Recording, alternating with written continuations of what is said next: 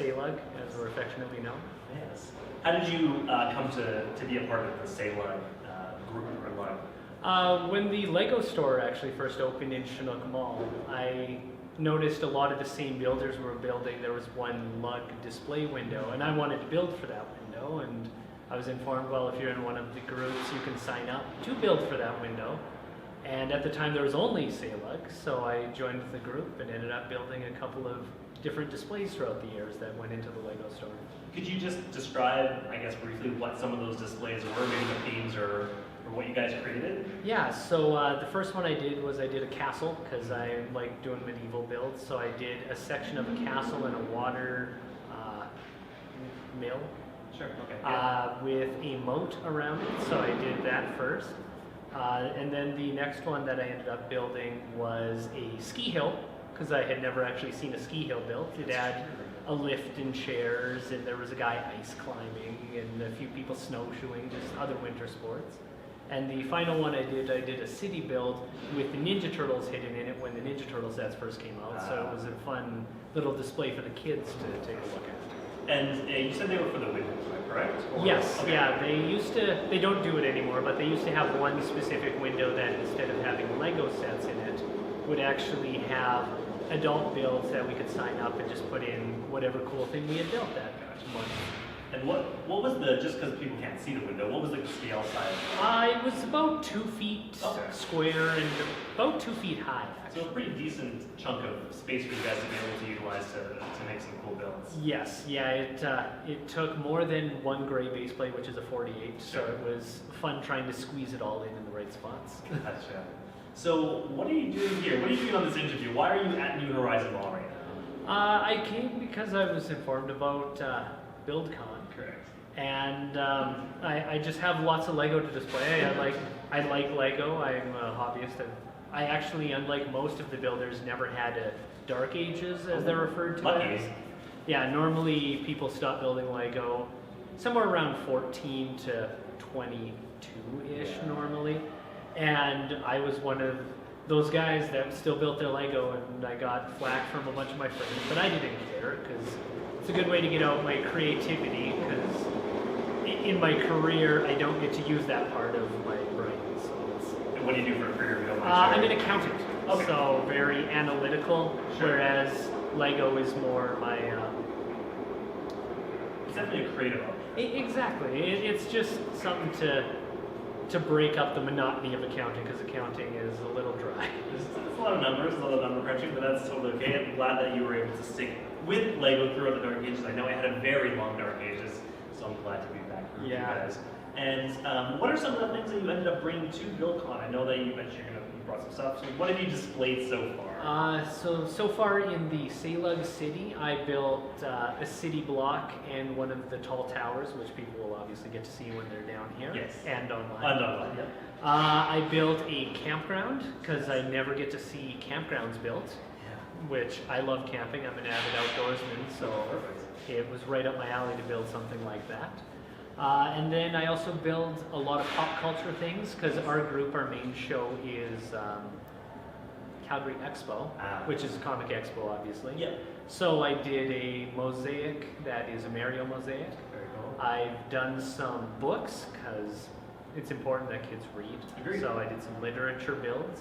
I built some pop culture vehicles, which people will see online. I'm not going to tell them what they are right now. Spoil them, it's okay. Yeah. I built, what else did I build? And some arcade machines as well, because being the age I am, there were still arcades when I was a kid. So sad that there isn't anymore. Yeah, it's fun that it's back as an adult hobby now, though. Yeah. Like the rec room is open, so adults can hang out and play video games again, which is great, because there's nothing like standing at an arcade machine instead of sitting on the couch. Absolutely, it definitely has a different feel to it. Exactly. It's just the environment of having other people around and the social aspect to it, more so than solo playing. Exactly. That's cool. Exactly. How did you end up hearing about BuildCon? Who actually brought it up to you? Just out of curiosity.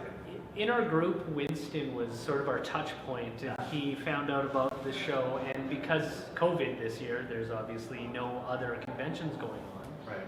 So it was a good opportunity to get to display some things, because I like to build, but I also like people to enjoy what I build, because if it's just for me, it's not nearly as much fun. I like seeing the look on kids' faces when they see it, which obviously with this show we will not get that.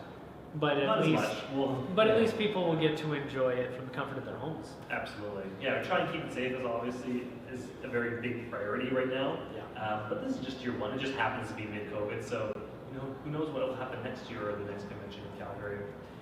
You mentioned the RV build, or not the RV, sorry, the campground build. Yes. You had mentioned something to me earlier as well about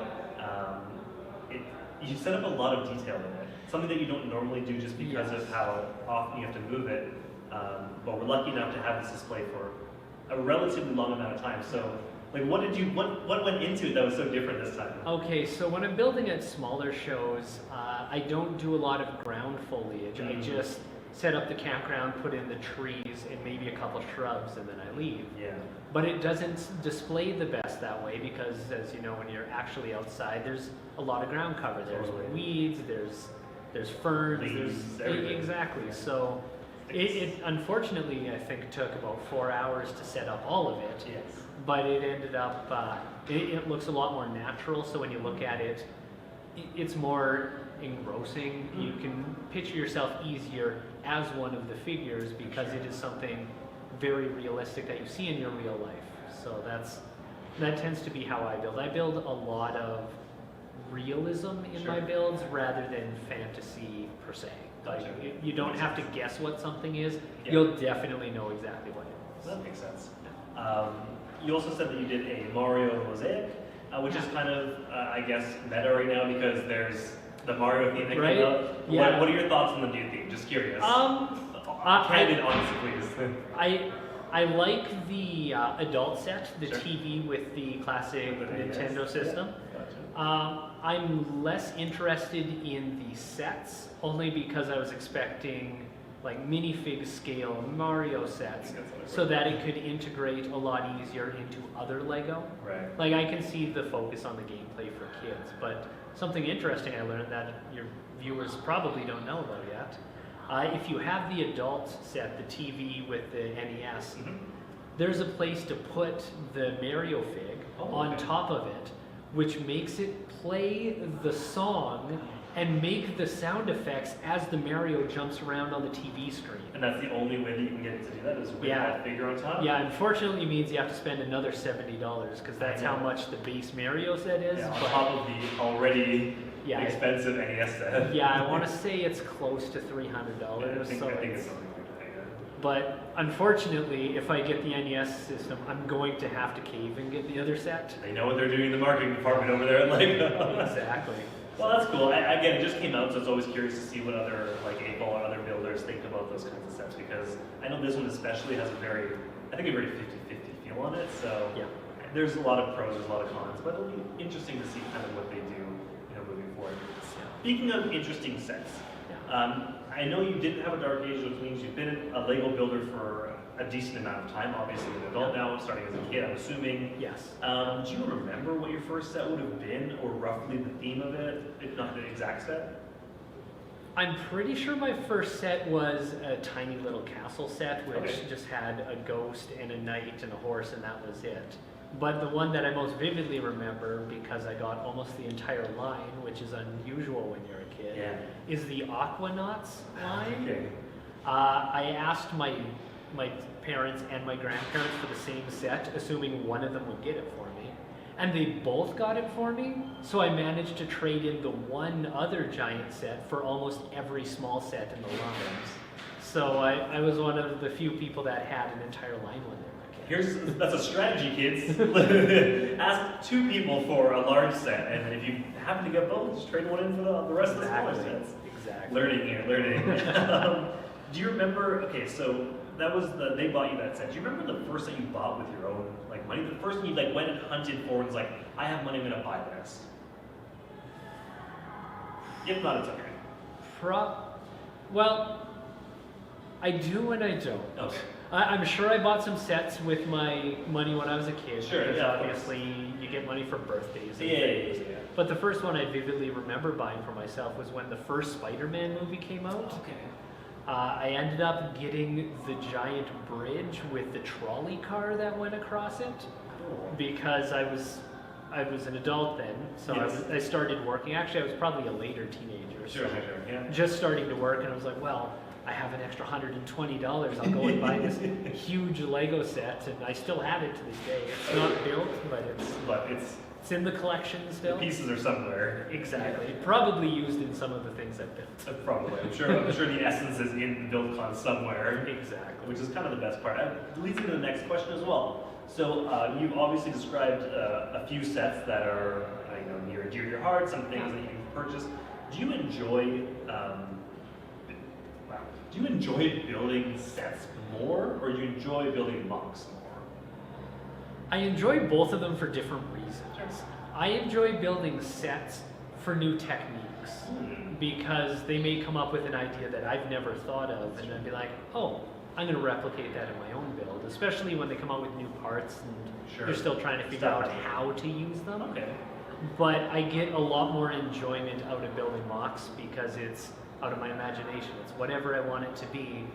It's very time consuming. It's way more time consuming than building sets, unfortunately, because you build something, you tear it apart because you don't like how it turned out. So there's also a lot of tinkering, figuring out how you're going to put those 5,000-10,000 pieces together into the concept that you actually want to portray. Exactly, especially with something like my pop culture vehicles, because you want to be faithful to what it's supposed to be, but you also are stifled by what parts are available in that color, especially when you want to use some of the newer parts and they're only available in 3 or 4 colors. And size as well, because a lot of times we would build them in a size that is quote unquote like playable. It's not like the giant Bugatti they made, right? Where you have liberties because of the size. And so like scale is also another thing that kind of forces our creativity to be. Yes, yeah. Now when I'm building, I build almost exclusively in minifigure scale. Okay. I do scale up some houses sometimes just to try out different techniques. I decided to build a house that the entire facade was cheese slopes. Oh, okay. So it looks more like shingles. That had to be scaled up due to height restrictions because of the brick. Right, the slope itself is not super flat. It's like 45, or it's like a 90-degree angle to 45 slope basically, right? Exactly, and it's 2.5 plates tall for every one of them when they're on their sides. Gotcha. So it's all about figuring out the right amount of math. Okay. Oh, so you did them on their sides like that. I know exactly what you're talking about now. Yeah. So very cool technique. Yeah. So I use snot on the inner part of the house to face them out, and then I put them on plates and then stuck them on the outside. Very smart, very smart. Maybe we'll show you some sort of clip to go along with it. Okay. What was I going to say after that? Oh, do you try to be relatively faithful to the legal building versus illegal building techniques, or are you pretty like loose? Yes, I only connect stuff how it should be connected. Okay. I also only work in Lego. I will do custom stickers when it's called for. Sure. But I try to only use techniques that you're supposed to use. Okay. There are some things where they don't say not to that I do. An example, in the campground, there's a lot of trees. Sure. Well, to give the tree stability, you put a Technic tube through the middle of it. Yeah. So it doesn't explicitly say that, and it doesn't say not to. Has that ever been used in a Lego set before? No, they always build more solid trees than that. They Okay. tend to use a lot more Technic pieces to build their tree structures. Okay. Because obviously using those like flexing pieces is like very staple, I feel, for a lot of like AFOLs in terms of like organic builds, and again, trees are really good. So just curious in terms of how you like to define that line. I know Chris, like my partner, he's like legal builds everywhere. He's like, I can make it look the way I want, then I will do it. But that's really cool. Yeah, well, thankfully, because of the variety of parts, and they've been obviously making new parts every single year, there is normally a legal way to build whatever you're trying to get around. I come across that a lot when I build custom vehicles because I like to make realistic vehicles or copies of a real vehicle. And a lot of times it's, well, sometimes the studs are in every single direction because that's what I need in that part. Yeah. So just let's go on that sort of note then, I guess. When you're starting a build, so let's just say like custom vehicle or some sort of mock of your own, how do you generally start? Are you like a concept artist guy where you like to draw it out and like try and figure that out, or do you like to just start throwing bricks together and then you just sort of change direction as you go and as you figure it out? Or like, what is your style in terms of doing this? More the second one. Okay, I normally start by having an idea of what I'm trying to build. Okay. The last vehicle I built was a 50s truck. Okay. So I had some very specific parts I wanted to use for the headlight part, so it would be rounded. And then obviously you have to deal with the wheel wells that they have. So I'm one of the ones that doesn't draw anything. I just start building. Okay, gotcha. And that's why it takes so long sometimes. Like that truck, I probably put at least 4 hours into building a vehicle that's only this big. For sure.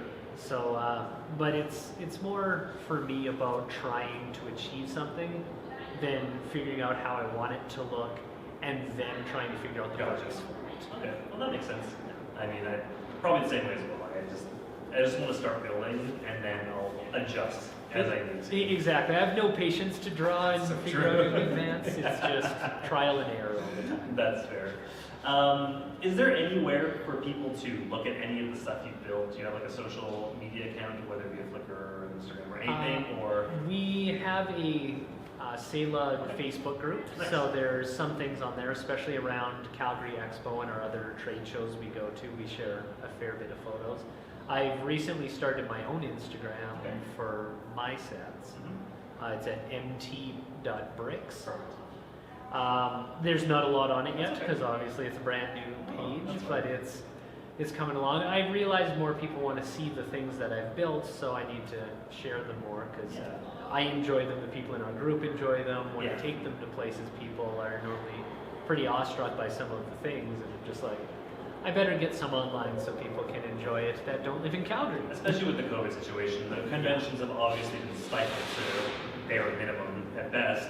So, I mean, if that's the only way you can display maybe Exactly. This switch to more online content is because of COVID. Right? All of the other shows that I was considering going to have also switched up to an online convention out of necessity. Yeah. So, and it's good to have a place online where you can direct people to, rather than just say, well, this is my stuff, look at it now. But if you don't get to see it now, you're just out of luck and you never get to see it. So hopefully what comes from this convention is a lot more people get to see the various things we built, because everybody in both groups and all of the other builders that are bringing things, they build it because they enjoy it and no other people will enjoy it, because it's not as fun just to build something for you. For sure. No, we totally agree. We also really like people to understand the story behind it, which is why we are trying to include like creators like yourself in interviews like this, because as I was talking to some other people, you get more passion for it, knowing kind of a bit of story behind it, knowing the person who built it, instead of just looking at a picture online. So yeah. Hello everybody, welcome back. We are here again and we have our next building guest. We have talked about influential and powerful female builders a couple times on the stream, and we're super excited, as always. Excited. Really excited to have an amazing guest on board with us today. Please go ahead and introduce yourself, tell everyone who you are, and just a little bit about yourself, I guess. Hi everyone, my name is Mariann Asanuma. I am the world's first female freelance Lego artist, and I am also the first American woman master model builder at Legoland, California. Whoa, that's cool. a hefty title. That's like Daenerys Stormborn level. You got like a long tail of the title. That's really cool. Maybe just to give some people some context at the beginning, because some people may not know what that actually means.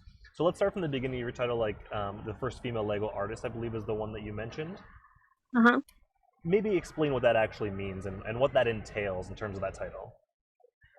Okay, so there's a lot of professional Lego artists out there, but oh, sorry, I have a crying cat, but he's a little bit annoying. A cat.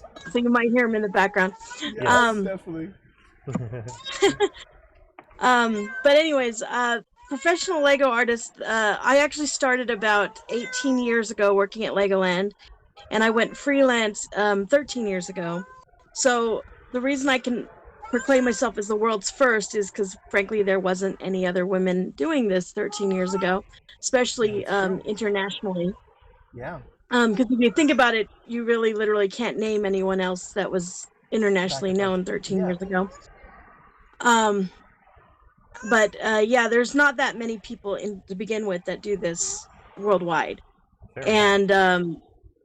yeah, so basically I'm the first woman that started to do this, Amazing. that actually had an international following. Because Oh. people already knew who I was from working at Legoland. Yep. Because I'd already made models that people had seen from Legoland, that had not only been at Legoland California, but also had been in some of the other parks, because I have models not only in California, but also in Florida, and also in Denmark and Germany that I know of. Oh, sorry, not Germany, England. There might be copies in some of the other parks. Probably in the New York park will most likely have some of my models, because they'll most likely copy some of the models from the California park as well. So they tend to copy some of my models around the world. So I have models around the world. And That's cool. that's why I know that I'm the first woman. But then also, I didn't realize when I worked there, but later on, I realized that I was also the first American woman to work at Legoland California, and technically first American woman to work as a master model builder in the United States, because there basically wasn't any other master model builders, except for there was like one other woman before me that I know of in Connecticut that worked for that was a master model builder, Francie Berger. But before that, there really wasn't any other women working as master model builders in the United States. There have been other model builders in like Denmark and in England and stuff like that. So there was one other woman before me that worked in the Legoland, but she was from Denmark. Very So cool. that's so. For those of our audience that doesn't know, what is a master model builder? Okay, so a lot of people like to use that title, Master Model Builder, Yeah. but an actual official Master Model Builder is someone that makes the giant Lego models that you see at Legoland, or at, like, sometimes you see them at the Lego stores, or, like, wherever you see a giant Lego model built around. Those giant big models of a life-size characters, or, there's a life-size X-Wing or a life-size car, that kind of stuff. Those are what master model builders build. And so that's what I did at the parks, and that's what I do now. I just don't work for Lego anymore. How did you get into that sort of profession in the first place? That's Like, how did you? the What was question. the journey? Or like, what were the steps that you took? Like, I'm sure you didn't just go there and apply one day with no previous experience. So tell everyone kind of what that journey looked like for you. Well, so it's literally been my dream job since I was a little girl. I've wanted to be a master model builder since I found out it was a real job. But of course, Legoland didn't even exist in America until 1999. So I didn't think it was going to happen. And there's my cat being That's annoying. okay. But the thing is that when Legoland did open, I happened to live in California. I live in Utah now, but when it opened, I was like, well, hey, maybe I could actually be a master builder. That actually might happen now. But I applied 5 times over 2.5 years, and I didn't get the job. What I found out later, though, is that they actually kind of have an unspoken rule. They don't want people that look too much like Lego fans. Oh, Really? So weird. when I applied, the way I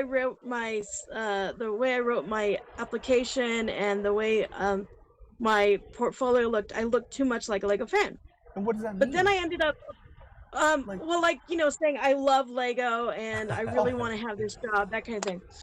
Someone. Okay. But then, yeah, I know it's kind of crazy, but I ended up applying for a retail job for spring break in 2002, and just on a whim. I was like, why not? It's a Easter spring break job. And I got hired for that because I'd actually worked for Lego for temporarily for Christmas time as what's called a retail merchandiser, which is the ones that go and stock the shelves and just make them look pretty. I did that for about 3 or 4 months in '98, right before the parks opened.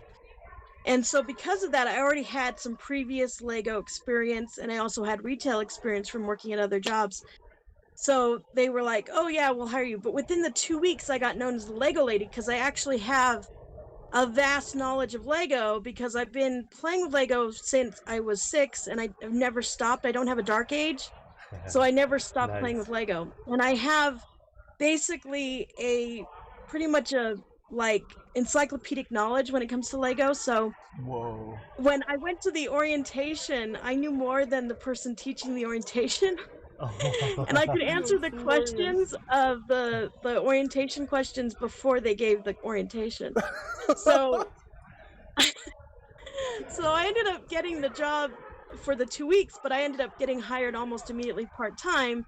Within like the 10 months I worked retail, I was like, I want to move to become a master builder. And everyone said, that never happens. No one's ever moved from retail to be a model builder Oh. because no one had at that time. Mhm. Except, of course, that's kind of a challenge to me. If someone says I can't do it, then I'm like, okay, watch me. Yeah. Wow. So That's I awesome. ended up spending a lot of my free time, like before and after shifts, going and looking at the models, because one of my specialties, even before I worked at Legoland as a model builder, was reverse engineering. And that's really one of the things a model builder needs to be able to do is, can you reverse engineer a model from a picture or from the model that's in front of you and rebuild it? Oh, that's interesting. Because see, now of course they do a lot of it, it's computer generated, and they just email the model plans from one model shop to another. So that skill is getting lost, unfortunately. But when I was there, it was still old school. So we literally, like, there's a life-size pirate band that I actually had to do the fat pirate with the flute, and they sent me 70 pictures of the pirate and from the English one, and I had to rebuild it from pictures. Whoa. I mean, what an incredible skill to be able to have and to demonstrate, and something that is probably incredibly useful just as a Lego builder in general, even if it's not as useful for like that job anymore. Yep. Very great as a Lego Exactly. builder. So that's so cool. I So love the obviously I persistence got too. the job when Yeah. I found out in October of working in the retail department that they were having this was before the national model builder searches that they do now, but I found out they were having an internal hire, because the next year was when they did the big national one that Nathan Soya won, because everyone's Mhm. like, oh, you're like Nathan Soya. Well, actually, I trained Nathan Soya, which very few Oh, people can that's. claim. Does he remember you? I So wonder if he does. That's so yeah, cool. there's only a handful of us that were there that were actually senior to Nathan and that actually helped train him. So Nice. I was one of them. Yeah, so I actually got hired in the internal job hiring because they were looking for someone. And by then, because I'd actually talked to the master builders a couple times and shown them my portfolio at that point, and I showed them what I had, and they said, what do I need to do? And they said, make like a Lego ball that rolls, make a mini land scale building. That's the little miniature cities that are at Legoland. Make some sculptures, make some mosaics. So that's what I did. Because when I found out the job was opening in January, I had 3 months. I said, I've got 3 months to make this killer portfolio. And so that's what I did, and that's how I got the job. That's And so I worked awesome. in the model shop for about 4 years before I decided that I wanted to move on and become freelance. Did 4 you years. do you have the original portfolio of those specific pieces that you used to get that job? I do, actually. And in fact, what's really interesting is not only do I have my portfolio that I made, but I also have, it's really funny because, and this happened a few years ago, one of my friends who doesn't work there anymore, but he worked years after I did in the model shop, they were cleaning the model shop and they found the portfolio I'd left in the model shop. Oh, So they actually gave it back to me, the That's one that so I printed nice. out and given them as my application. So I actually have that too. I'm not sure where it is now, but I actually have both my original booklet that I made of pictures and the portfolio that I gave them that I handed them, which was really cool. So What a cool piece of like your own history to be able to have claimed back. Yeah, that's and right. Something that yeah, I normally mean you it's wouldn't funny because my keep. portfolio now is way better, but I mean, I think that's one of the things that people need to realize is they look at people's achievements now, but they don't understand what you had to go through and like the evolution of your own building, of yourself, that it actually takes to get to like your level. So people put like unrealistic expectations on themselves, but yeah, obviously you grew as a builder, but I think it's just an attestament to your determination and to your skill to be able to make what you wanted actually happen. Well, how was your yeah, time? I mean, well, and that's the thing I always try to tell people though is that if you really want something, you have to go after it. Because like the fact that I did 5 tries first over 2.5 years and Yes. didn't get the job, and then I got another different job at Legoland first. Again, the way I got my job in the mall shop is so different from everybody else's path. They're like, that's not the way people normally go, but it's like that's the way that I did it, because that's normally the way with me is I never go the normal path. I always seem to go this slightly different direction that nobody ever goes. Well, that's good. That's really cool, Makes though. the whole journey more interesting, right? Yeah, super And unique. Yeah. speaking of journeys, how was your journey like working as a master model builder for the 4 years in Legoland? Well, it's kind of funny because the other problem is because I was the first woman there, American woman, I was the youngest one there. And also since I look younger than I am, and I looked much younger then, even though I look young now, because I was about 25 when I got hired. I looked about 12, 15. Oh wow. So the thing was is that they didn't really respect me for about the first year while I worked there. You're just a kid.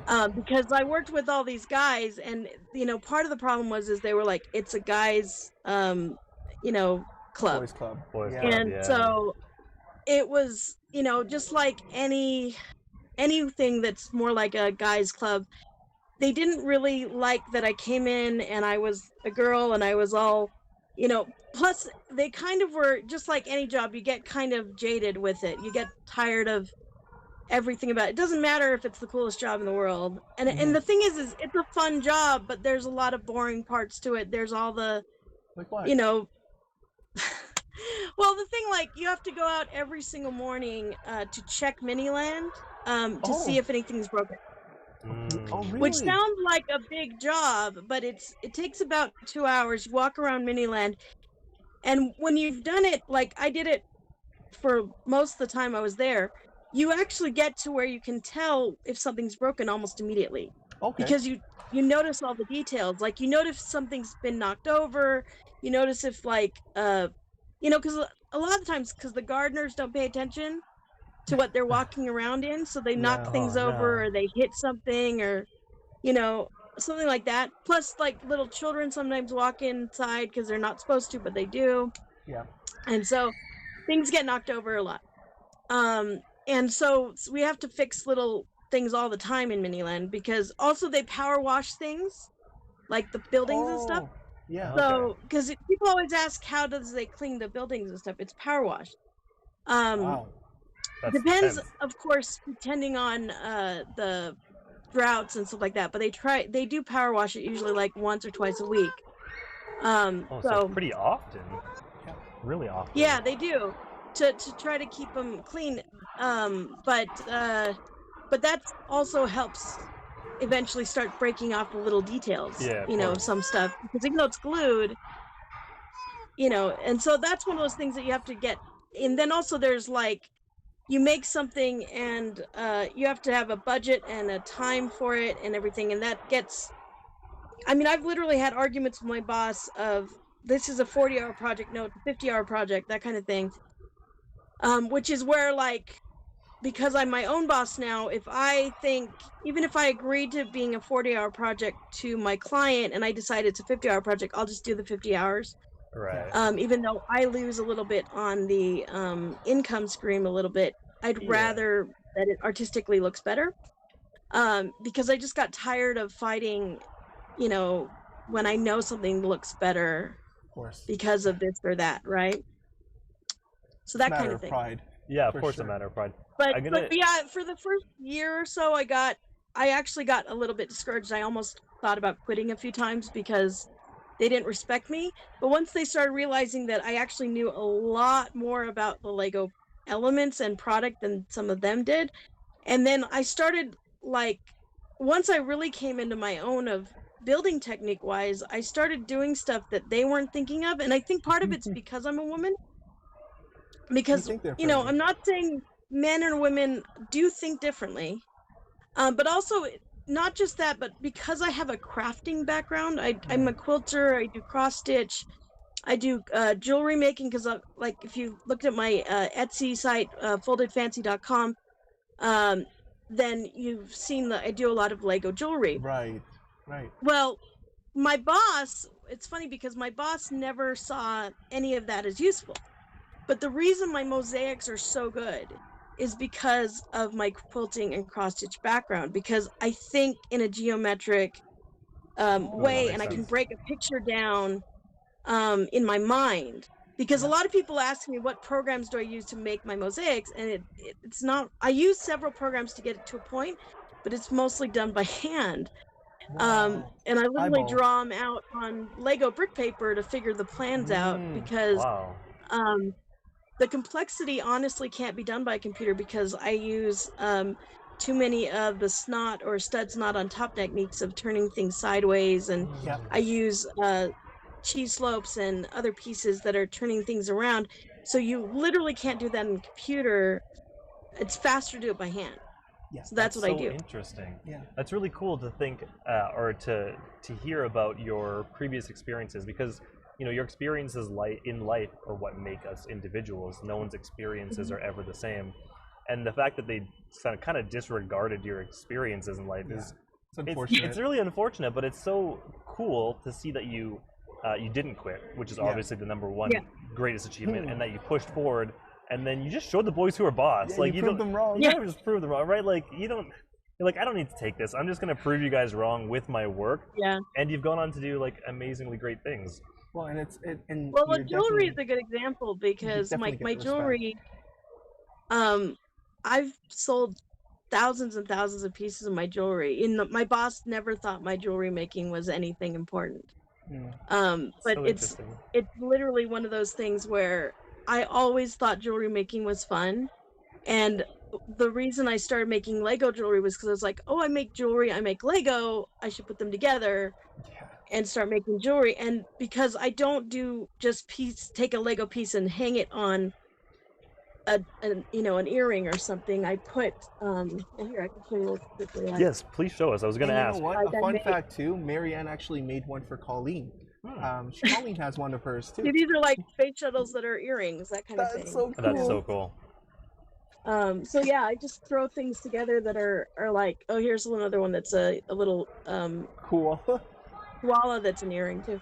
Oh wait, Now, it's granted, hanging. I do cheat a little bit because the ears are glued, they're cut, and like the nose is painted. So that's one thing, is now that I don't work for Lego, I don't follow some of the rules that I did have to follow when I worked at Lego, because, and that's one thing a lot of people like. They like, well, how come you cheat and you glue and you cut and everything? Well, first of all, we had to glue and cut, and sometimes we painted at the model shop as well. Oh, you did. That's I really didn't know that. interesting. Yeah, Wouldn't have because known that. sometimes, even though we won't admit to the painting part sometimes, but frankly, some of the elements that they used, you got to think about it. This was made in 1999 and was when the park opened. Right. But they made the parts earlier than that, right? Yeah. Years So earlier. trying to resource and fix elements that were made, like 10, 20 years ago, even if we get them from Bricklink, you can't always get the exact part or the right color. Yeah. So sometimes you'd have to spray paint the color to make it the right color. Even at the original park, if you've ever been or seen at the Danish park, because I haven't even been to Denmark yet, but if you've ever been to the Danish park, they have this really massive Indian sculpture, because for some reason they're obsessed with cowboys and Indians in Denmark. And so they have this massive interesting. Indian sculpture, and they also have this buffalo sculpture against like a Oh, I've seen that. running buffalo sculpture. Yeah. Well, both of those sculptures were made in yellow but painted tan because when they made them, tan didn't exist. Oh, okay. Oh, Yeah, So- I guess, makes sense. I It's guess So- the availability of color. timeline of color parts, or parts Yeah, colors is like, exactly. So people, people get all hot and bothered, but Lego doesn't follow those rules themselves. Now they I- follow them to a point in the, in the model shop. They follow them where we can't make something and have it on display in the park if you can't make it without gluing it home. okay. But even that's only to a point, because if you can theoretically make it that way with glue, but you can't see that it's not attached, Yeah. like the tiles hidden, it would be attached with like a Technic pin or something like that. But we don't have time to attach all the Technic pin. We just glue it on, right? That kind of Okay. thing. That's Because definitely it's just cheating. faster or something like Yeah. that. Yeah. But at the same time, we have to also, because of putting in electrical wiring or to put in effects like water or something like that, we have to make access panels which are cut and altered with cutting off like the stud tops, and we also have to literally to fix broken models, we have to take chisels and hammers to attack Oh. broken parts, Yeah. break them out, and put in fresh Lego. So everyone freaking out about breaking and cutting and altering. Well, I didn't alter or cut my Lego until I worked at Legoland, and then I stopped caring about it, because How ironic. once you have 10,000 bricks at hand, it stops being so special. Because I agree. if it's like Mr. Gold, you're not going to take a Mr. Gold and damage it because Of it's course. a Mr. Gold. Yeah. But if it's a standard 1x2 brick or a standard piece 2 that by you can 4, literally buy yeah. 10,000 of them tomorrow, who cares what you do with it, right? Yeah. Because you can do so much more. And so to me, my koala bear is a good example, because if you can make a really cool, cute thing that people will like and want to buy, because the people that buy my stuff aren't Lego AFOLs. They're people that like jewelry that are cute. They don't Right. Yeah. care. For Yeah. sure. They So want I it don't to look care like what Lego, the too. AFOL crowd calls on it. Plus, I'm because I am a master builder and I've been doing this for 18 years now, Wow. I'm yeah, I have literally learned practically every technique out there, right? I can mentally think about it and go, okay, I know how to do this about 10 million different ways, but I've tried that, and at that scale, can I do it at that scale? No. So if I want to do it this way, I have to do something else, and that's where I go to my next step, which is altering and cutting, because it's the next beyond step, in my opinion, and that's Right. where people aren't willing to go there. But I'm and I get that, but I'm once you've gone to my level, I'm Yeah. just go step out of the box a little bit. Step out of the box. I mean, there's definitely a point where, again, you get to a certain level where you now need to do something else Yeah. creatively. But I was gonna say something else in terms of, your earring creations. I think one of those things about legal versus illegal building, these earring creations that you're making specifically, you're not selling instructions for them. You're not expecting anyone to recreate them, so it doesn't really matter. No. And like you said, no one No. even if they're not AFOLs or something, they're just trying to buy something cute, right? So it's Exactly. I don't- Well, feelings that's get the thing, uptight. is that I don't want to go through and say, okay, you have to cut this and cut, because it is complicated. Yeah. And I mean, yeah, it involves razors, and I mean, I use multiple tools that the average AFOL is not going to have on Do their you have on hand. So do you have some tools that you can show us? What are some special tools that you use? yeah. So one of my favorite tools, which is really hard to find, unfortunately, is this. Oh, pliers? It's No, it's got Oh. hooks. yeah, on they're it. pliers, yeah. but see how they've got these really specialized tips? Snips? Yeah. Oh, I wonder what the. Yeah. Okay. So what's neat about them is they come from Germany, but there is an American company that makes a similar kind. but I found these ones from Germany originally, which I got them on Amazon, but right now you can't get them apparently because COVID. Yeah. And they're really expensive. They were like $60, but Whoa. the reason I like these is because they go around the stud.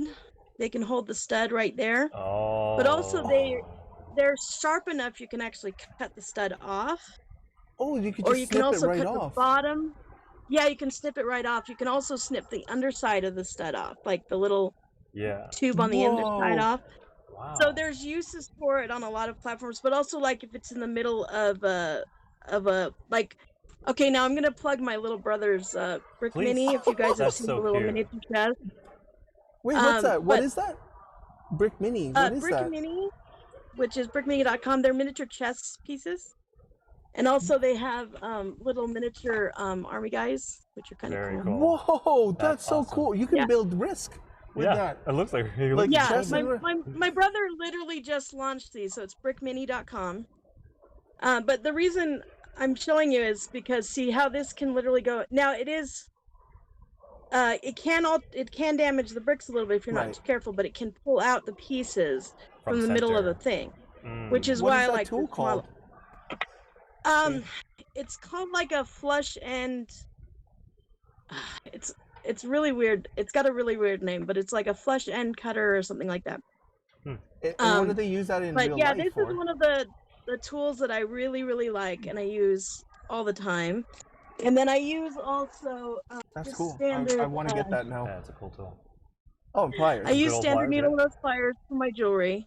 And then I also use standard cutters, which are these nipper Nice. cutters. Yep.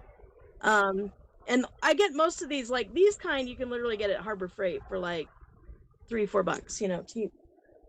Any hardware And shop then- that Makes makes sense. sense. Yeah. Pretty much any hardware shop. And then if I can find it, oh yeah, here it is.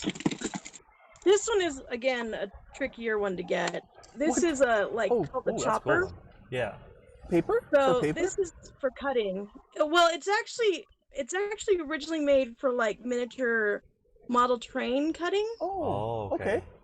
The chopper. But it's the chopper. And so this is something that I use. And then another cool cutting tool. Let me see if I find it.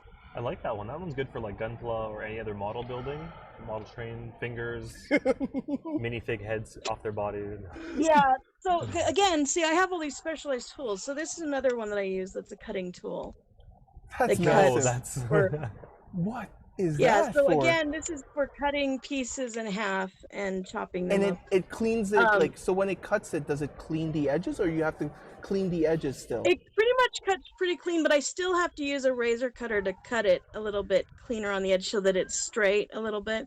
Gotcha. And then I also Interesting. use a rubber hammer, rubber mallet, like this. Small one? I have Oh, a that's couple cool. different sizes, so I've got a bigger one, but this one's a little bit lighter, so I prefer this one for most things. So yeah, those are the kind of tools that I use for pretty much most of my things. Very cool. We are getting pretty close to Yeah. the segment where we're going to want some questions from our chat. Yes. So what we're going to do is we're going to start asking those now so that we don't run out of time. So Sure. it says question. First question. Have you done any mixed media projects? So making a design in both cross stitch, say, or Lego, and combining them together, or a Lego piece inspired by a cross stitch piece of work. So actually, for my portfolio, I took 2 cross stitch patterns and turned them into mosaics. Oh. So I did do that because it was 2 little tiny cross stitch patterns. So one was a lemur and one was a cheetah, and I just took them and I blew them up and I literally just built them straight up. So every like 1 pixel was 1 cross stitch, and Okay. but Oh, yeah, of course that makes because Lego square is stretched out, it ended up stretching the whole thing out, so it made it about 2 feet tall. Hmm. Wow, that's massive. But yeah, so I have actually done that where I turned a cross stitch into a mosaic. So the mosaic that you built specifically, it wasn't where you would take. It's not like the mosaics that Lego's selling now, where it's like a single stud just facing outwards. You built it studs like up, so they No, were I like. built it stud up like that Yeah. because that's the way I build mosaics. Like, because I showed you I posted on my the pictures I sent you, but Yes. I happen to have it here because Oh, nice. it's Which one with was me, it? but Oh, This is very cool. this is my David Tennant mosaic. So these ones, I build a lot of my mosaics straight up. yeah, Okay. going But upwards. see, as I was Interesting talking technique. this, as I'm talking with about the techniques I use now, as you notice Yes, the, the slopes. the snot and the Yeah. slopes are That's going sideways insane. and going all over the Yeah. place. Well, something I was That's gonna. where you can't just use a program to It's put it hard, together. yeah. That makes That's more right. sense now. That's all done by hand. Yeah, anyone who's done mosaics before will appreciate that all of a sudden. So, the first thing that I noticed when I saw that was how small it is compared to a lot of people's mosaics, Yeah. and how detailed it was compared to other people's mosaics. You were able to Mhm. cram a lot more detail into a smaller mosaic and still have it look awesome, versus like the larger ones that just do a single stud per pixel, basically. Well, Like- that's why I made that was because when you saw my portfolio, you probably saw the baby mosaic was Mm. the first one Yeah. I made. So the baby mosaic was the first one, and then I think I made I can't remember if I made this one or the Doctor Who 11 one first. I made both of them. I made one and then I made the other one. But basically, I wanted to see if I could make in a foot tall version a portrait, because everyone makes them pixelated. Yes. Yeah. Yeah. And the problem is you have to make them really big to make them look detailed. Exactly. And so, but mosaics happen to be one of my specialities. And, not to sound too prideful, but I'm probably one of the best mosaic builders in the world. It does Well, look awesome. I mean, I was so surprised when you pulled it out that it was just that small, but the detail was incredible. Yeah, exactly. Because a lot of people always in fact, people always ask me, what program did you use? But again, it's not a program, it's me. Yeah. Yeah. Because I use Photoshop, I use Illustrator, and I use Brickzaic, which is a freeware program made by Bob Kojima. But none of those are the finished product. That's just getting me to the color value part of it. And then I literally take brick paper and I draw out and plan where the pieces are going to go and use snot and where I'm going to use the cheese slopes, because that's where I decide how I'm going to make it. But if you've ever taken an art class, I actually grid the picture. So I'm using 5 studs high, 5 bricks wide. So I'm only designing about a section at a time. So I'm not overwhelmed with the whole picture. That's how I get it so detailed. So, Did you but develop I only this did technique? that in about a week. Did you develop this technique Yeah, I in developed Lego? that. In Legoland Well, or yes and no, because yes, this detailed I did develop it, because I learned the basic techniques of snot mosaic when I worked at Legoland. What's funny is when I walked in the very first day, my coworker was making a Jay Leno mosaic about 2 feet tall, because they were presenting it to Jay Leno the next day or something. yeah. But I remember because he was building it, and just a little bit of it had the tie turned sideways to finish the detail. Most of it was built straight up. So very little of it was this kind of technique. It was just straight up building. But I remember thinking, oh, I'm never going to understand mosaic building. But then I understood how 5 plates turned sideways equals 2 studs. Once I understood that 2. math, then I was like, oh my gosh, because also good. there's a math to That's a the good one. cheese slopes, because the cheese slopes also have a math that if you have 2 of the cheese slopes together, it equals 1 square. And if you have 2 stacks of them, it equals 5 plates high. Ooh. So if you know Okay. that math, then you can start playing Guys, I around hope and you're doing this, listening because to this. you can space them away from each other and have a plate in between, and then it can be wider and do all kinds of funky things. Oh. And then also, if you know there's brackets and stuff, this one doesn't have a bracket in it, but you can have a bracket in between and have actually it does have a bracket right here. So there's a bracket right here, and so it actually gives a half a plate, and a tile.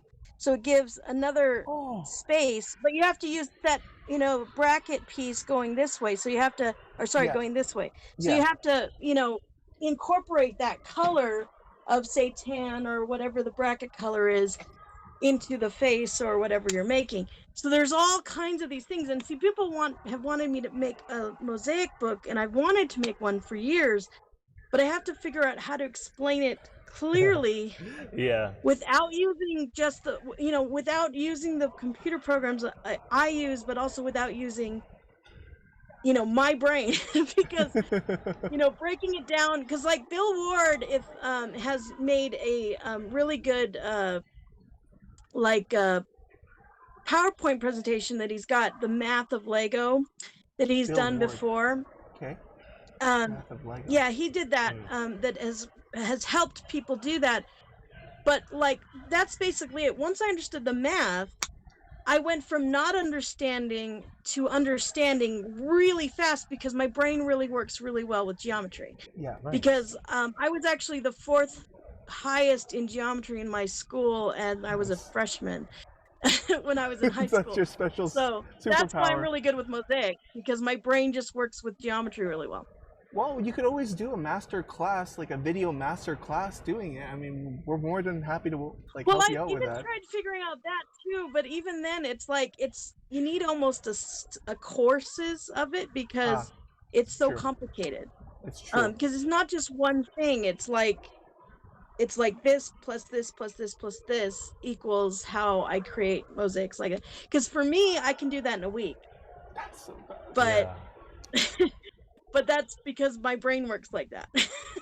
Well, Well, we'll have to take one more question. Yeah, one more question. But the people in the Sure. chat just all of a sudden blew up, and they were like, "Masterclass! I want it! I want to watch it! I need to see See, it!" there are the interest. people are excited already.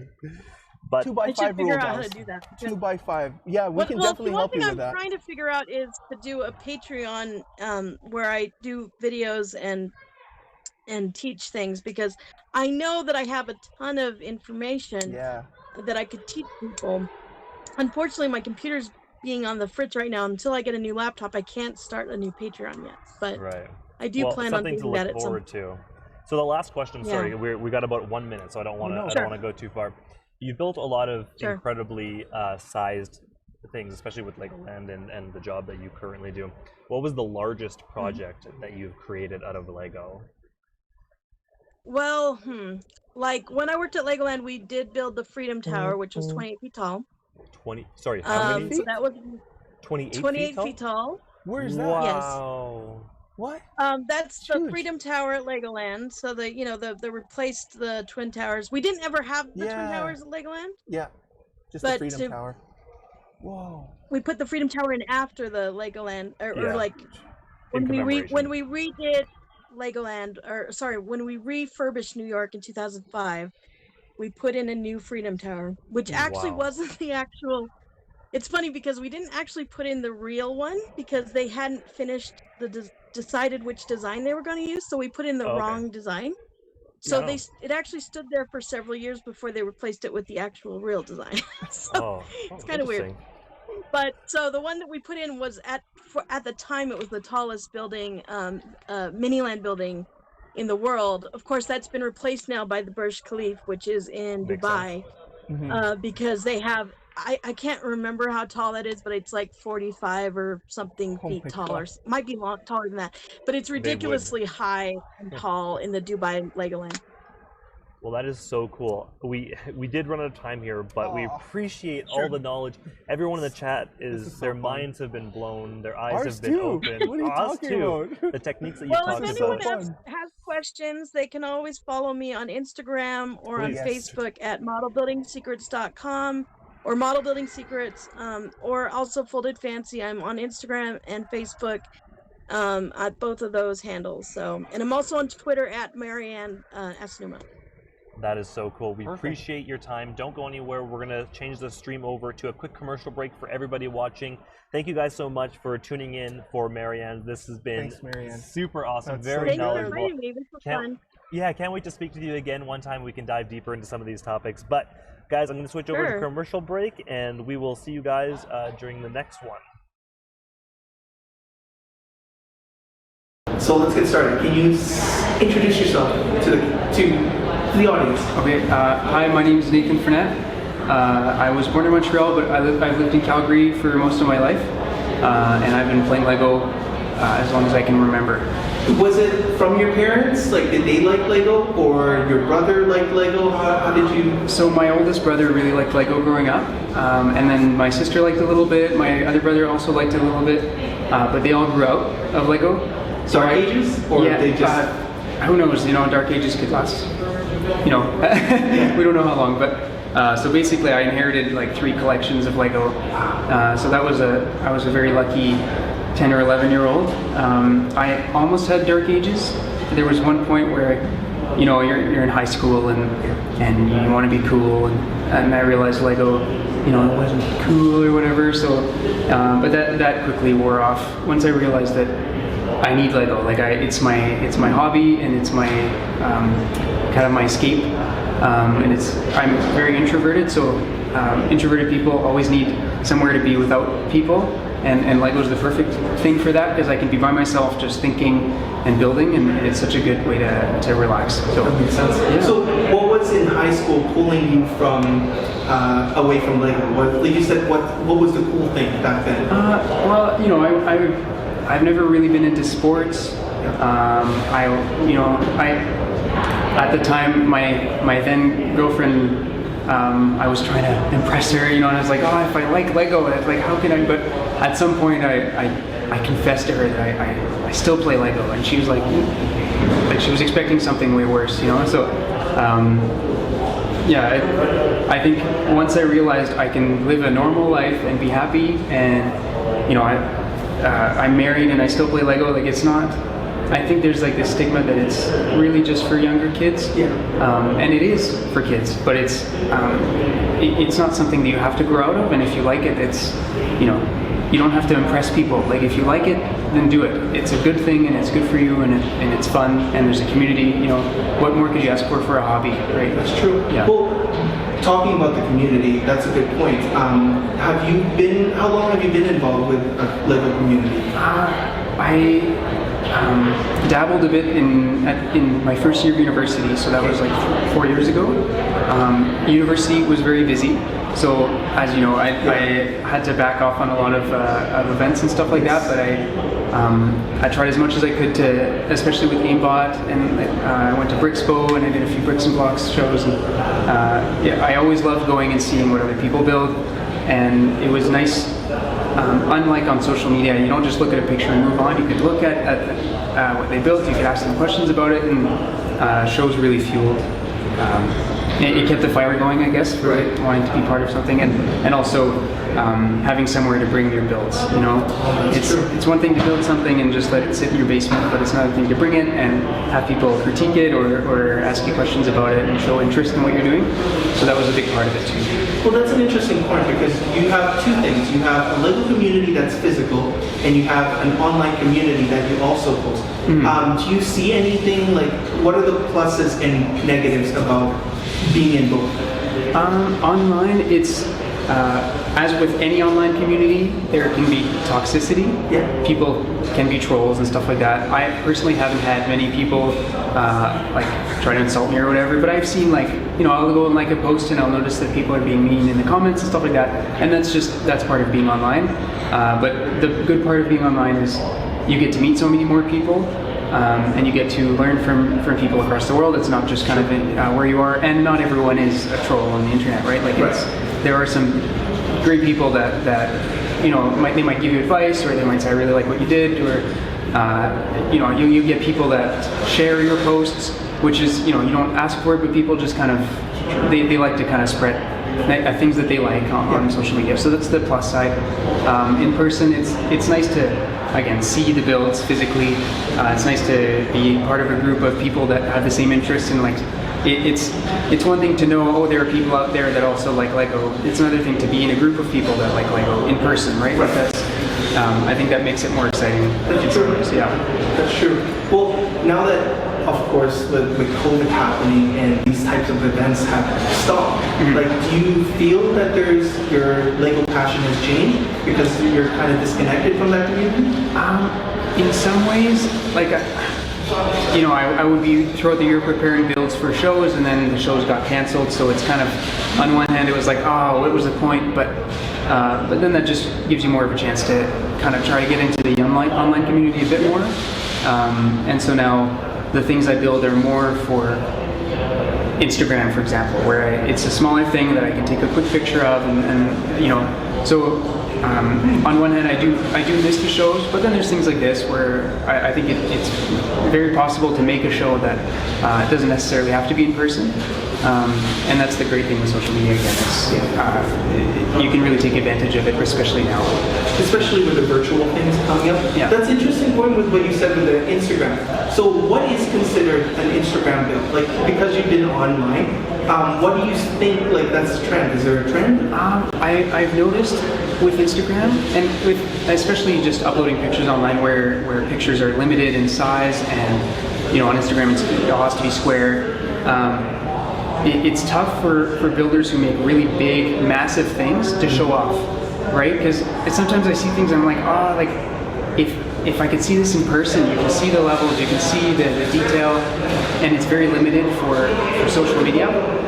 And that's where different social media outlets are better for bigger photos or videos like YouTube and stuff like that. But I find on Instagram that the builds that I guess glow the most are the ones that are like vignettes or like buildable figures, things like that. That is just personally, I like to see those kinds of things on Instagram. Things like a lot of the Star Wars builders will have just a little base with a little bit of action going on. Things like that work really well for smaller photos. Yeah. So it's really good for small detail. Yeah.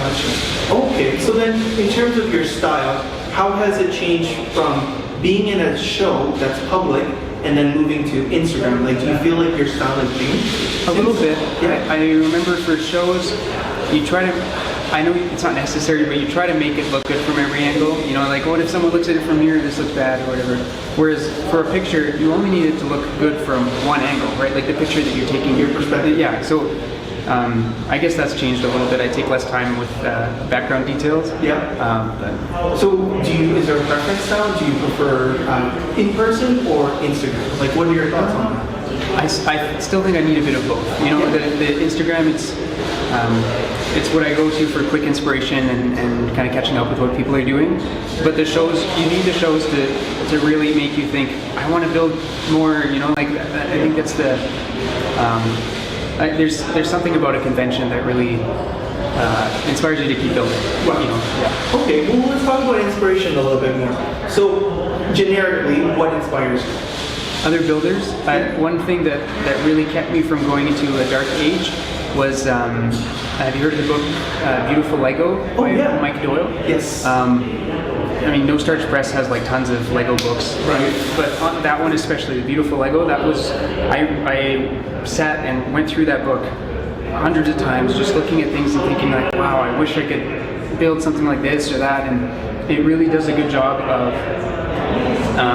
showing, anywhere between Mike Doyle's builds, which are massive, hundreds of thousands of pieces, to little things like, I think there's a section called All Dolled Up, and there's just like little figures, and it's, some of them are like maybe 10, 15 pieces, but it's just this, I love that it's a book full of, everything, any ideas that you could have, and I think that's the most inspiring thing, is just seeing a variety of builds from other people. Right. Because I can glean techniques, and it's important to look at other builds and kind of not look at just the types of builds that you would build, but let's say on Instagram I'll follow people that I know I'll probably never build those types of things, but it's so different than what I'm used to seeing and building that I can learn something from that. That's true. So you can put it into your own theme or own style. Like, okay, so maybe talk about like why. As much as I've known you, I've seen you build different things. I've seen you mostly focus on sci-fi. Yeah. So why sci-fi? I think sci-fi honestly is the easiest one to build with gray pieces. I don't know. I guess I've always been collecting Star Wars sets. Yeah. And I think a lot of the Star Wars sets end up having lots of gray and dark gray and black, and so those colors tend to work well for like a concrete jungle kind of look. So I think that works well with sci-fi. And with Star Wars, is that a very influential thing in your life? Yeah, I grew up, I've been watching Star Wars as long as I've been building Lego, and I'd say like 95% of the Lego I've purchased has been from Star Wars sets, and most of them I don't keep built, I guess. Yeah. I part them out, but I always love getting them, building them, taking them apart after, and keeping them in fakes. And I find the best part about Star Wars Lego is that because there's always new Star Wars stuff, there's always going to be new Star Wars Lego. You know, they just released a set from season 7 of the Clone Wars. You know, that just came out a couple months ago, right? So it's nice. It's nice that these two fandoms work so well alongside each other, and they kind of both go forward together. So as my love for one fandom grows, the other fandom can grow along with it. You know what I mean? Yeah. Well, I mean, in terms of your collection, obviously every time a new Lego set, you buy something, it grows. Do you find that it's with Lego? Do you want to continue to keep buying parts or the sets? Like, what do you feel like you're leaning towards? The past couple months, like since COVID, I've realized I don't necessarily need a gazillion pieces to build. I've only ever made one Bricklink order in my life. Oh wow! Or no, two. I've made two. Yeah. And both of them were fairly small. It'd be like a couple of a certain piece or whatever. I find it's easy to get carried away thinking I need a lot of a certain type of piece and I need it to be brand new. You know, you throw away all your like faded old pieces, but I think you can still build lots of fun things, and it's kind of part of the challenge when you're limited with your pieces. So lately, when I've been buying sets, usually I'll be saving up for like a UCS set or something like that, and I'll keep that assembled. But yeah, I don't buy a whole lot of parts to build. You know, usually I think, do I have the parts to build this? And if not, then I'll think of something else to build, or I'll decrease the scale, things like that. Yeah. So then, how do you plan your builds? Like, do you already have like an idea, or do you like, how do you get into that mindset? Honestly, like throughout, as I'm living, I guess I just see things, or I hear ideas, or I hear things. I'm like, I could try to build that in Lego, and I write it down for later. I find sometimes I can hear ideas and not necessarily have the inspiration or the motivation to build it right now. So I kind of have like a little database of ideas, build ideas. And every once in a while when I'm like, I feel like building, I'll go back and I'll look at my list and I'll say, no, not this, I tried that. Or, an idea will stick out for some reason more than the others, and I'll start working on that. And sometimes it isn't part of my list. I just think of something on the spot. Right. But usually it's like on my list, a list of things I want to try. Okay. So when you build, do you think of other people, or do you solely build for yourself? Like, I mostly build for myself. I'm very picky, so I find it's tough for me to be satisfied with what I'm building. You know what I mean? So I think it is mostly for myself, is to get the satisfaction of, okay, finally I think this is enough, or I think it looks like what I want it to look like. Yeah. But I think that's the nice thing with shows, is that you can build for yourself as much as you want, but once you bring it to the show, you know, other people will like things that you didn't, or they'll critique things about it that you did like, and it's important to have other people's opinions about what you build. And you get that more in person, I think, than on social media, in a way. Yeah. Well, when you had your wedding this summer, you made flowers. Yeah. Right? And you just said that like you're very picky. So like working on something like that you were giving out to people, was that a lot of pressure on you? A little bit. What I liked was, it was like my one Lego thing for the wedding. You know, I really wanted the guys to have boutonnieres that were made of Lego, and so I figured if I can make it look really subtle, you know, really simple, then it won't look too much like it's Lego from a distance, but it'll still be like a little touch kind of Lego. So there was a bit of pressure, but it was also like, it's small. It's just the one Lego thing in the wedding, like, and I got my wife's thumbs up. So. So she had to approve the. Yeah. Oh man. So in terms of your wife, is she into Lego as well? She's not into Lego like I am. I have had her build things with me before, like we did the Lego Ideas pop-up book. We built the detective's office together. Like, every once in a while I'll say, come join me, we can build this together or whatever. But what I'm really thankful for is that she's supportive of the fact that I love Lego. That's something that honestly means the world. The fact that I can have my own little Lego space, and then she's like, yeah, you can go for it and buy Lego every once in a while and build it. Like I think that's she could have easily thought of me as weird for liking that, but I'm thankful that she's on board with me being part of this community. Was that important to you, like for having somebody accept you for your Lego? Like yeah, and well, that's the thing. Like in the end, I can change all these things about myself. I can stop playing Lego, but I'll still like Lego. Like that's part of who I am. It's in your DNA. And you know, my wife loves me for who I am, and that means she accepts that I love Lego, and she's willing to join in every once in a while, and you know, go to shows with me, even though she's not necessarily the most interested in what's happening. She still goes to support me, and I'm thankful for that. Yeah. So do you think you'll convert her in the future? Is that a thing? It depends. I think once we have kids, we'll see. Like, if the kids are interested in Lego, then maybe she'll end up being more interested. But I know I can always count on her for supporting my interest in Lego. Right. You know? So I think that's the important part. Is Like, I guess it's vice versa. She supports you, you support her. Love his builds. Hello, everybody. We are back, Chris and Colin, with BuildCon, live from Calgary New Horizon Mall, and everyone has been eagerly awaiting. There's been some "Where is David?" comments. They're demanding David to be online. Now you guys can see he is here.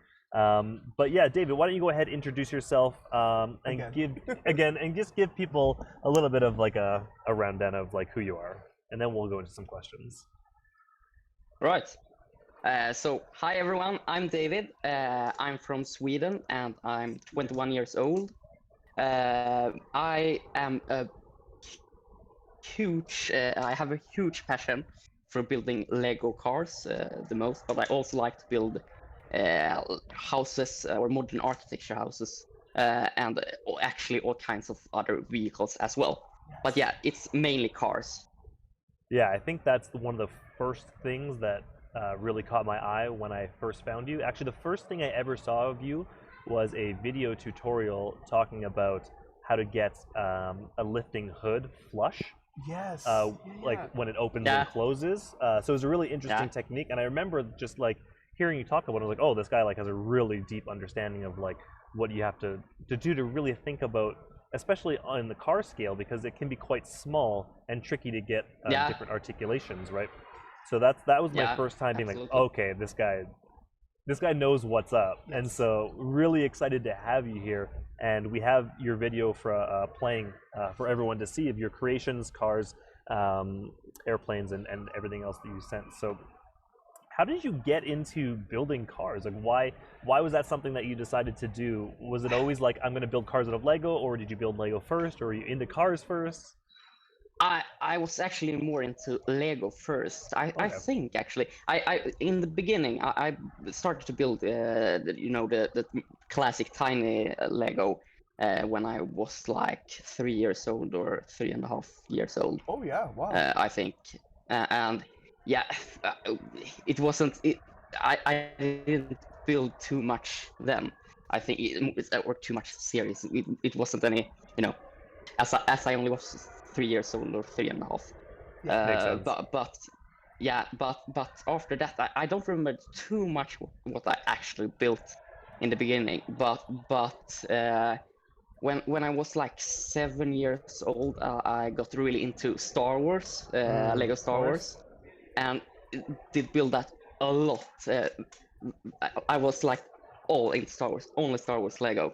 Yeah. Was there any specific set that really stood out to you? Like that really, like, I love Star Wars? I don't know actually. I don't think it was any specific set. So no, I don't think so. It was just I really liked Star Wars. I really liked Lego and was really into that thing. But then when I was like, it was maybe when I was 11 or 10 or 11 or something, I got in more to Technic, and then that was the only thing I was doing. So and I stopped playing or building with Star Wars a bit and focused a lot on Technic and building. I was so into building all of these radio-controlled cars and stuff like that. And it was, Oh, I think it yeah. was mostly then when I actually started to build cars and stuff like that. Okay. But yeah, Well, it's- but yeah, after. Please continue. Sorry. All right, yeah, but yeah, after that, I have built. It's probably the thing I built the most, actually, Technic. But it was always. I don't have a lot of patience. At least back then. So it was always like I had this vision, I had this plan to build something in a particular car, or it was a lot of off-road cars and stuff like that. And you know, I started to build a chassis, and it was almost always radio-controlled Technic cars. And I started to build the Interesting, Cool. yeah, I think I was, you know, it was like, it was actually just recently I started to step off this Technic thing, but I was older than 11 and 10 then also, but yeah, I was really into Technic anyway, and I built this chassis, and as I said, had this vision and stuff like that. But I never came further than the, you know, chassis stage. I always wanted to build a body for the car as well, but it was just left on a shelf, and then I had another idea I wanted to make instead, and started to take off pieces from this and use them, and then it was just like, oh, I'm not gonna finish this, so I take it apart. So yeah. So now we don't really see a lot of Technic stuff from you. Like, how did you transition from Technic into like the architecture buildings, into like what we know now as the David Ellison? Like, yeah, how did you transition from Technic? Yeah, it's maybe kind of weird. I myself think it's kind of weird, because Technic is I won't say it's more advanced. It's advanced in another way, maybe, but it's this. I am very, very into technical stuff and stuff like that, and I'm actually I probably am more into that than you know, the design aspect of it, and it was probably because of that I didn't finish the bodies and stuff like that. But I think I just felt like, all right, so I don't have patience to finish these the bodies for the cars and stuff like that. But I really want to make good looking cars, not the functional part. I see. Not only that. So I started to like build. Oh, okay, so I started build smaller scale cars, and then focus almost only on the design aspect of it. And then like, all right, let's finish these models now. And yeah. So what was the first like system brick model car that you finished that you were proud of, that you displayed like on Instagram or wherever? Like, what's the first one that you really accomplished? I'm not too sure. I am a huge perfectionist, so it's always like when I finish a car, it's always like or finish a car. That was another aspect of it why I didn't finish the cars, because it was always like, oh, or I can make this a bit better, a bit better, a bit better, and when. So and that's actually one reason why I started with Instagram, because it was really to, all right, let's as I said before, let's finish these models and post on Instagram, and then I can leave them and like, oh, okay, I'm okay happy with this, and then I can move on and start on something else. But let's just finish it, because I think it's a lot more rewarding to actually finish a model.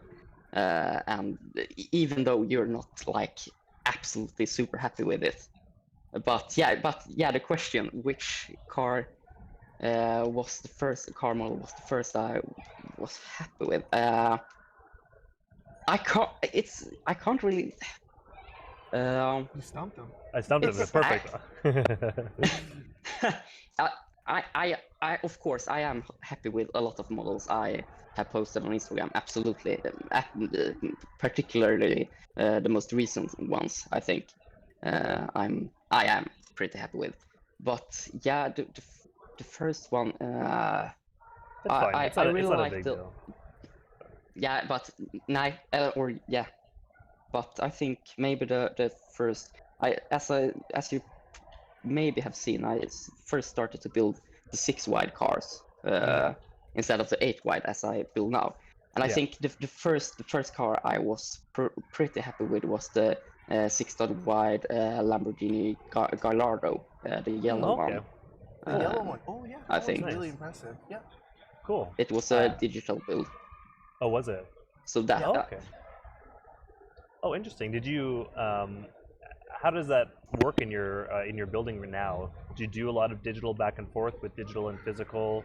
And if so, which one do you prefer?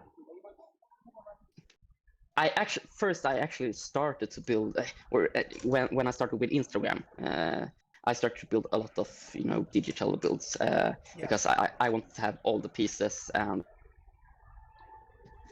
all of that stuff. But I then I was more towards building in real life than just because I think you have a lot more what's the word for it? More to work with maybe.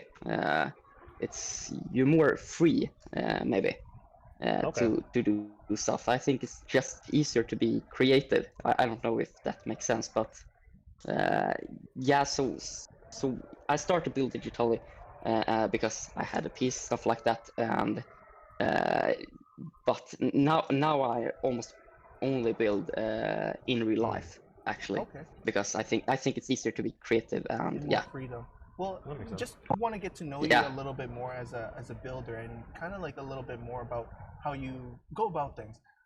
Why did you start posting on Instagram? Like, was it to kind of fulfill like a community need, or you saw something that like you wanted to just share to other people? Like, why did you just start sharing on Instagram? I think I started with YouTube, as you may know. I and that was like years ago. I posted like Yes. one or not one, but I think 2 or 3 Yeah. videos, maybe Like maybe 5 4 years even. ago, like long time ago. Yeah, it was a really long time ago. And then I started to take that and start to post again on YouTube. And I was like all in for the YouTube thing. I was like, all right, let's focus only on YouTube. And then my friend actually said like, shouldn't you start with Instagram as well? And I was like, nah, no. But then it's a lot more work to make a video, as you know, than just For take a sure. photo. Very true. Yeah. And it's also a lot of work just to build the model. So to build a model and then make a video, it's an immense amount of work. So I was like, all right, maybe I should start an Instagram account. And then it's pretty immediately just took off, and yeah, then I have almost switched focus a bit from the YouTube channel to my Instagram. But yeah, I really like to make videos as well, and I really want to develop the YouTube channel as well. But yeah, right now the focus has been mostly on my Instagram account. But yeah, that's mainly the reason why I started with Instagram, just to fill up. Because my friend said that I should, and just to fill up that space and make it a bit easier to not every time have to make a video.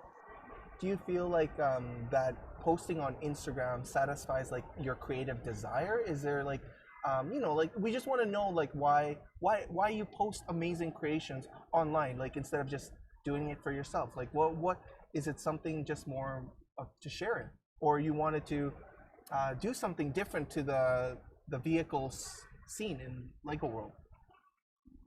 I think it's for many reasons. I think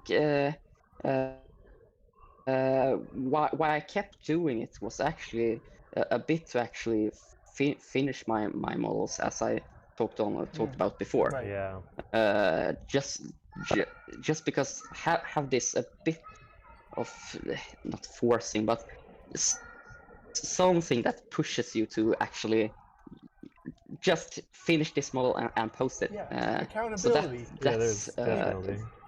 yeah. So that's I think that's the biggest reason actually.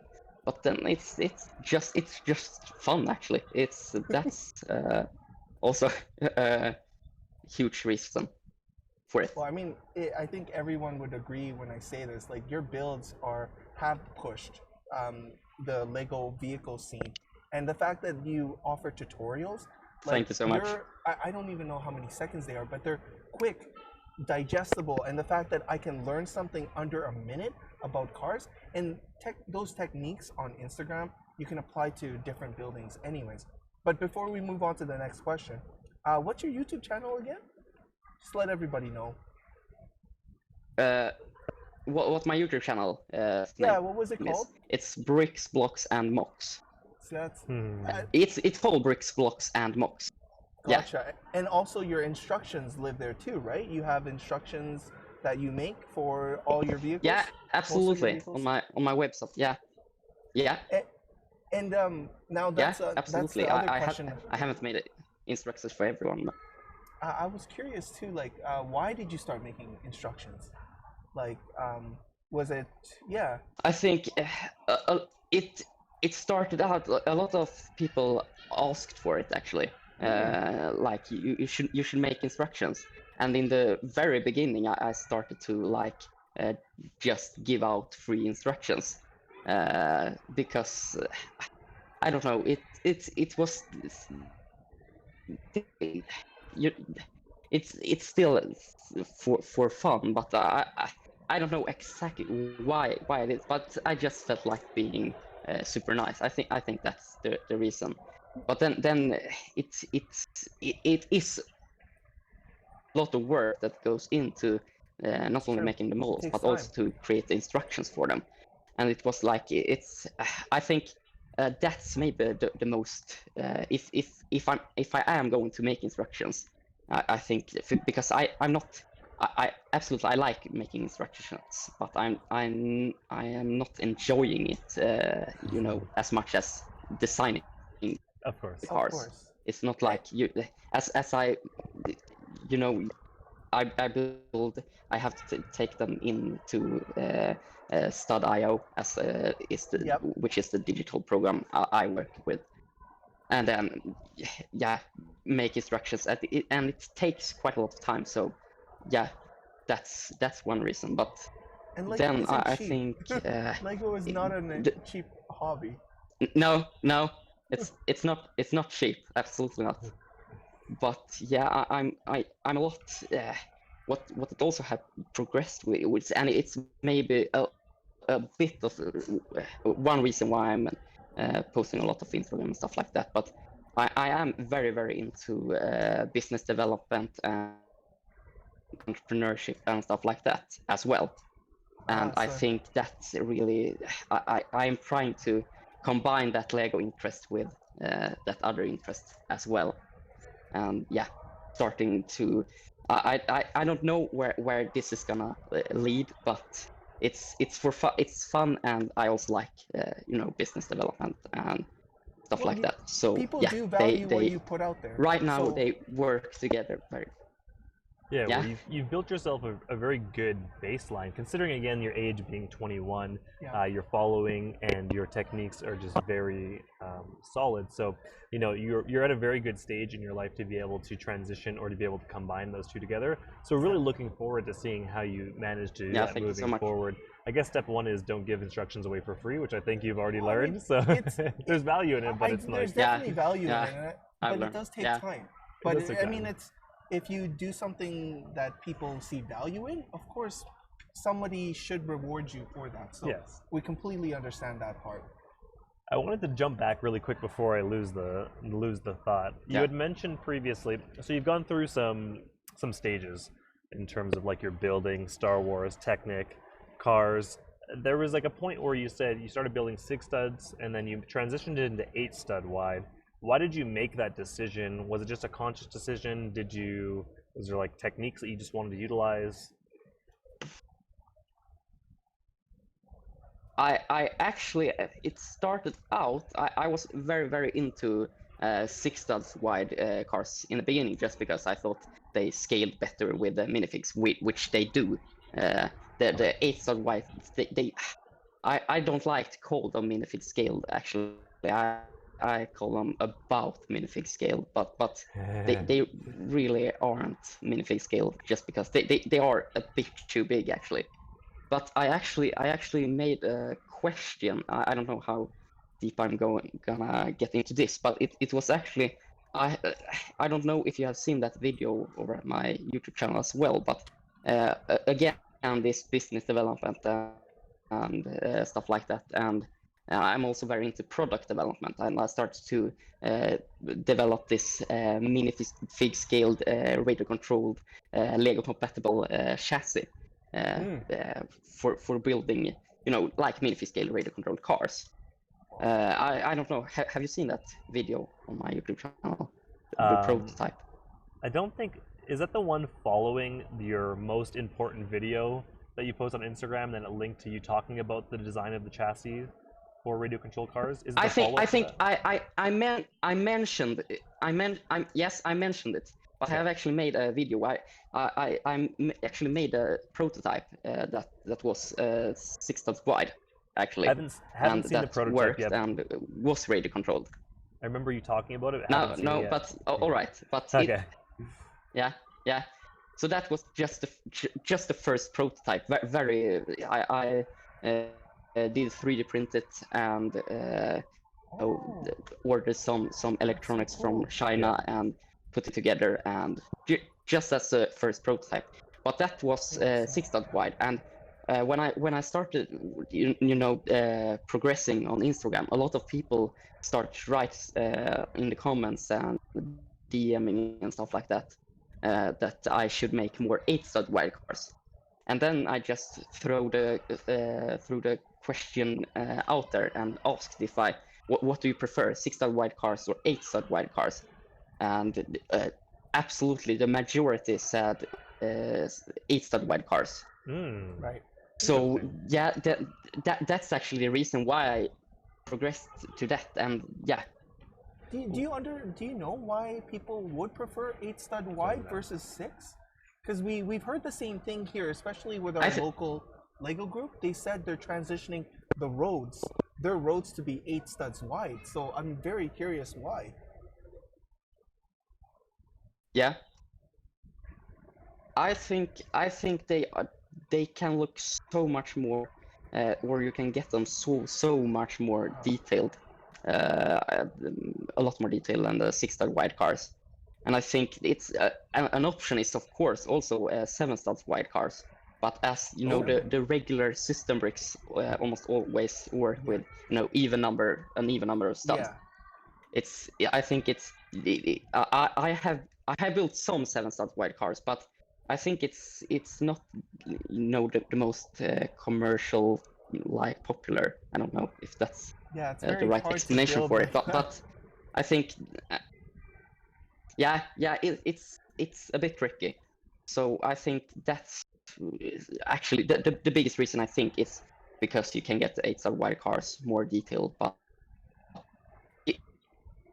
I think also because you can fit 2 minifigs beside each other, and I think that's a huge thing as well. Even though they aren't really that like minifig scaled, you can fit the minifigs beside each other. So I think that's a huge thing as well.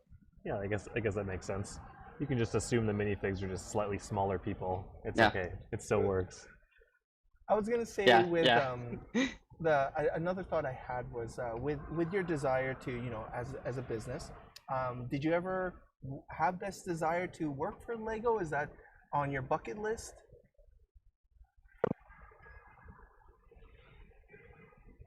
I think it was when I was younger, at least for a period. I was really into like all right, I really want to work for Lego. But now I think during high school, it was then I got really into the entrepreneurship and business development thing, because I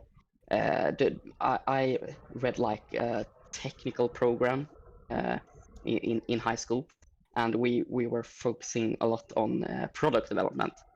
But also here in Sweden we have something called Ung Företagsamhet, which roughly translates to young business development. Something like that. It's like an organization that works with the schools. Not every school have this, but a lot of schools in Sweden have this in high school then. And you get to start a smaller business in second or third year of high school.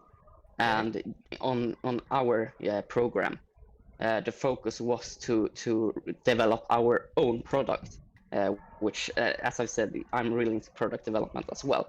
What did you end up developing? As that was the focus of the program. We ended up developing ergonomically designed pen. It doesn't sound super exciting, and I think pen? I think, yeah, a pen. Me and my friend, we were like, oh, the pen hasn't changed in like 100 years or something, and we should develop it. And then we started to, he's a very good sketcher, and he started to sketch out these ideas that we had. Then I took them, and I'm really into CAD, 3D modeling in digital 3D modeling. So then I took the sketches and took them in digitally and made them 3D. And then I went home, and I actually have a very simple home 3D printer that I had then as well.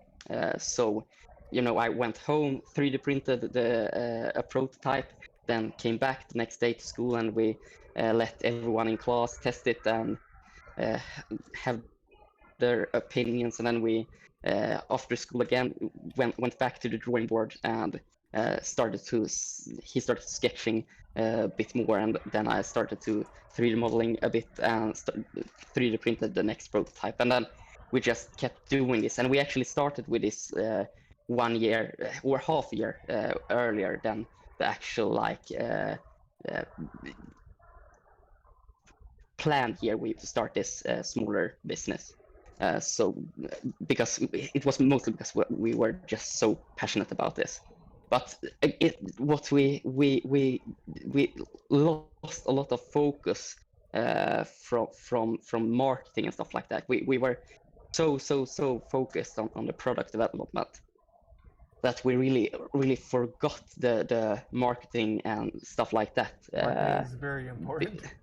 Yeah, it's extremely important, and we later learned when we talked to some business advisors and stuff like that. Like, you should focus like 10% on the product development, and then 90% on the marketing. Look at that. We're learning that business development from David. From David. Keep going. This is awesome. Yeah, but so I have been really into business development and stuff like that, and done some other things, because this didn't really took off, actually, because it was now I can say it maybe wasn't too good of a product, actually, because like no one is writing anymore. It's a bit in the schools, but really it's more and more digital, and you write on a computer and stuff like that.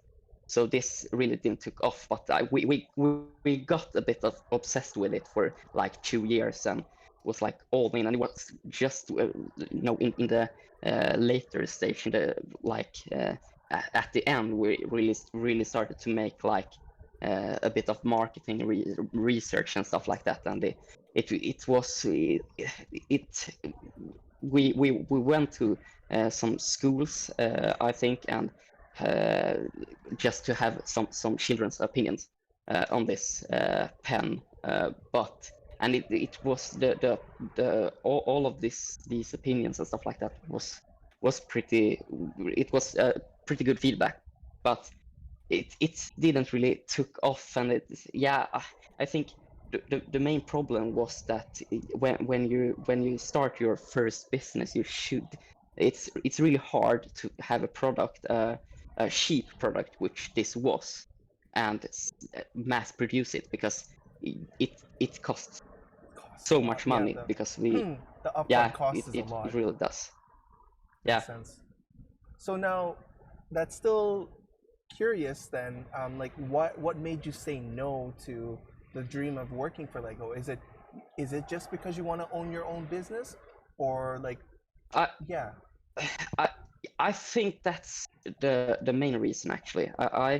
I'm really into this business development thing, and we actually, me and I don't know if I'm gonna go into this as well, but we actually last summer we actually started me and the same friend, we started like a smaller burger joint or something, because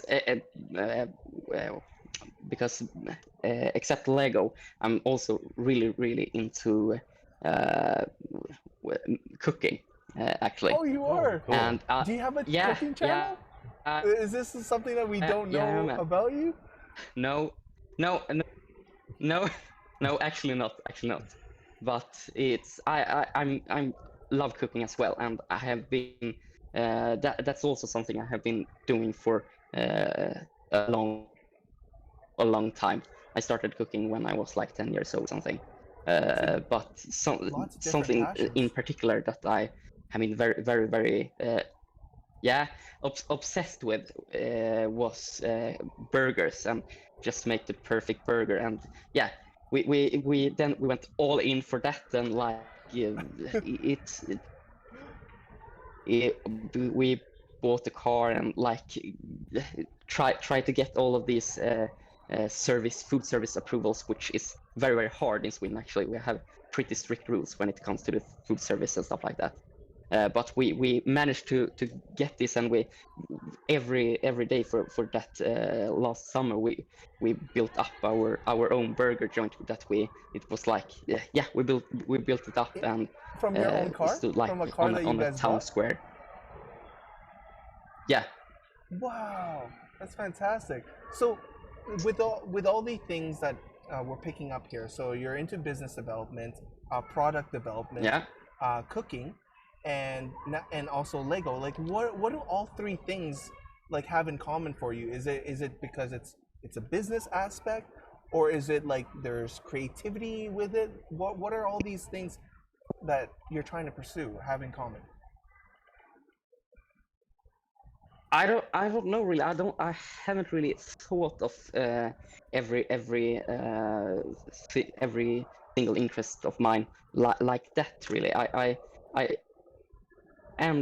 have just a lot of interest, and then I think the food aspect of it haven't affected my Lego building too much, as you probably have seen, but it's just a separate interest. I think I'm really, probably everyone is a bit like that, but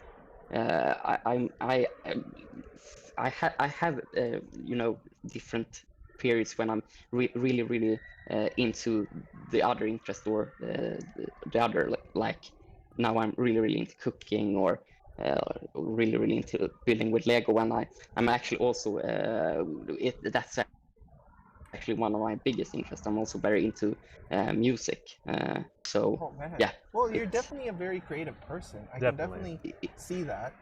And then in terms of like your interest, I guess I suppose like because you have a business mind, and like your background is business development, I feel like is it safe to say like you kind of want to experiment on these different avenues just to figure out, because you're young, like what sticks, like what will be kind of like my future career? Is that safe to say? Yeah, absolutely. Absolutely, you can say that. It has just been trying a lot of different things.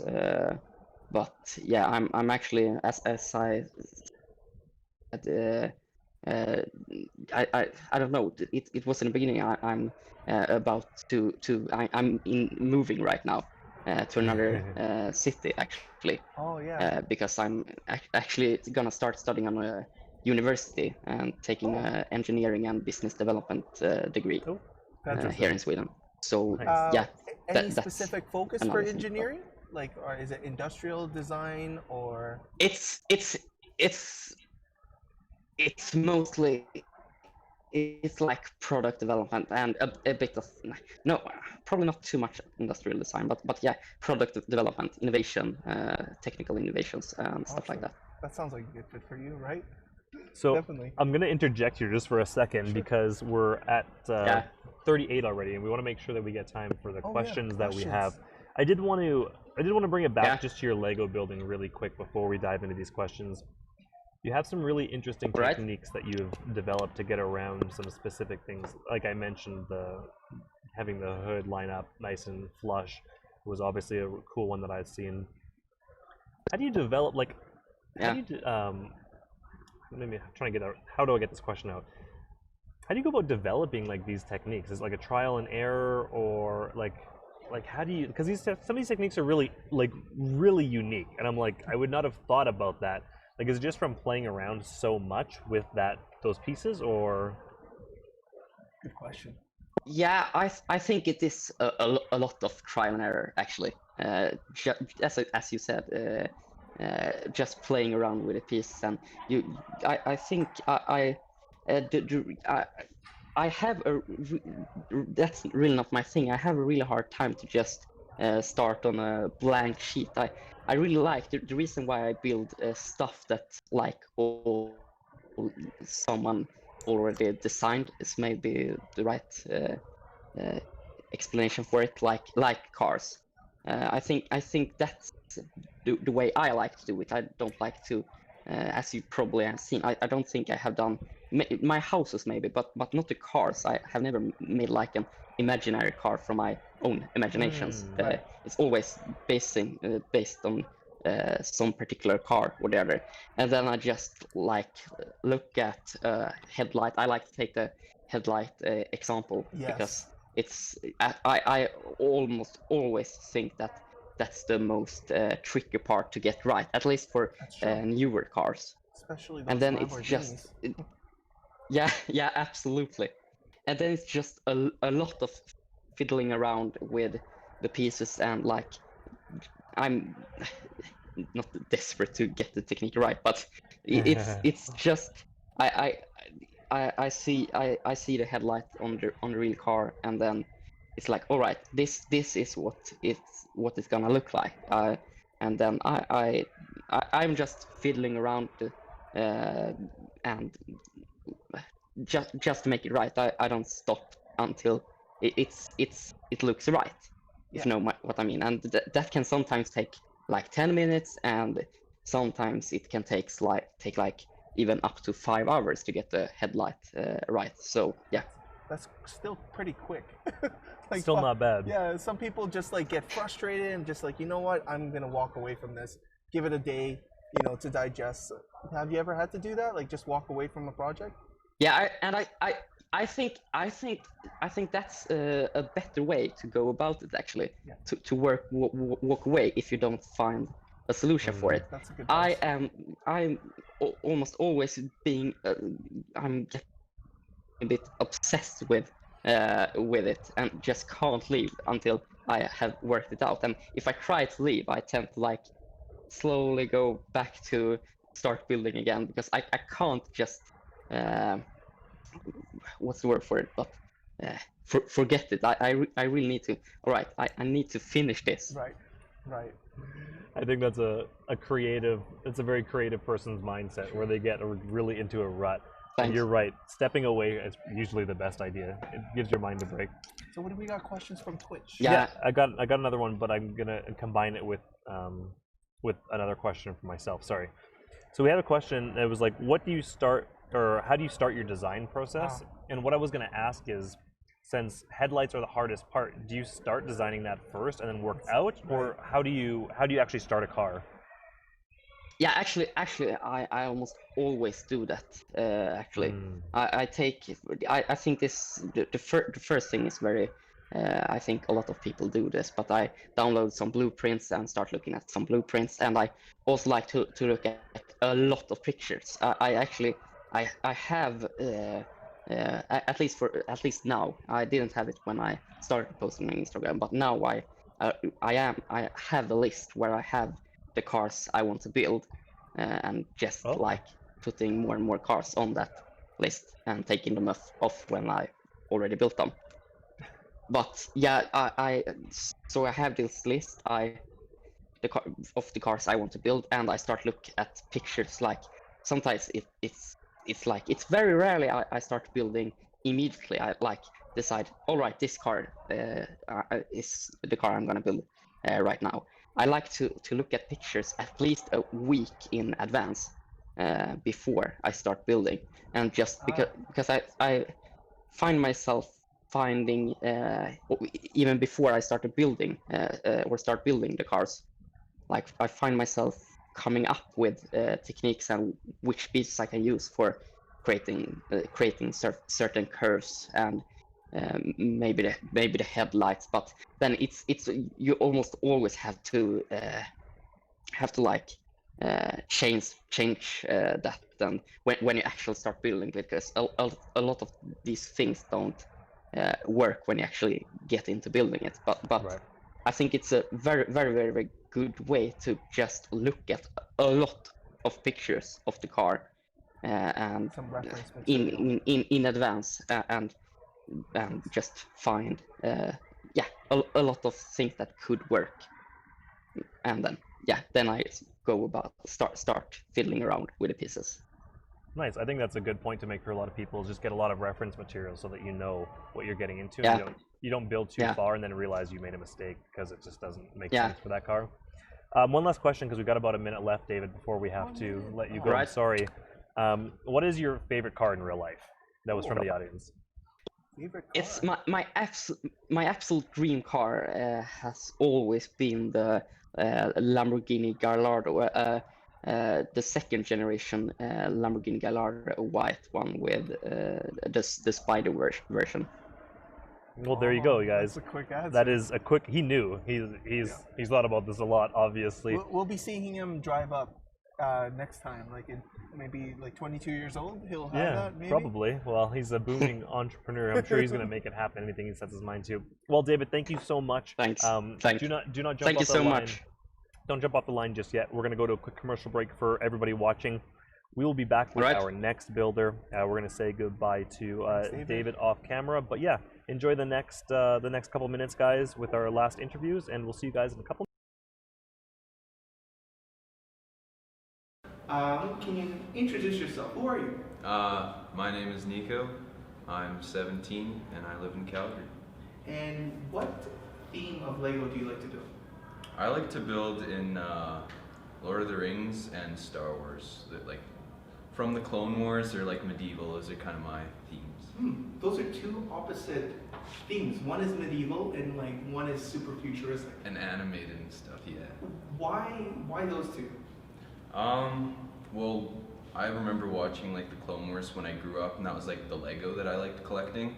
Like I was part of that OG Clone Wars group of kids that grew up with the show and all those sets, so I still remember, getting stuff back in 2009 and 10, and it's just been something that I've liked to collect, just from like those years on and on. That's just like, I built back then, like my first builds were of that, so I just kind of like to keep working with that. And then I also really like the medieval because you're able to put a lot of like texture in there, and there's a lot of landscaping, which is something that I like to build. And Lord of the Rings specifically though? Or Yeah. anything medieval? Like For me, I like Lord of the Rings and Hobbit. Those are like my favorite 6 movies. So it's just fun. Like I said, when you're able to recreate scenes from those movies, and I always want to do it where, is this what I like the most out of anyone? Because Helm's Deep's a castle that's been built many times by other people. Yes. I've only ever seen one other group, well, the two German builders back in like 2012 that made that like huge one with like 10,000 figures, and I was like, I remember showing my mom that, and she's like, there is no way anyone could ever do that out of Lego. And here I am making my own version. I mean, I don't have the whopping amount of figures, but I was very satisfied with what I was able to do that was different than them, because, you know, like, they focused on that outer shot, and that was their main thing. They didn't do anything on the back, they didn't do anything on the sides, and like between the walls they just had like bricks. They didn't even do any.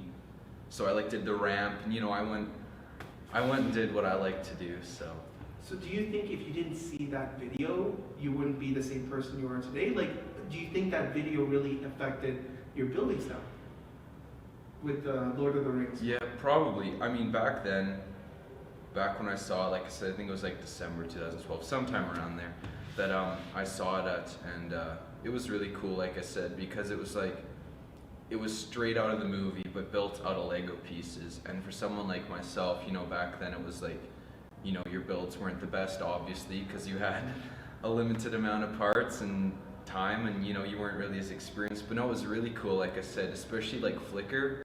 That's where a lot of those like Lord of the Rings, Hobbit builders orientated on. I remember seeing a barrel escape scene, because I built a barrel escape, and I did it out of like what I got at the pab wall, which was like, you know, green plates around like some base plates and like blue. It was, you know, it was really basic. It was something I threw together in like a weekend, but you know, seeing someone that had made it where it was like just a ton of pieces and like all the rocks that they had on it was just a really clean mock. So yeah.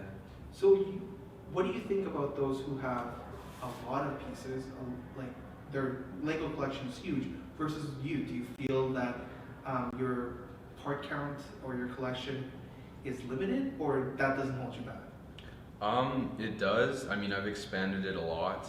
I'm at an alright place, like with some of the parts. I mean, depending on the theme, right? If I was to go and build like a snow thing, I wouldn't be able to have as much, but for me, like I focus on like forestry and rock work and, you know, kind of that stuff.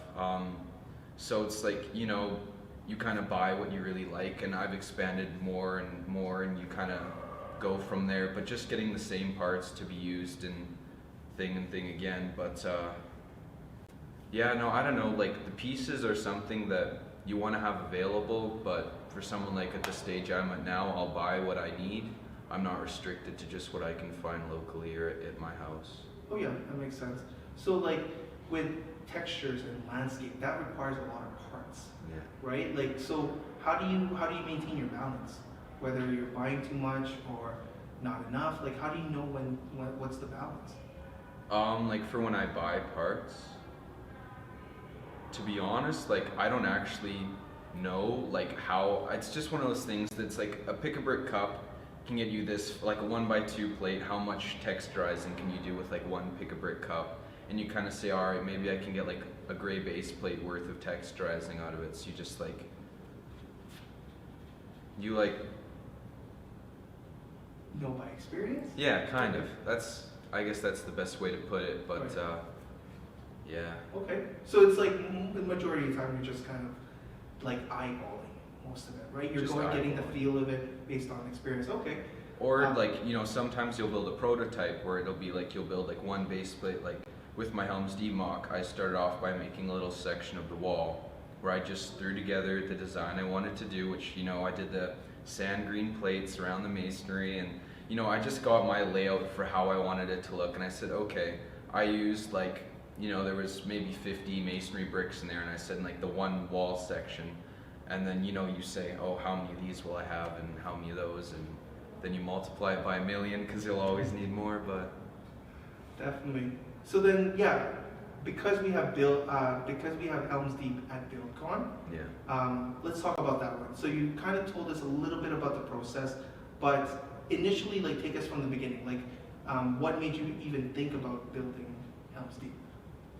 To be honest, I don't even know why I wanted to build that scene in particular, because I actually like the Hobbit films more than the Lord of the Rings. So for me, I was like, you know, to build the Lord of the Rings scene, and especially one that had been done so many times. But I guess I wanted to do it because of like there was the set made, like they actually had all the figures, and that's the thing, like Lord of the Rings, line in Lego was never completed, so there's some scenes that are a lot more challenging to make than others. And I guess being able to get, you know, figures for Rohan and for, you know, you had your Yurikai, and then I made my custom elves that came out with that design, and you know, I was like, I got all the characters for it, I just gotta like build the scene. But yeah, then from the start, I started off where, like I said, I made a prototype design of the wall where, you know, I was like, okay, I want the base to be dark tan primarily. I'll do like olive green and nougat accent, and then I was like, you know, the castle's gonna be light gray and it's gonna have sand green accent. And yeah, then I built the wall first, and I moved on towards the castle. So I went from the wall to the angled up wall to starting like the keep. So I like laid it all out with like 1x4 bricks for us, like on base plates, because I was like, okay, like I need to include all of these things, right? The towers, the curve. I went through all those with bricks and that was a couple days. That was a fun like planning out. And you know, taking photos so you knew which stud it was supposed to end on and everything. And yeah, just building up from there and then back and up, and yeah. What was in your process when you were building this whole thing? What did you find out that was the hardest when you're building that scale? The hardest part is the higher you get, the weaker your like parts will be, because like when you build high on something that's like just supporting itself, right? If you're building with 1x1 bricks and you're 6 bricks high, that thing doesn't move too much. But if you're at the point where you're building like 40 high and it's like, you know, you got your supports, but it was like when we were talking earlier and I was saying, like, you know, if you're able to brace it, that's my number one thing. If I'm ever building a castle again, that thing is getting the heck braced out of it so I could sit on it and it wouldn't break, you know? So you have to make it structurally sound. Structurally sound. Nice. So when you build, just out of curiosity, do you build for yourself or do you build for an audience? Like, what do you think about when you build? I build what I want to build. I also try to build what I feel I can do better than what I've seen, or if no one else has built it yet.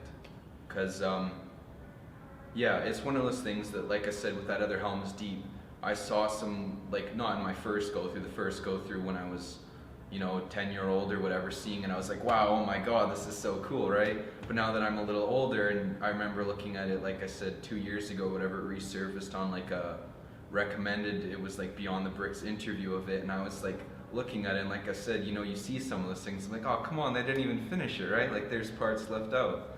So then that was probably just one of those things that I wanted to make my version the way I like it, and like focus on the details that like really bug me in my builds and everything. So that's probably one of the things. Or again, if you just have like figures for the mock or whatever, right? Like, you know, you just accumulate stuff that other people don't have their hands on as much, and it's like, well, I might as well build something really cool with these. And yeah.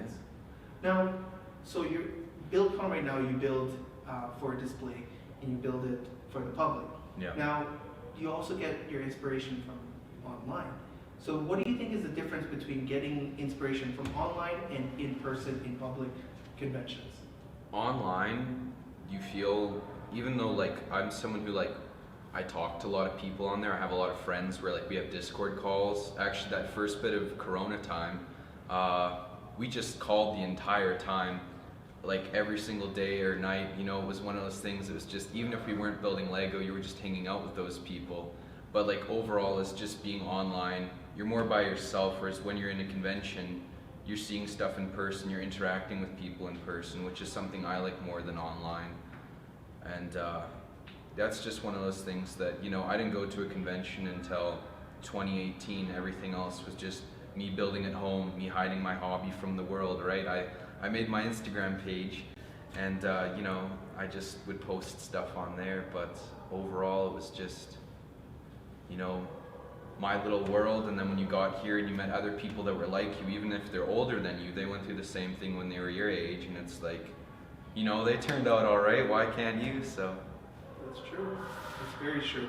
Well, you're not an A-fall yet. yeah, You're I still got a T-fall. few more months, yeah. So do you think that the online community has helped you transition into, like, or keep this hobby alive? I feel like it did.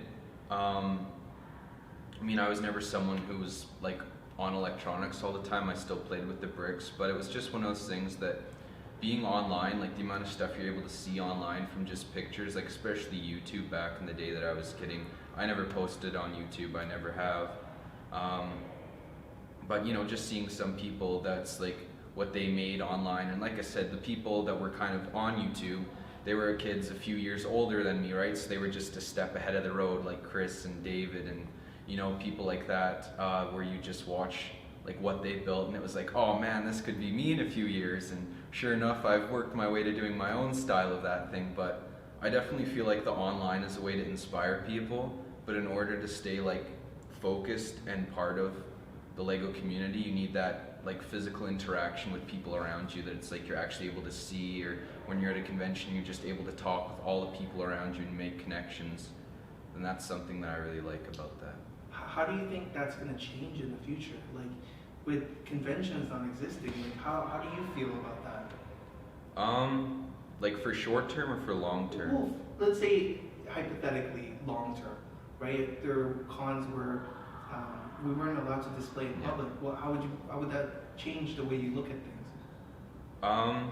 I feel like if I was to never have gone to any of my conventions, because I still remember like even some of the online people, like Chris Productions on YouTube, right? I remember him saying that he was going to come to Bricks and Blocks in 2018 when I was going there, and I was like, oh cool, I'm going to get to meet some other builders and everything. So it was one of those things that I just looked forward to, and getting to make that experience. And even though I knew him online, it just, being able to hang out with people in person is just a way of like actually becoming friends and like realizing it's not just, you're not just connected through your hobby, you're actually, you know, you can relate in the real world and have good like conversations about other non-Lego stuff. And but yeah, I feel like it would affect the people nowadays if they're not able to get to shows, because like I said, that was such a important part of it. And even though I was never someone who went when I was younger, right, that never made me build in the first place, but just as a way of like continuing to build and meeting new people that encourage you to build. And like shows were another way where you have like a deadline, right? I want to bring this to Silver Springs, I have to have it done by January. If that meant you were cramming some nights, you know, you'd spend 8 hours building straight or whatever, you had to do it to get it done. But yeah. So with Lego, I have to ask, we've asked this with everybody. Oh yeah. Why Lego? Like, why is it so important in your life?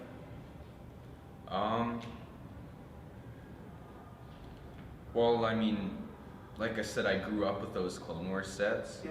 And back in like the day of like 3rd grade and 2nd grade, Lego was like the cool thing to do. I still remember that, right? Everyone always talked about the collections. If you got the Republic frigate, it was so cool, right? It was just one of those things that, I don't know, I cared for it, and I still like that, like, you're able to make your own thing, whereas compared to a toy like Playmobil, it's like, that's another building kind of thing, but it's like, the set is there, but with Lego, you have the possibility to make whatever you want, whether it's at the beginning level of what you can get for $20, or if you get up to the level where you just always need to be buying more and keep spending on your builds. But I don't know, it's just something that I haven't really thought, why Lego, why not something else? It's been a part of me, and I've kept it going since I started, right? Do you ever dream of becoming a Lego designer? I thought it would have been cool, but like, it's one of those things that you just think about, that like, not too, like, you know, not everyone who does Lego goes into becoming a Lego designer.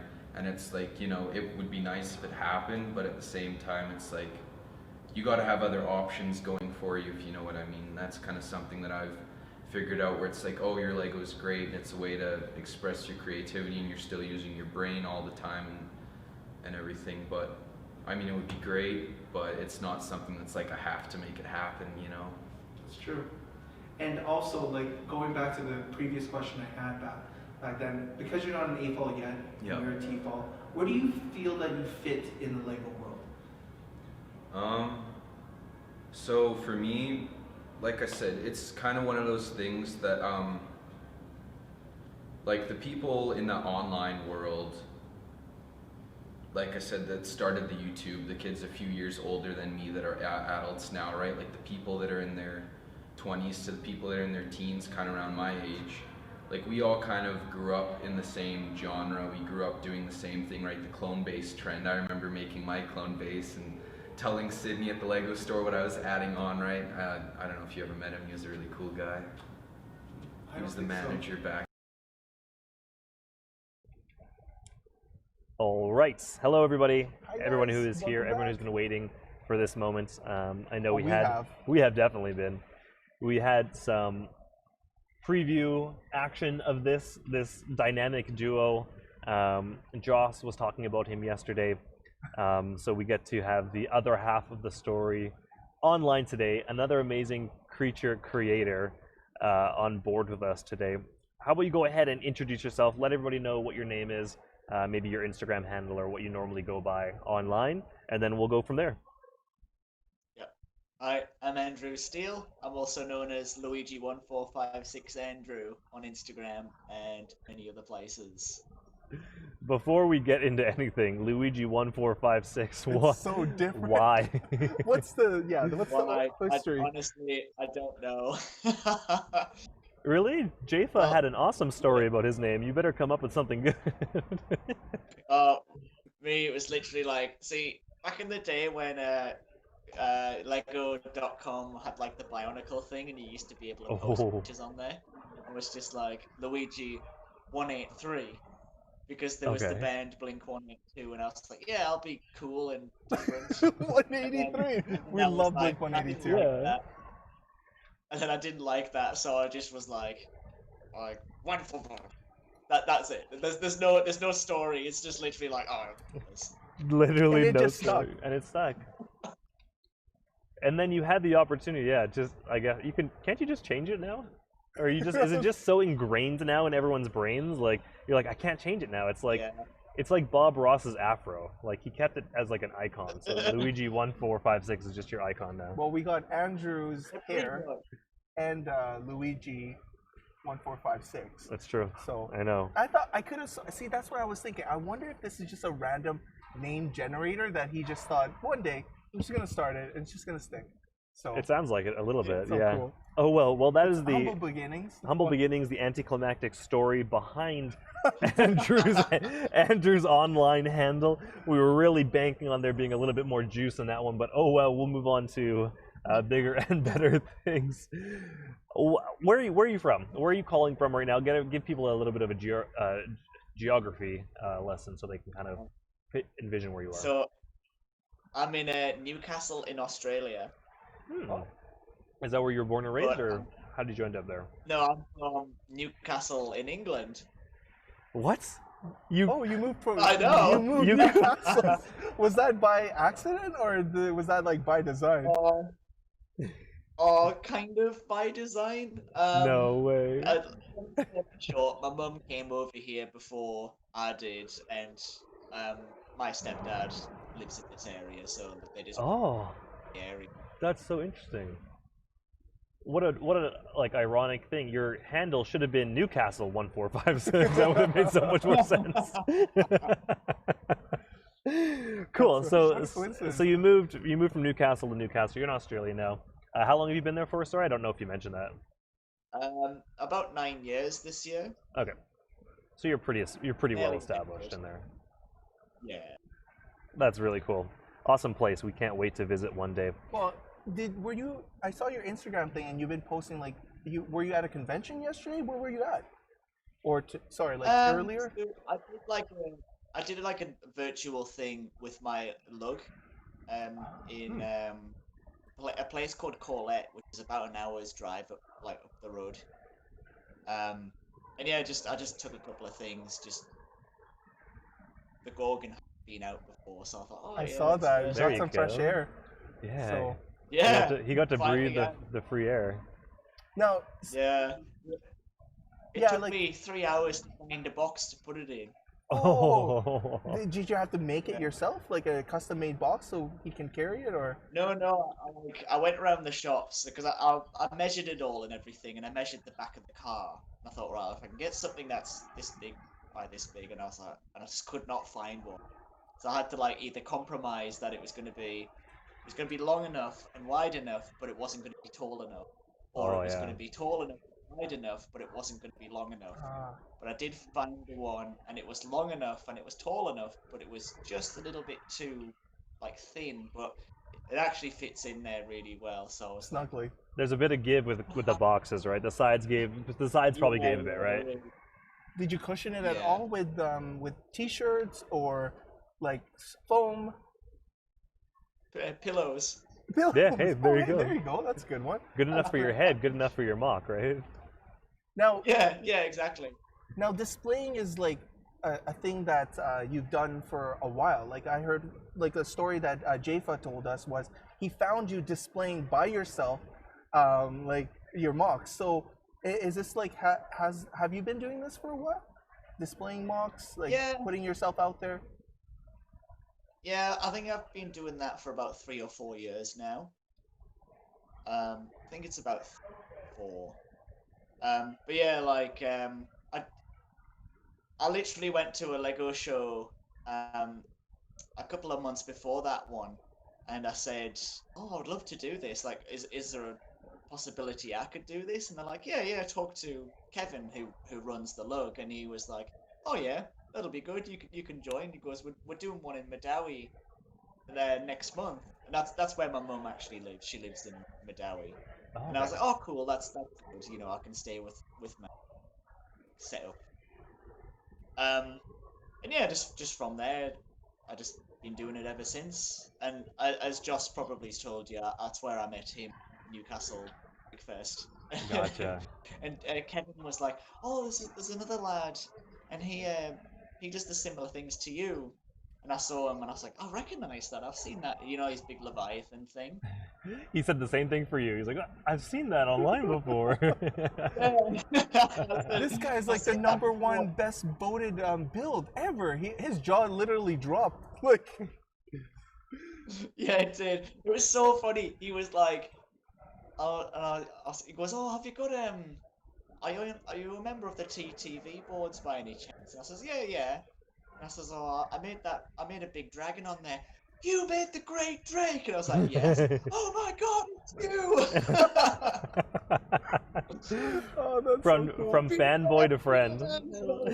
He was like proper fanboying when he actually realized it was me. That's so cool. So we asked Joss a similar question, and we'll start your story, I guess, this way as well. You have a very interesting creative style, very creature-esque, very organic, and something that doesn't necessarily look like Lego from afar. How did you get into that style? How did you decide, like, I want to create things that are like really different from the classic, like, just blocks? It's very unique. Well, when I met Joss, I saw his work, and then I looked at mine, and I was like, "God, I need to up my game." Dude, here comes the rivalry already. But you were building in that unique sort of style beforehand. So again, how did you come across that sort of niche in your building designs or your building style? So before I met Joss, I've always just collected Bionicles and stuff, and I particularly liked the there was a set they did in 2008, and it was a big Titan size thing, and I really liked the skeletal build of that, and from that I incorporated that into my own mocks, and from there it took off its own thing, and I take inspiration from different sources. That kind of basic skeleton comes from that 2008 Bionicle set. But since then, since I met Joss, as I said before, I decided, you know what, I need to do something bigger and better and more cleaner, because his work is very clean and mine is, well, it wasn't as clean. Right. So I'll put in the effort and made sure I've got all the right parts and stuff. So I started with this one, doing that real clean style. Okay. Yes, I love that one. It's really cool. They're using all these ribs and stuff, and like close it off, yeah. Yeah, and I'll build a lot of big things, and then if I like it, I'll try and like minimize it and make it. So with this one because it's on the shelf there, but I built a really tall one. But those kind of ideas I just kind of downscaled into a smaller mock, and it worked out really well. But that kind of skin, that real cleanness, I was basically after I met Joss, and I was like, I need to up my game. So what are the major features or parts that you really started honing in on to be able to allow yourself to get to that level or to get to that cleanness? And this is for like the community's sake. If they're like, my builds are cool, organic, but they're not that clean, like what helped you get to that next level so that people can start thinking about? Is he pulling out the? Oh, there it is. I love it. Oh, the arm. Ooh, Yes. okay, yeah. The Yep. like mech army things. For the robot arms. Yeah. Totally. Nice. I'm so happy Lego still makes them. Yeah. They come in so many different colors now. It's just so easy to just replicate them and just repeat them. And I use a lot of the tail ends of the dinosaur tails. Oh yeah. I don't know if I've got one on hand. I'll just show you one right here. Sure. So like these That one. these There they bits are. here. Yeah, like the fangs and tails.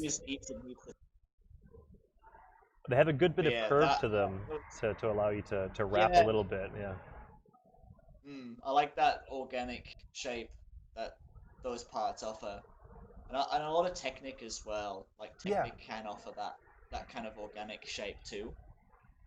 Did you ever get it yourself into Technic, or were you always a Bionicle fan? Well, I liked a bit of everything really. So like back in the day, I had along with Bionicle, I used to get like a couple of the Racer sets. You know, like the pullback ones and the Lego. I think I've got the I can't remember. It was like a race car of some description, but it was cool.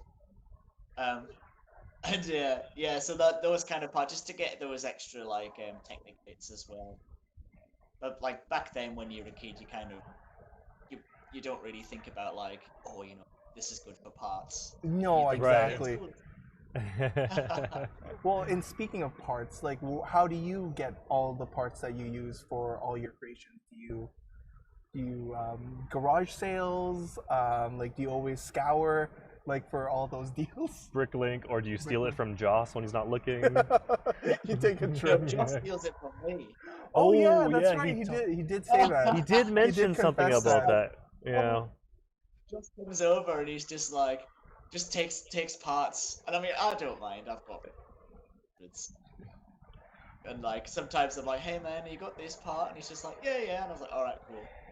So we swapping like all the time and stuff. That's cool. But I usually buy sets if there's a particular set that I want for parts. I go, oh, I'll get that. Like I just bought all the latest wave of Ninjago because I really like that. I mean, not only do I like that kind of theme, but just the parts in them are interesting altogether.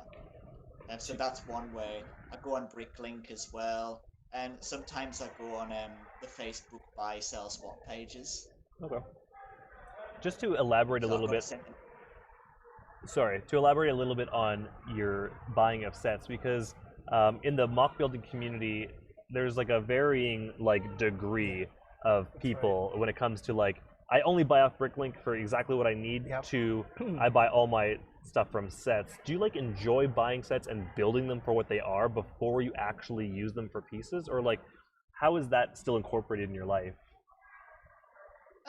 It depends. I will try and put a set together because I think it's good when you do build like a new set because Lego is always coming up with new ideas and tricks. It's always good to like read it and do it and you go, oh, that's a cool way of doing that. But if say I bought a set and I go, okay, I'm going to get another one of that particular set for those parts, I wouldn't build it a second time. Right. That makes more sense then. So do you often like prefer buying sets, or it's really a mix of everything? It's a mix of everything, but it ultimately depends on what I want to buy. If on Bricklink, if I need a particular piece or a number of particular pieces, I will literally just go and get that. But if I'm not really bothered about all the extra stuff that comes with it, I will buy a set. Or if that looks pretty good, I want to have that on the shelf. I'll buy a set. Okay, well, it's nice to see that you still enjoy the set side of things. I think sometimes like mock builders can get to the point where it's just like they just don't even enjoy the sets anymore. And sets is really where we all came from. So it's really cool. It's really cool to see that that still makes you happy because Lego does put a lot of work into making sets, and very cool. Is there a particular theme that you really enjoy? You did mention Ninjago, but is there one that you've kind of really enjoyed seeing like over the years? I have actually enjoyed seeing Ninjago like the most. I have enjoyed seeing how Lego Ideas has evolved over the years. Okay. Because that's been very interesting, all the interesting stuff that people want to buy. Yeah. So we've got like a grand piano, and then the other day it was like, a Seinfeld set. Yeah. Ship in a bottle. It's just so different, like what people want. Yeah. And what is it about Ninjago? Like, why do you like Ninjago so much? I don't know. I just think the part usage is good,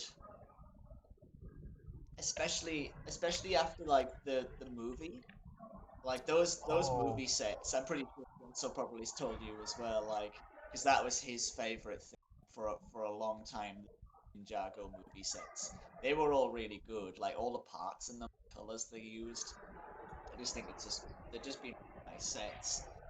And the latest one they did with the Dungeons and Dragons kind of thing, that I really enjoyed putting all of that together and seeing it all laid out on the floor. It's like, this is cool. Yeah, they had some cool techniques on that one for sure. Yeah. Question for especially the big one. Sorry, which one? Oh, the big one, the one with the skull. Yeah. Gotcha. Did you probably enjoy it? Did you have was that something inspiring for you seeing that? You're like, I want to build more like something like that, but bigger.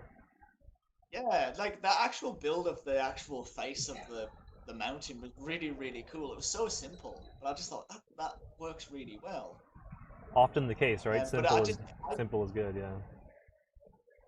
Yeah, and I enjoyed like putting all the actual technic stuff. So like you turn one thing and all of it moves, and like having all that like together, like when it's all finished, like wow, this is actually really, really the fact that you just turn this one thing, everything on the whole set moves.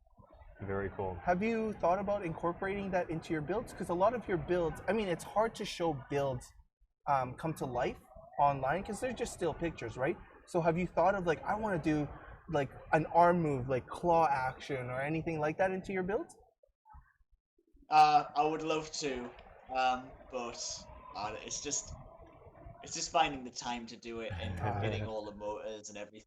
It's like, as much as I love Technic, I'm not really a Technic head. So like when I put the rough terrain crane together, I was just like amazed at how complicated it is, and then when it's all together, it works so smoothly, and I'm like, who thought of that? Like, who thought? Like, how did all the gears come together to do that? Because I wouldn't know where to start with that. Right. Well, very interesting point. Sorry to interrupt. Very interesting point you just made of you looked at something and you were like, wow, that's complex. How did someone think about that? I think that's how a lot of people feel when they look at builds like yours.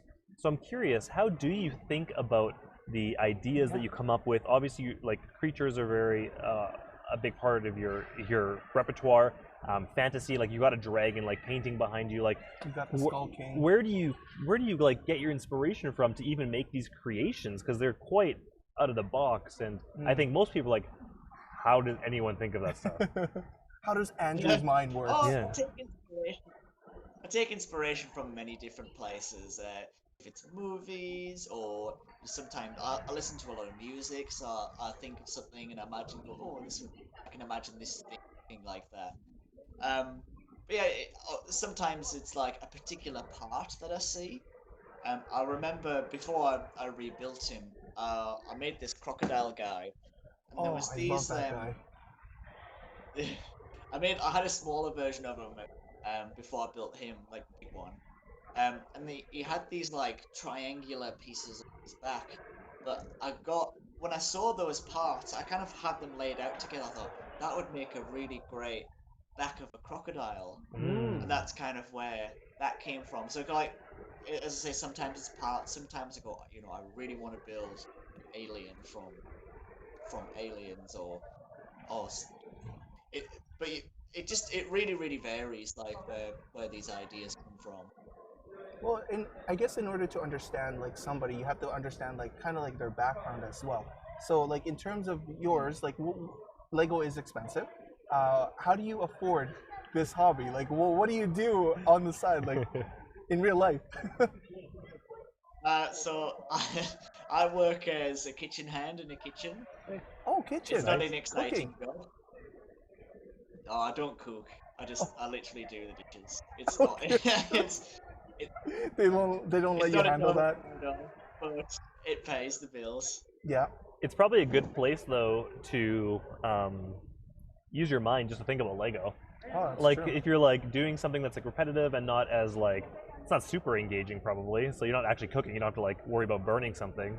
Do you like get a lot of your ideas and like think about things like while you're at work, just like Yeah, I do actually, yeah. That's good. Sometimes I'm like, I'll be thinking about something and then I'm like, oh, I'm gonna forget that, I better write that down. So I'm like, do you have like a book that you pull out? Those sketches I've got on dockets. Yeah. And bring them home. Oh. I've got heaps of them lying around. That's awesome. It's so important to get your thoughts down. Yeah. Either you forget or like even just to write it down so you make sure you like follow through on them.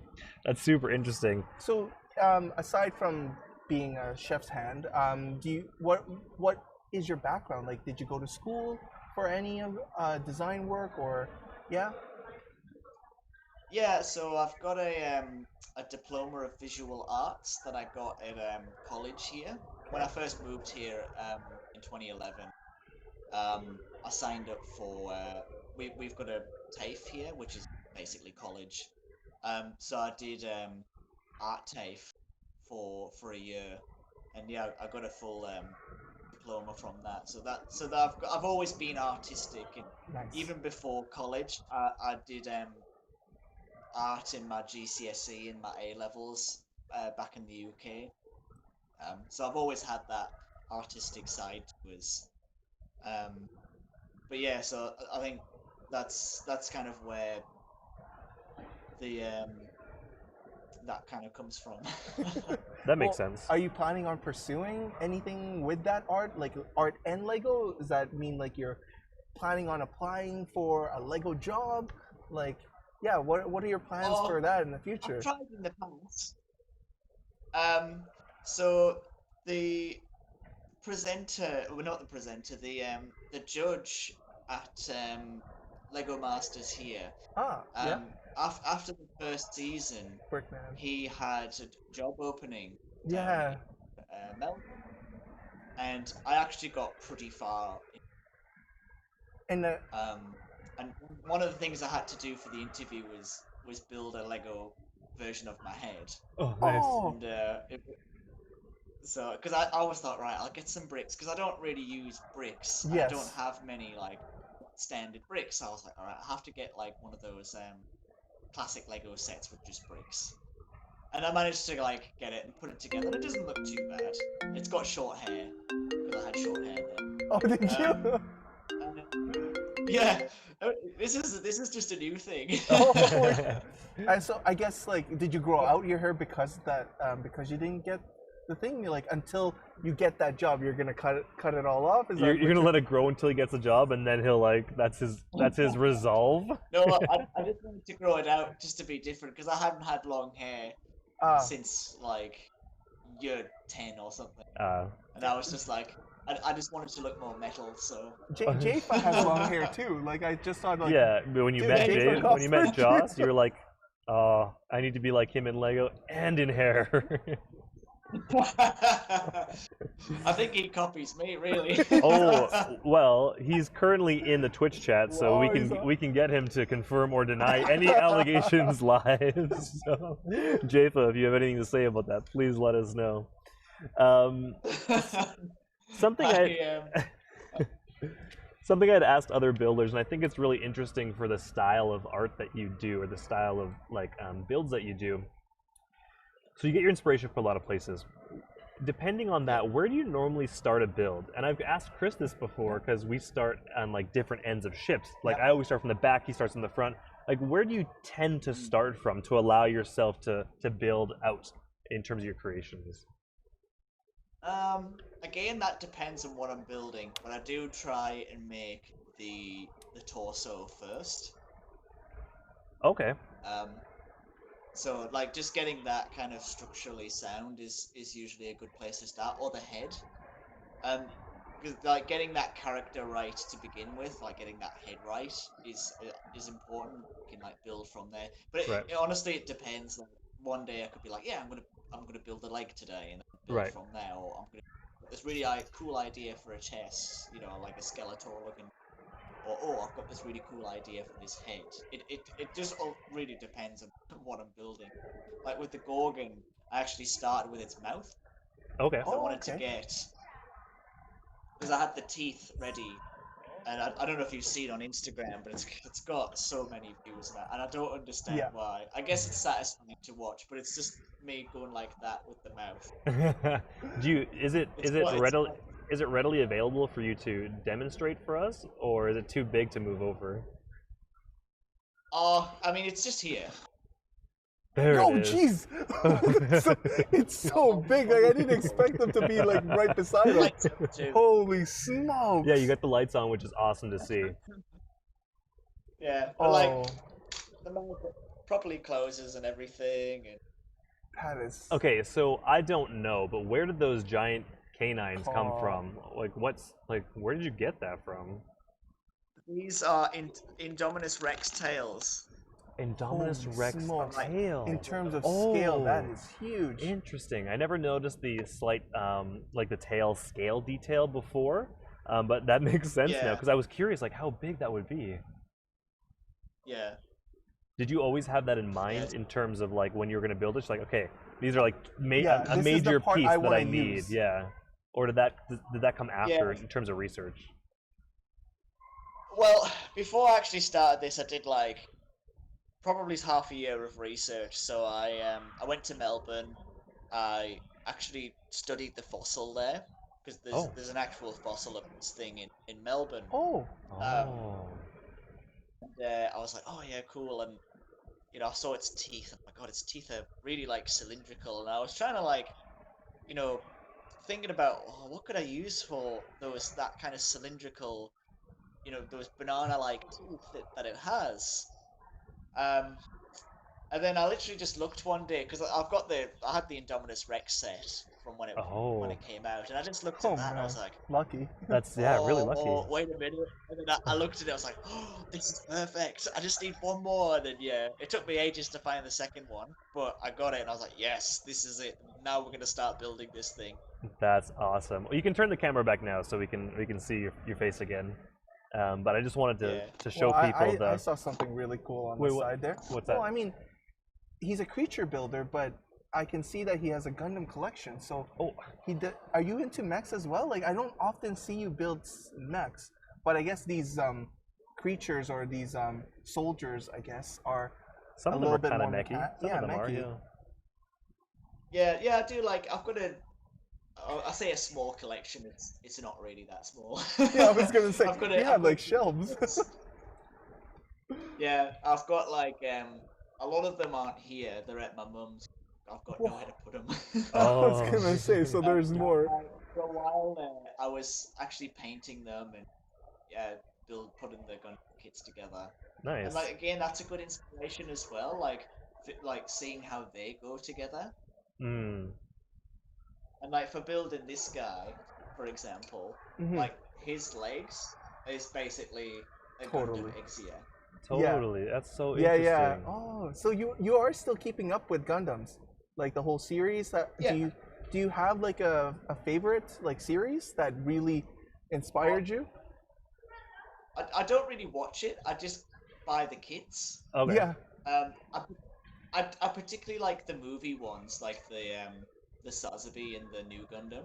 They're my two favorites. Oh, Nice. Sazabi. Oh, I can see a lot of that inspiration that because they're more curved and rounded, and yeah, I can see that from your builds. Okay, but New Gundams in the funnels. Yeah. I do remember Gundam Wing growing up. Oh yeah. Classic. For us Classic. too. So awesome. So I've got like Wing Gundam Zero. I've got is it Epion? Yep. Yep. The Especially red with the one, like, scaling. Yeah, and I've got the Death Scythe as well in that cabinet. Oh, that's the best one. Yeah, I mean, Death Scythe. I like Epion and Death Scythe. The Death Scythe Hell or Death Scythe in particular? The Hell Custom. Oh. So it's the one with the bat wings. Yeah, Yeah. I figured as much. It has to be. That's so cool. So now a lot of your builds, they are very colorful. Now, how does color play into your builds? Like, how do you determine the color of a build as well as like what color you're gonna build with? Like choose for that creature. Again, it depends on the parts that are available in that color. So, for example, for the He's just Blatterax pulling here, moths I know, everywhere. he's got love moths. it. That's the one. That's the one. That's the one. It's on that the just live came up. stream. It's on the Oh my live stream right God. now. It's which is what prompted the It question. is so beautiful. It's- Holy smokes. These are all so much bigger than you expect them to be. Yeah, these photos are Yeah. doing it justice. Like Like you'd really have Wow. to compare like an actual Lego piece and like really try and scale it out. But these are huge. These are Holy really cool to see smokes. live. yeah. So, like, when I put this together, like, this originally was a lot skinnier, had 2 legs, and then it wasn't really standing very well. So I thought, oh, I'll give it 4 legs and see how it goes. But I had to like research on what parts were available, and I had like a few ideas of like here making it bulky, and I knew that the purple. I don't know if those parts. Oh, cool. oh yeah, that's a bionicle part. And Yeah, like- for sure. Shoulder piece, right? Hmm. Yeah, and like just I've got like 4 of them there, and it just makes a really nice, like kind of scaly neck.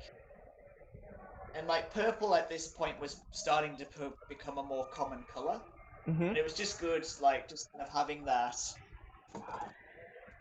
there, like just going, oh yeah, if I get this set and if I get get buy these parts, I can make this massive thing. But it just depends, and sometimes if I haven't got enough of a color, I'll incorporate another color into the color scheme to kind of flesh it out a bit. So I added the yellow into that because originally it never had yellow in its color scheme. It was black, purple, and silver. But I really toned back on the silver, and I put more of the yellow in because yellow and purple are opposite colors. Yeah, Yeah. When you good put them together, complementary it color. really pop. Absolutely. Yeah. But having like that mid-tone in between them, it kind of balances it out really well.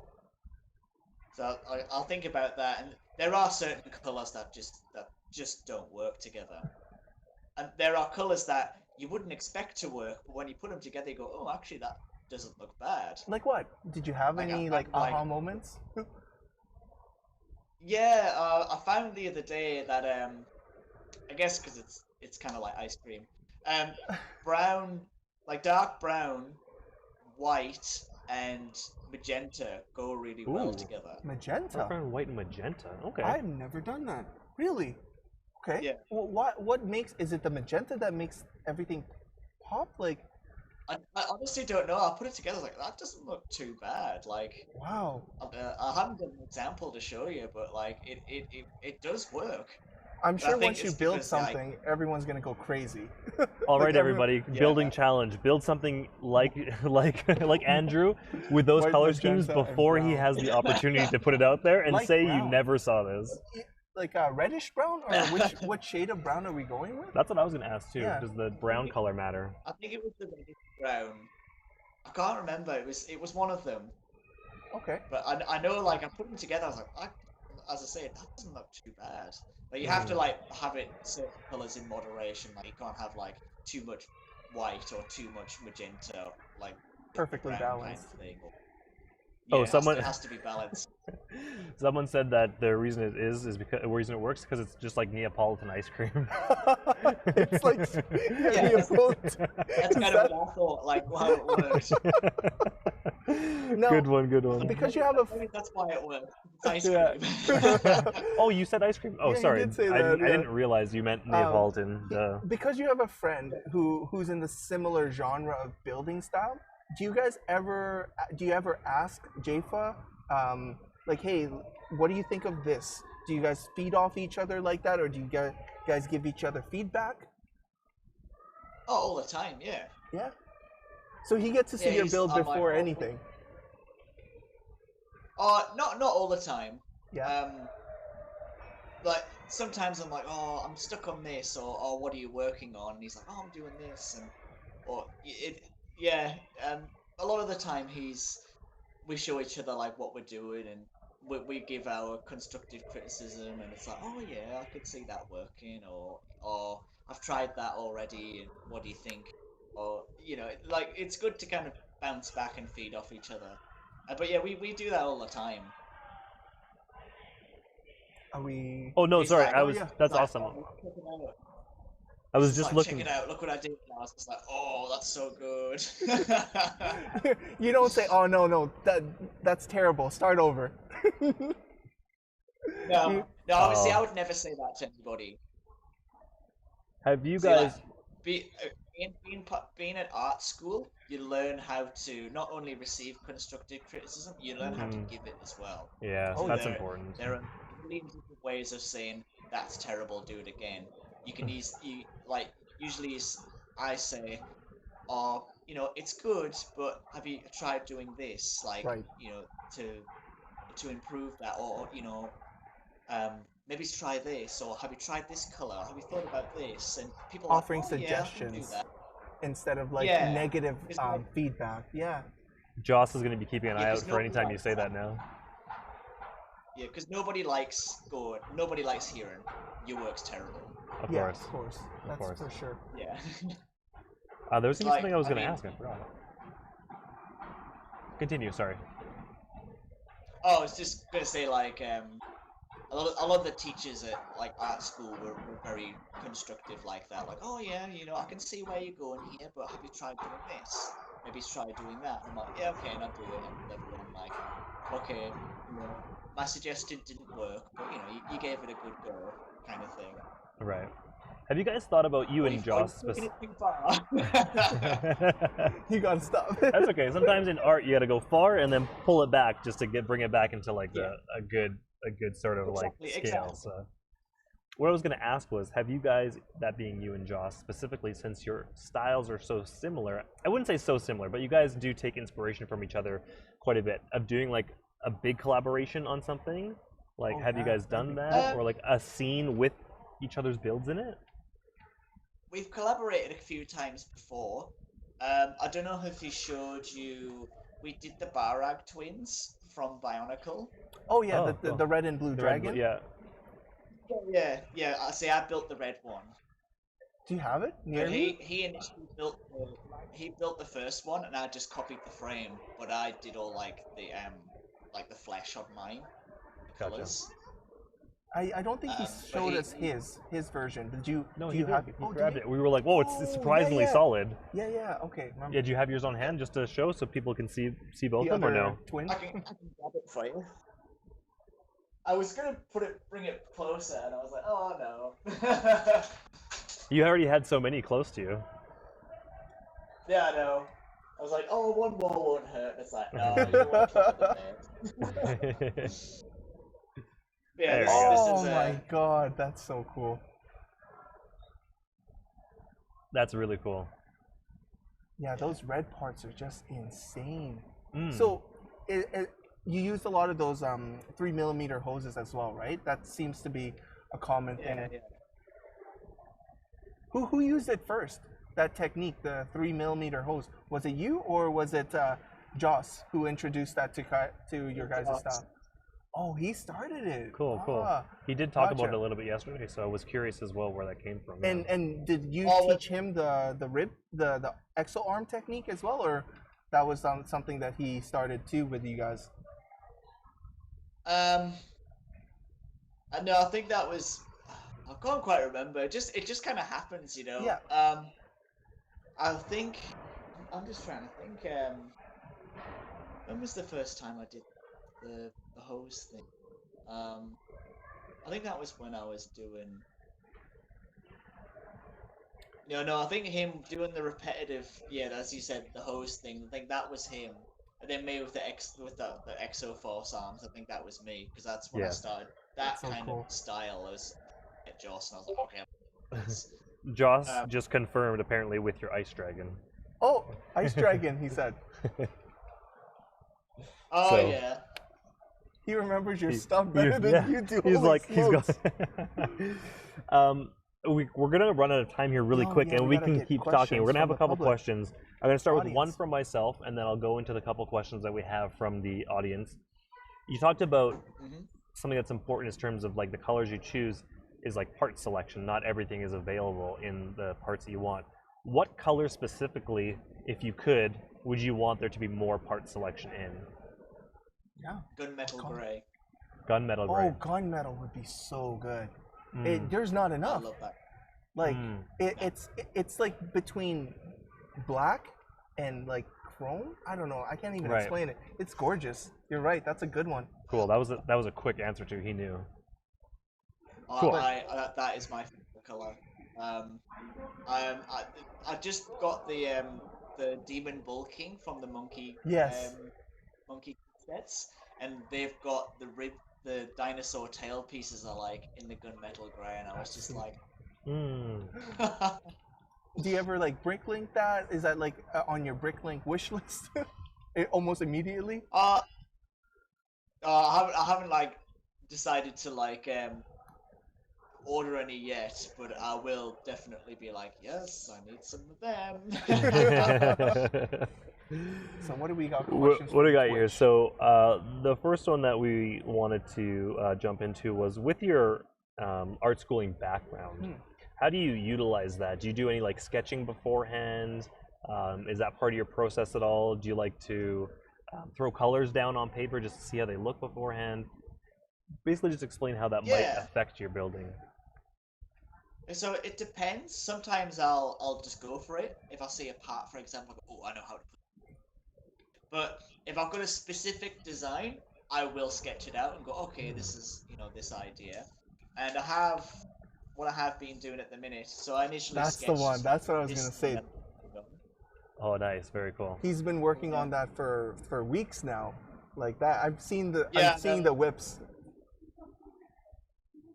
And then I photocopied the sketch and thought, I'll color a few in to see what they look like. And I tried like a rainbow colored one.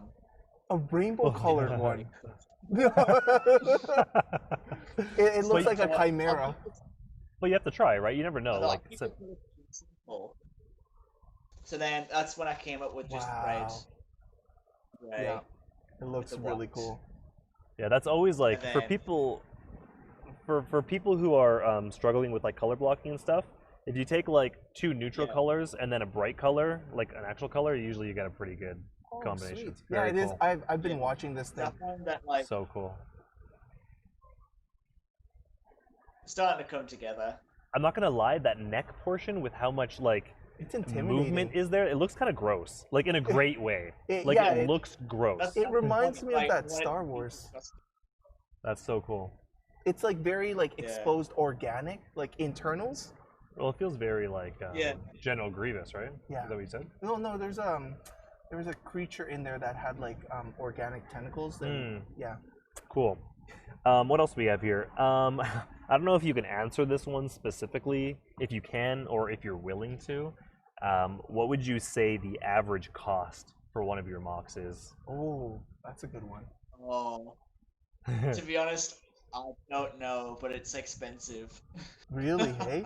Can you ballpark it like more than Is it in the $10, three less than digits? 10,000?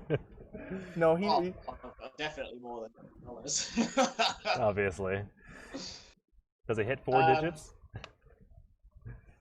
Honestly, if I sat down and pulled one apart and priced it up, probably be hundreds of dollars. Like, Yeah, I believe that. I think I worked out the Gorgon the other day. If I like took the parts into consideration, then the time together, it worked out like well over $10,000. Oh my gosh. Man, you gotta get a better job. Like we gotta get you a job at Lego. Like this is not enough. We want to keep seeing you build stuff, Yeah, but I we need to feel understand. this. Like, especially if you're gonna have to up Joss, you're gonna need to like step up. Like, I get that. Yeah. The last That's question. why I want to kind of do the color theme. This latest thing I'm working on, because it's just a bit different. Yeah. Because all of mine have been quite clean cut, you know, very like pleasing on the eye. But like as I said, this one it's kind of gross to look at. Yeah, but in like the best way, which is really Kind of like cool. a car crash. Yeah, it's like you can't look away. Terrible, but you can't not look.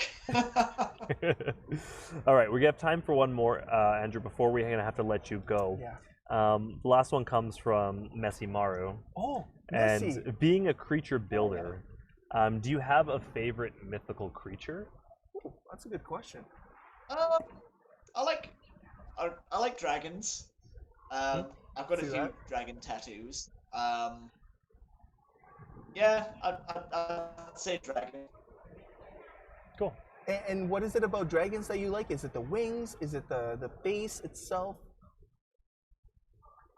I don't know. I just think I've always liked it. See, like I grew up liking dinosaurs, Yeah. so I guess that's the transition. Like dinosaurs, dragons. Ooh. Makes sense. No, that makes sense. That makes sense. I'm gonna ask one more just because Messi Maru snuck one more in for you. Has anyone ever offered to buy one of your finished builds? Ooh. Yeah. Oh, all the time, all the time. Do people give you And they legit offered offers or lowball? I don't think people realize how expensive these things are. Yeah. I've been offered $30 for one. Oh, And come I'm like, Okay. I thought to myself, $30 will just buy you an arm. Do you tell people that? Do you try and bring them into reality so they understand like what goes into it, or do you just let them go and be like, all right? Yeah, to be honest, I usually just say, oh, look, I don't sell my work at this point. That's a very And any plans in the future? Like, Josh is selling instructions. What about you? Are you planning on exploring that side of too? I would like to, but I'm a little bit secretive with that. And I'm like, oh, I don't want anybody to have my ideas. Kind of thing. I see. Well, that's Even yeah. though No, someone did spend the time to reverse engineer, just very which quickly, one? didn't I? that? Oh wow. Really? Yeah, someone took the time and really like painstakingly worked backwards from all my posts to reverse engineer this. Whoa. And I was actually impressed. And I sent him a message and said, I'm really keen to see what you do with that. That's insane. So did they have a follow-up build, or was that just? Wow, that's insane. Yeah, that's an intense one to try and do as well. Wow, Yeah, good stuff. because like all the framework, like pretty good. And as I said, like, oh, he actually sat and did it, but I don't know what he's gonna do with it now. Like, he's just gonna keep it as is, or he's gonna like do like a purple one or something. I don't know. Like, I'd be interested to see what he does with it. It would be cool to see an alternative color for someone to do. Yeah. Just to have them both next to each other. That'd be really cool. But we unfortunately are out of we're time so now. out of time. We've got to let Stay you on the go. line. Stay on the line. Don't go anywhere. We're going to let you go. Guys, we're going to go to a quick commercial break. It'll be the last commercial break of the evening, and we will be back with our final guest. Thanks So so thank much, you guys Andrew. so much for staying tuned, and thank you, Andrew, again for your time and the opportunity to come and speak with us. We'll be right back, guys. No worries. So, introduce yourself. My name's Steven. I'm an AFOL and a member of CLTC. And how long have you been a Lego fan? Ooh, almost my entire life. I got my first Lego set in 1979. Oh, and what was that? That was the original Yellow Castle set, 375, I believe. Now, with your yellow castle, you mentioned that you brought something to BuildCon. Yes. And, like, what did you do with that set? So I wanted to recreate the classic Yellow Castle in a more modern light. but I used the exact same instructions and template from the original, but I did it in Friends style. So it's pinks and purples and pastels, and given a bit of a feminine quality to it, and just give it a new life. Why Friends? At the time, they were talking about an anniversary date that was coming up for Friends, and they were encouraging members of the AFOL community to do creations based in the Friends theme. So, Gotcha. So aside from Lego, what is it that you do in real life? in real life, I'm a firefighter with the Calgary Fire Department. I'm also a family man. I got 3 incredible kids and a lovely wife that supports my hobby. That's awesome. And do your kids like Lego too? My kids are Lego nuts. But because I have a lot of Lego, they end up with a lot of Lego, so they have a lot to build with. So do you still buy them their own Lego for Christmas or Absolutely, birthday? yeah. Okay. Hardly a special date goes by that's not celebrated in some variety with Lego bricks. It's a bit of an obsession in our household. Oh, and your wife is okay with all this? Not okay, she's accepting. There's very different between that. So how do you separate your hobby from the rest of the house? I have a design room downstairs with all my loose bricks and tables, which, like most AFOLs, it can be very chaotic. But I do my very best to keep it contained to that section of the house. If it flows out of that room, I become a little more under the microscope as to how much time and energy I'm putting into my hobby. So my wife is a little more inclined to put me back in my line when I start moving out of that room. So, well, what about your kids? If the whole household and your wife has Lego, what happens to the rest of the house? well, the kids drag it out to a certain extent, but I have an organization system that's tons of little bins. So my rule is if they bring a bin out, it has to go back. It has to go where they found it, or else I won't be able to find it easily when I'm building. Okay. So for the most part, when the kids are doing their creating, they are able to clean up in a timely manner. And how did you develop your organization system? Out of pure necessity. You can ask some of my friends, I had thousands of baggies of parts, all random baggies, like Ziploc bags, all randomly across this room. And then I would think, okay, I need some black round bricks. I know they're in a bag in that corner, and then I'd have to hunt and find. It was a nightmare. So out of pure necessity, I had to get more organized. And I found that these, I think they're 2-liter totes. They're the size of shoe boxes. They're clear. Right. And I've got them in big stacks so that I can visually tune into exactly what I'm looking for.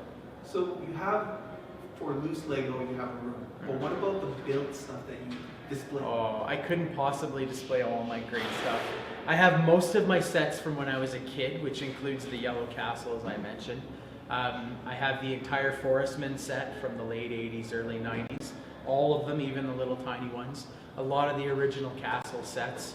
I also have an untold number of classic space sets. I have every single one for sure. I have 6 or 7 of some sets. Yeah. I have a lot of classic space. So I'm assuming classic space is your favorite theme? It's probably my most favorite theme. Yeah. Okay.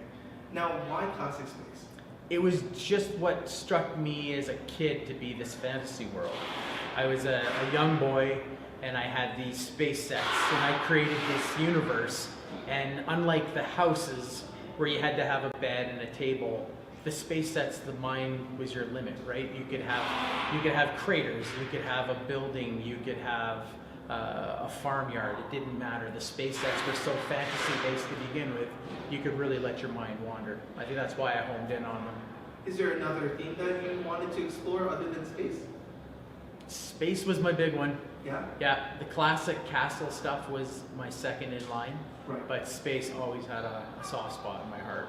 Right on. So you've been an AFOL, you're part of a SALUG. What is it about the community that you really like? I like the fact that it's like-minded individuals who can commiserate and share ideas. Mm-hmm. And sometimes when you're deeply obsessed with a hobby, you question your normality in that hobby. And when you hang out with other people that are equally passionate and equally invested in it, it makes it easier for you to feel like you belong and you're part of something. And I love collaborative builds. I simply couldn't make the style of builds that I want in my own basement without having the collaborative effect of having 6 or 7 other people adding to it to create a much bigger display. For me, I like the story. Sometimes the build doesn't matter nearly as much as the story a person can tell with it. So when you've got 6 or 7 people building all together, the story grows exponentially. Yeah, I love that. So what's your favorite collaborative build that you've done so far? I did a collaborative build with 2 other members.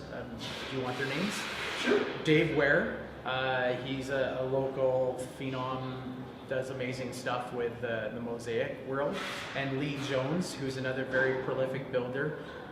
He's loosely associated with Adam Reed Tucker of LCP fame down in Chicago.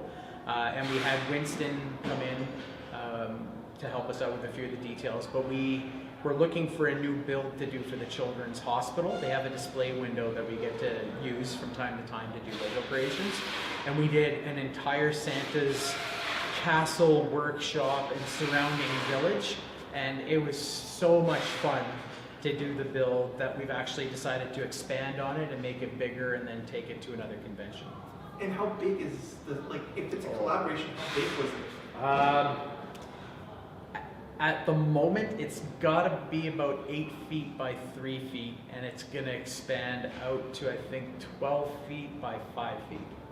It's huge. And it's big. Why is that so memorable to you? It was just super fun to design stuff. Mostly, I get my kids to help me as I call them collaborative engineers, where they give me creative mindset from a childlike perspective. Sometimes our adult brains fog us with realities and things of that nature. So the Santa's workshop was the focus of my part of the build, and it allowed me to think, oh, what would Santa's plane building area look like? What would Santa's bike building station look like? What do the elves do when they stuff the teddy bears?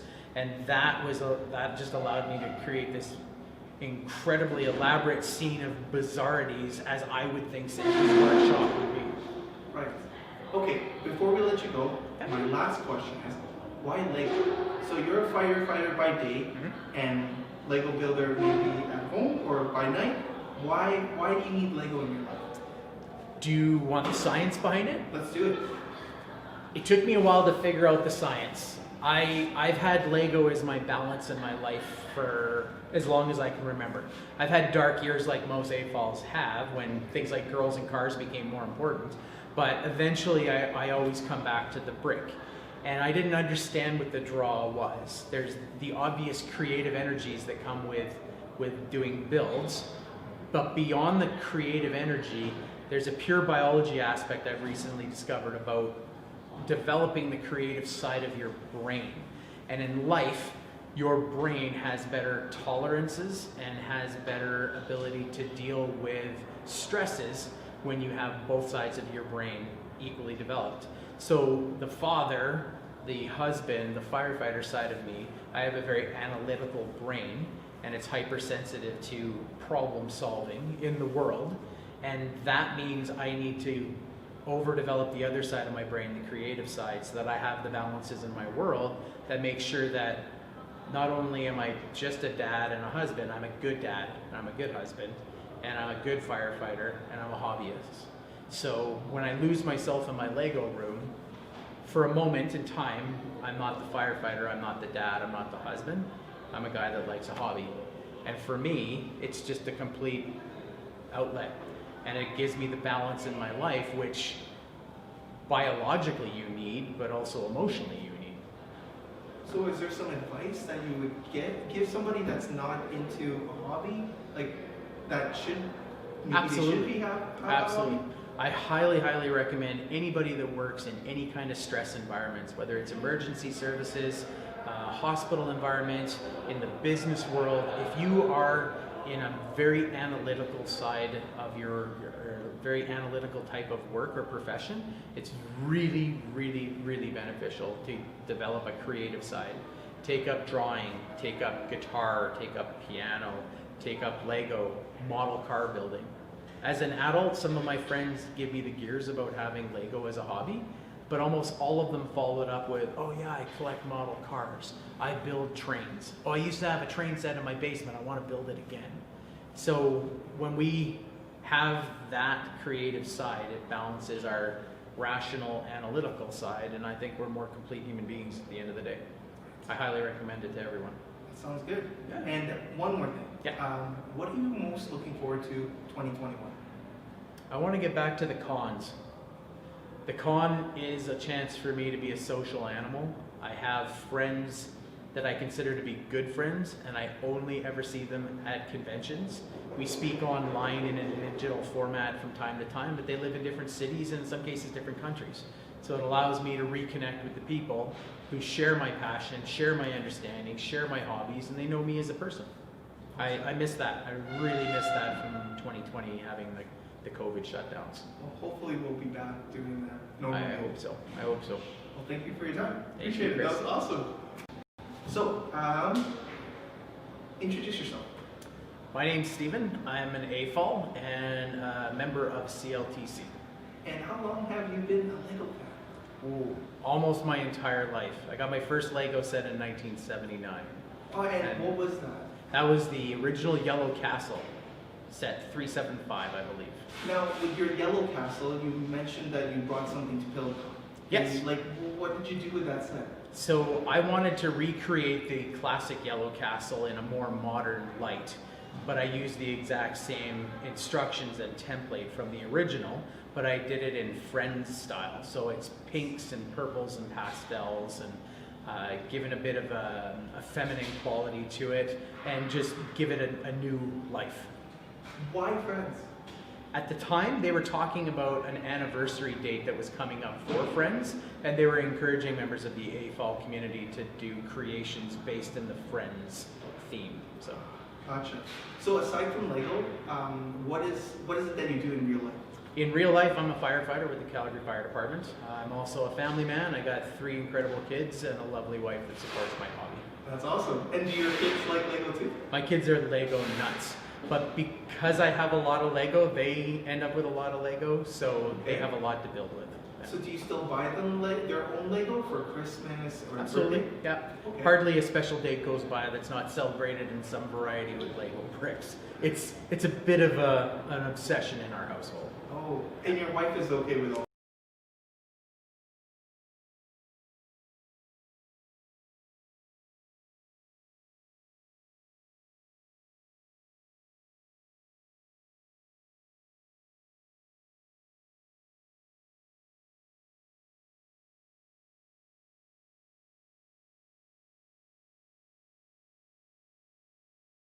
There you go. I see what you're saying. There you go, guys. Sorry, we just forgot to turn on the proper camera. So, this is going to be our last guest for day 2 of BuildCon. He was here yesterday to open us. Today he will be here to close things off. I won't do too much of an introduction. I'll let him do it himself. But yeah, just give everyone a quick rundown of yourself, sir. Hi, guys. Yeah, I would manage to pop in a couple times during the day. You guys have had a lot of fun and some amazing guests. Thank you. My name is Robin Sather. I am a Lego certified professional, the only one currently in Canada. I live in British Columbia, Canada. Vancouver area in British Columbia. And yeah, it's been a great weekend. I'm happy to wrap it up, answer some questions, and see how we go. So something that people are probably curious about that we're not going to touch on today is the whole Lego certified professional thing. So before we get into the questions, I just wanted to let everybody know, if you guys weren't here yesterday, if you guys missed out on the opportunity to learn all of the amazing things about Robin, about being an LCP, about his journey and the history and how he started it, it's really cool. We went into more detail yesterday. What you guys can do is go check out Creator Industries' YouTube channel. Just type in Creator Industries and keep an eye out, because we will be releasing that video as its own separate VOD that you guys can go ahead and watch. Because today we're going to jump right into some leftover questions that we had yesterday from the community, because Robin got a lot and we didn't have the opportunity to get through them all.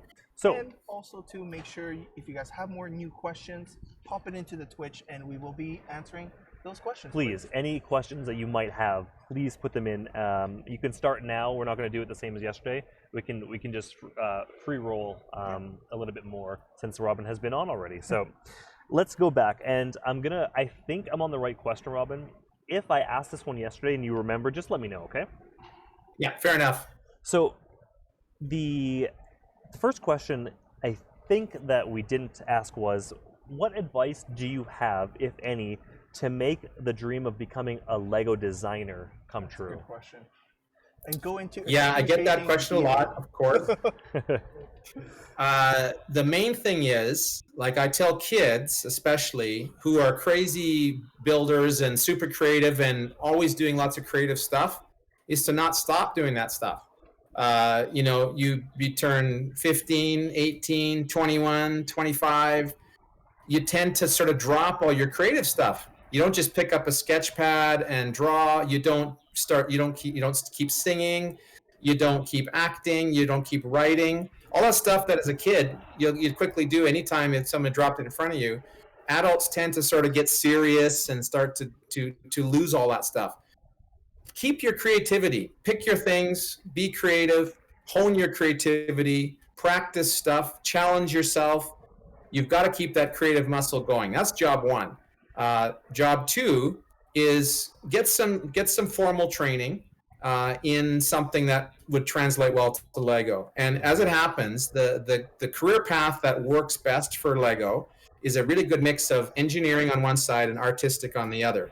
And one of the best careers that works best for that is industrial design. So that's a good mix of form and function. And a lot of designers get hired out of the industrial design sort of track. But a lot of great AFOLs just get picked out of it as well. So, that's a great way to go. There's designers that are working for Lego right now that have no formal training whatsoever, but they're just amazing builders. A lot of your guests would be quite fine as far as their building skills, but you have to also be able, and I don't know them personally, but you have to be able to work well with team. You got to be able to work to a deadline. You have to work well with restrictions. You're going to be told, okay, we're going to have a set that's going to retail for $49.99. It has to have these 3 colors in it. This is the primary. You're going to have to incorporate this new part and this new part. Go, right? And so if you can do that, you're going to do well in that context. I think that's an interesting sort of last couple of sentences that you just said to really give a bit of an understanding for people. I think a lot of times when you're just from like a third party or you're from the outside trying to look in, all you see is the surface area being like, oh, I get to design and build Lego. But really, it's like other jobs where crunch time really matters, cost really matters. Like there's a lot of specific things that you just don't have the same flexibility when you can spend 3 months making your own mock and tweaking it as you need to, or don't even have to worry about the cost, because at the end of the day, it's just your own pocket money. So exactly. And then a lot of designers now, I mean, there's great builders out there that don't actually have any Lego. They're doing everything in studio, for example, right? You got unlimited parts, every part in every color, but that's not realistic for a Lego design. As far as training for that, you're better off buying one set of Lego and then making as many alternates as you can, just the pieces in that set. As a training, right? That's a good as training. Yeah, take a small, like I've been playing here while I've been here, for example. I brought this up with me, right? Yep. So that was a gift with purchase a little while ago. But it's actually a really nice mix of colors, right? And pieces. So I've got my parts, and just try making a train, try making a globe, try making all kinds of stuff with a super limited bunch of parts. Just as an exercise, it's really good to, it's just a workout for your brain, for your creative muscle. Just as is taking studio, where you have unlimited parts and you make a gigantic creation or something that uses, 10,000 of one part. That's also cool. That's not realistic for a Lego designer. Right. You're never going to have that. You're never going to have that freedom. That's so interesting because they work for Lego, and you think that Lego would be like, design this, maybe just use this as a part, but don't they have access to everything? Is that of course they do, but it comes down to cost. It comes down to cost because it's going to have to go on the shelf. A great example from 15 years ago, when there was the set came out, it was a race car, it was a model team set, more than 15, many years ago, and they had the little chrome parts. Yeah. So little chrome Chrome. parts. So they're amazing, right? So, but they could have used a chrome macaroni piece, what you call the macaroni tube pieces, right? Yep. So they had those for the headers on the race car. Each one of those parts, in the terms of the cost of the set, was worth 24 2x4 bricks. So if they didn't use that part, they could have added 24 2x4s to that set for the same cost. Yeah. So you put 4 of those in, right? That's 96 Lego parts that can't go in the set to get under the same cost level to produce. So there's choices to be made. There's definitely restrictions. Again, they're gonna sell it for $49.99, right? So that means the cost is probably half that, right? So they have to come in with a certain level. Yeah. Yeah. Speaking of cost too, that goes in more depth with licensing, right? Especially licensed products are so much more expensive. So that's the one thing I'm always wondering about Lego. Like, how do they justify having a licensed product with very low piece count? Well, you can certainly see when you look at a Star Wars set versus an Ninjago set, let's say. So in Ninjago, they don't have to pay a license fee. It's their own IP. It's their own intellectual property, right? So they don't have to pay a license fee. The same piece count Ninjago set versus the same piece count Star Wars is going to be $20 more or $30 more. That's licensing. Big chunk of money goes straight to Lucas, right? Or Disney, right? So that's just right out of pocket. Yep. That's So really interesting, that's why I like buying creator sets, because there's no licensing fee. You get the best bang for your buck. Yeah, that's very true. Especially the ones that come out during Christmas time, Boxing Day, back to school. Yeah. I love those sets because it's just pure bricks, right? Yeah. No licensing, just awesome parts in different colors. Maybe that's a good point for our younger builders who haven't gotten to that stage in their life yet where it's like, I work, I can, whatever, I'll splurge or whatever. If you guys want to start amassing your parts, think about, like, is it a license set? If it's like, again, if it's like a Marvel or if it's like a Disney, and you guys are looking to get a piece count and really build your collection, maybe look elsewhere. Maybe look at the big bins that Chris and I were just talking about, or look at the Ninjagos or things that are owned by Lego. So that you can build your sets a little bit faster, or build your collection. Yeah, I mean, I recommend to families. Everyone's saying, "What should I buy?" Everybody runs out of basic parts, just basic pieces to make up the bulk of creations. Yeah. So buy a couple of Batman sets or Ninjago or whatever they are, and then buy a bunch of creator sets to just give you bulk and basic pieces that are going to be under the hood. They're going to be the background. They're going to be the support for your cool wings and your greebling on your spaceship, right? So that's just how it's good. If you've got all kind of small greebly sets, you can build big greebly things, but they're it's hard to actually give structure to them because you got no brick to actually connect everything together. Sure. So you need a balance there, and the best bang for the buck is the creator or the basic. And those big Walmart tubs that come out every Christmas. Yeah. 900 pieces or 1,600 pieces for next to nothing. Yeah, those are good. Just a quick question. You mentioned the word greebling. For those of people who don't know the glossary of Lego, what is greebling?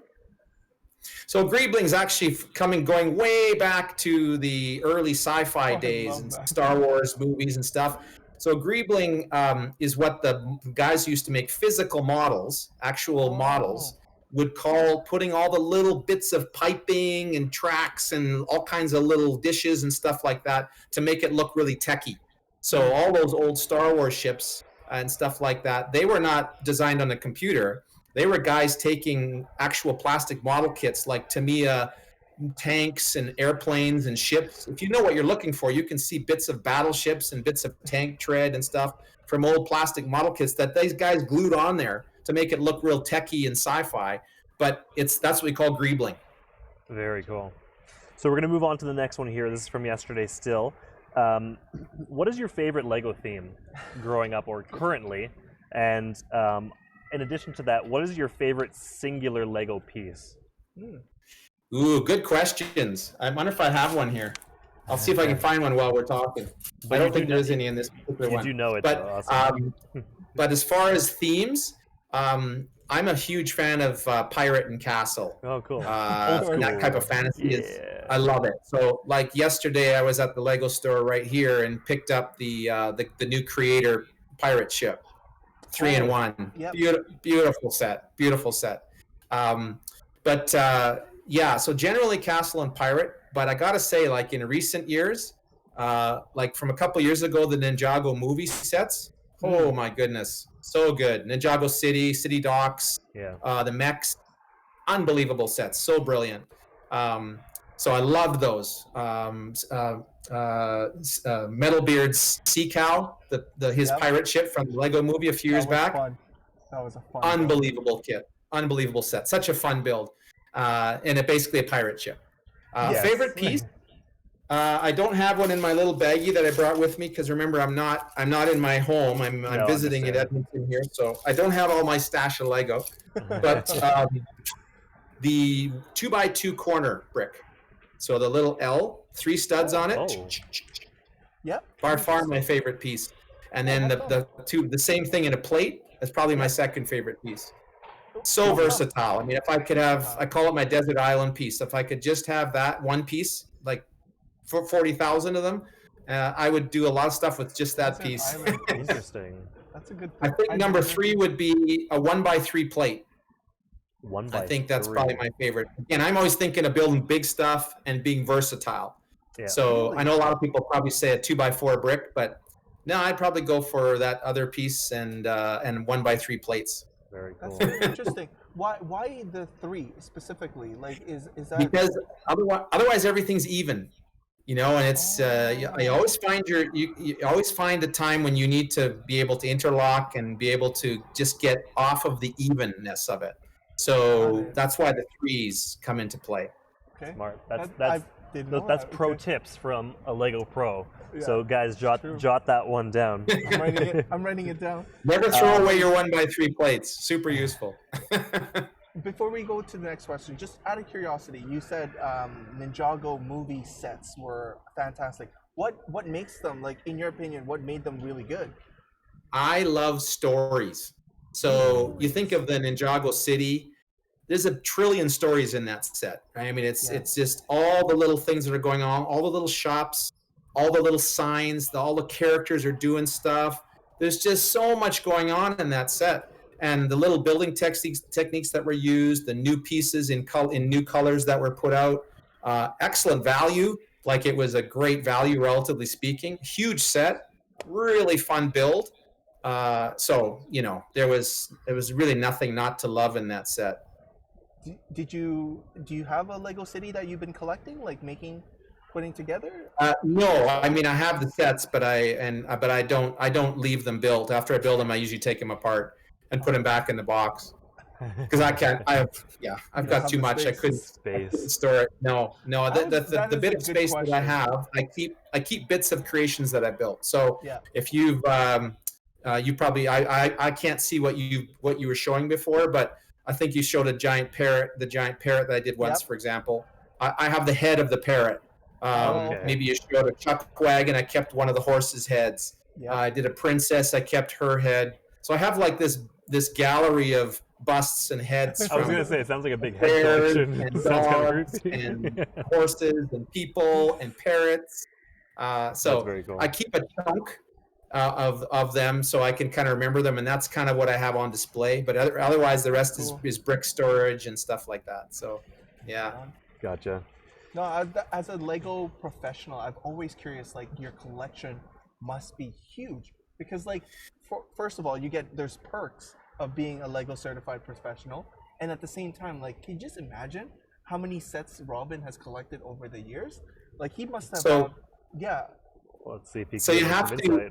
So I, as an LCP, I have the partnership allows me to buy basically unlimited amounts of Lego brick, raw brick, so bulk brick, and in any part that is currently available. So if you look on the shelf at a store, whatever you see parts that are in those sets, I could get 50,000 of them.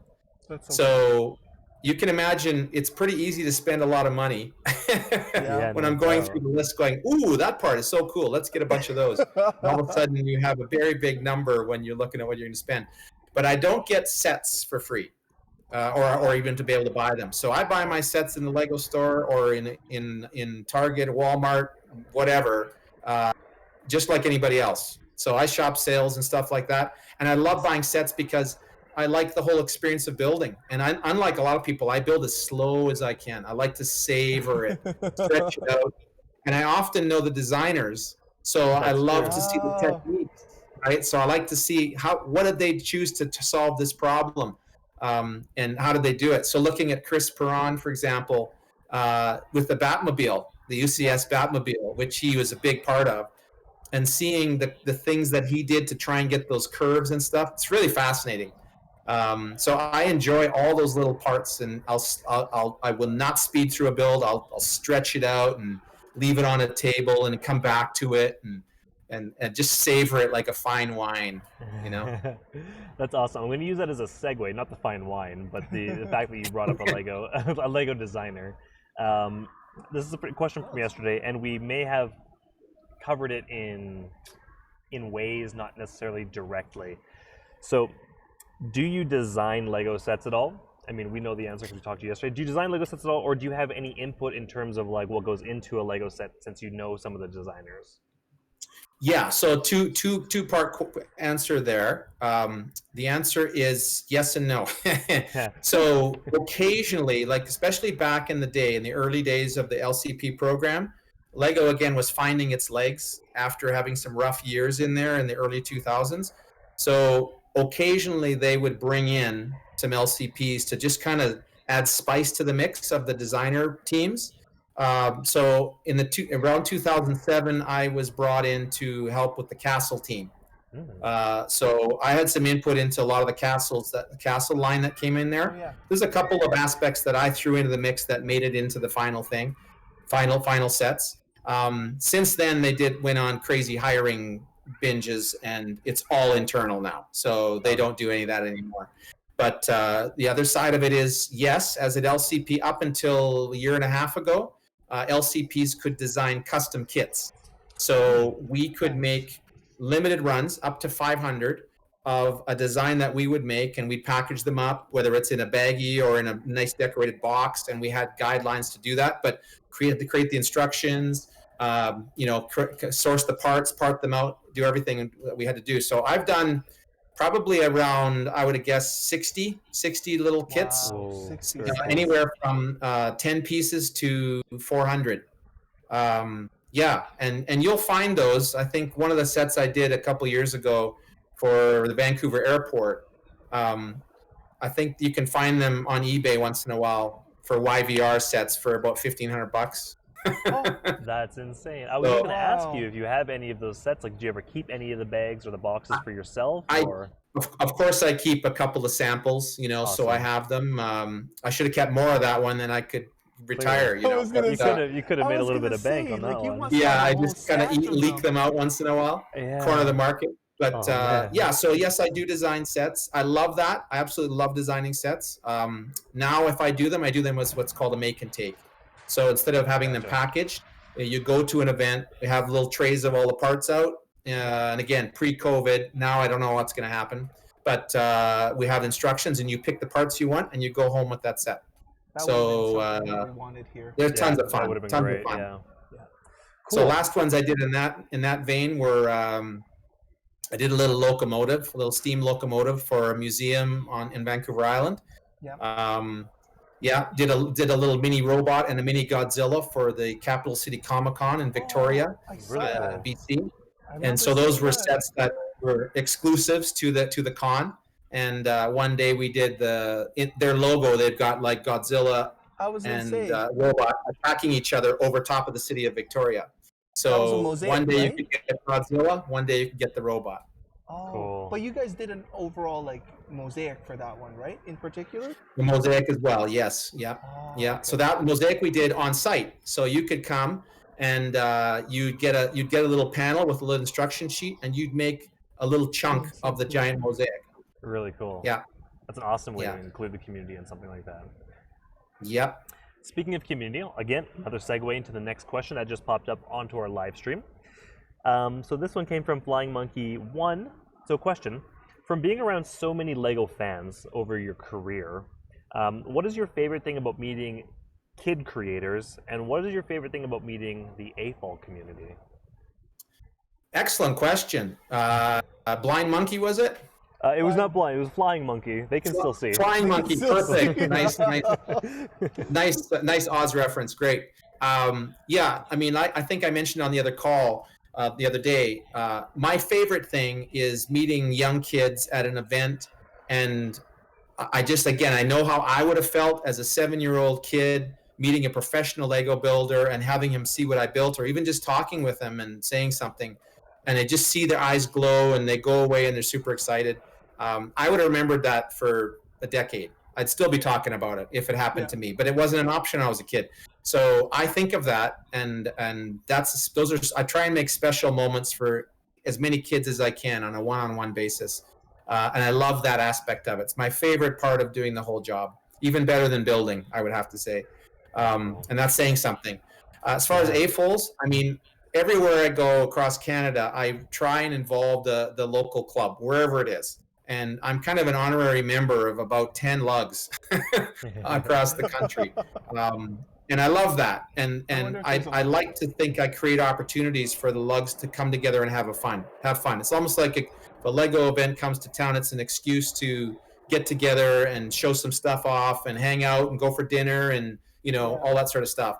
So from Halifax to St. John to Toronto to Owen Sound to Alberta, Edmonton, Regina, wherever I go, there are clubs everywhere there, and I absolutely love hanging out with them, with the different clubs.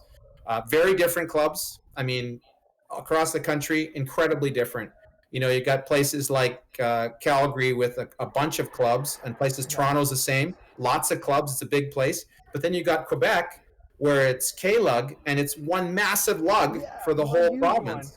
But they have little chapters that they kind of hang out in by themselves, but they still call themselves K-Lug for the whole province.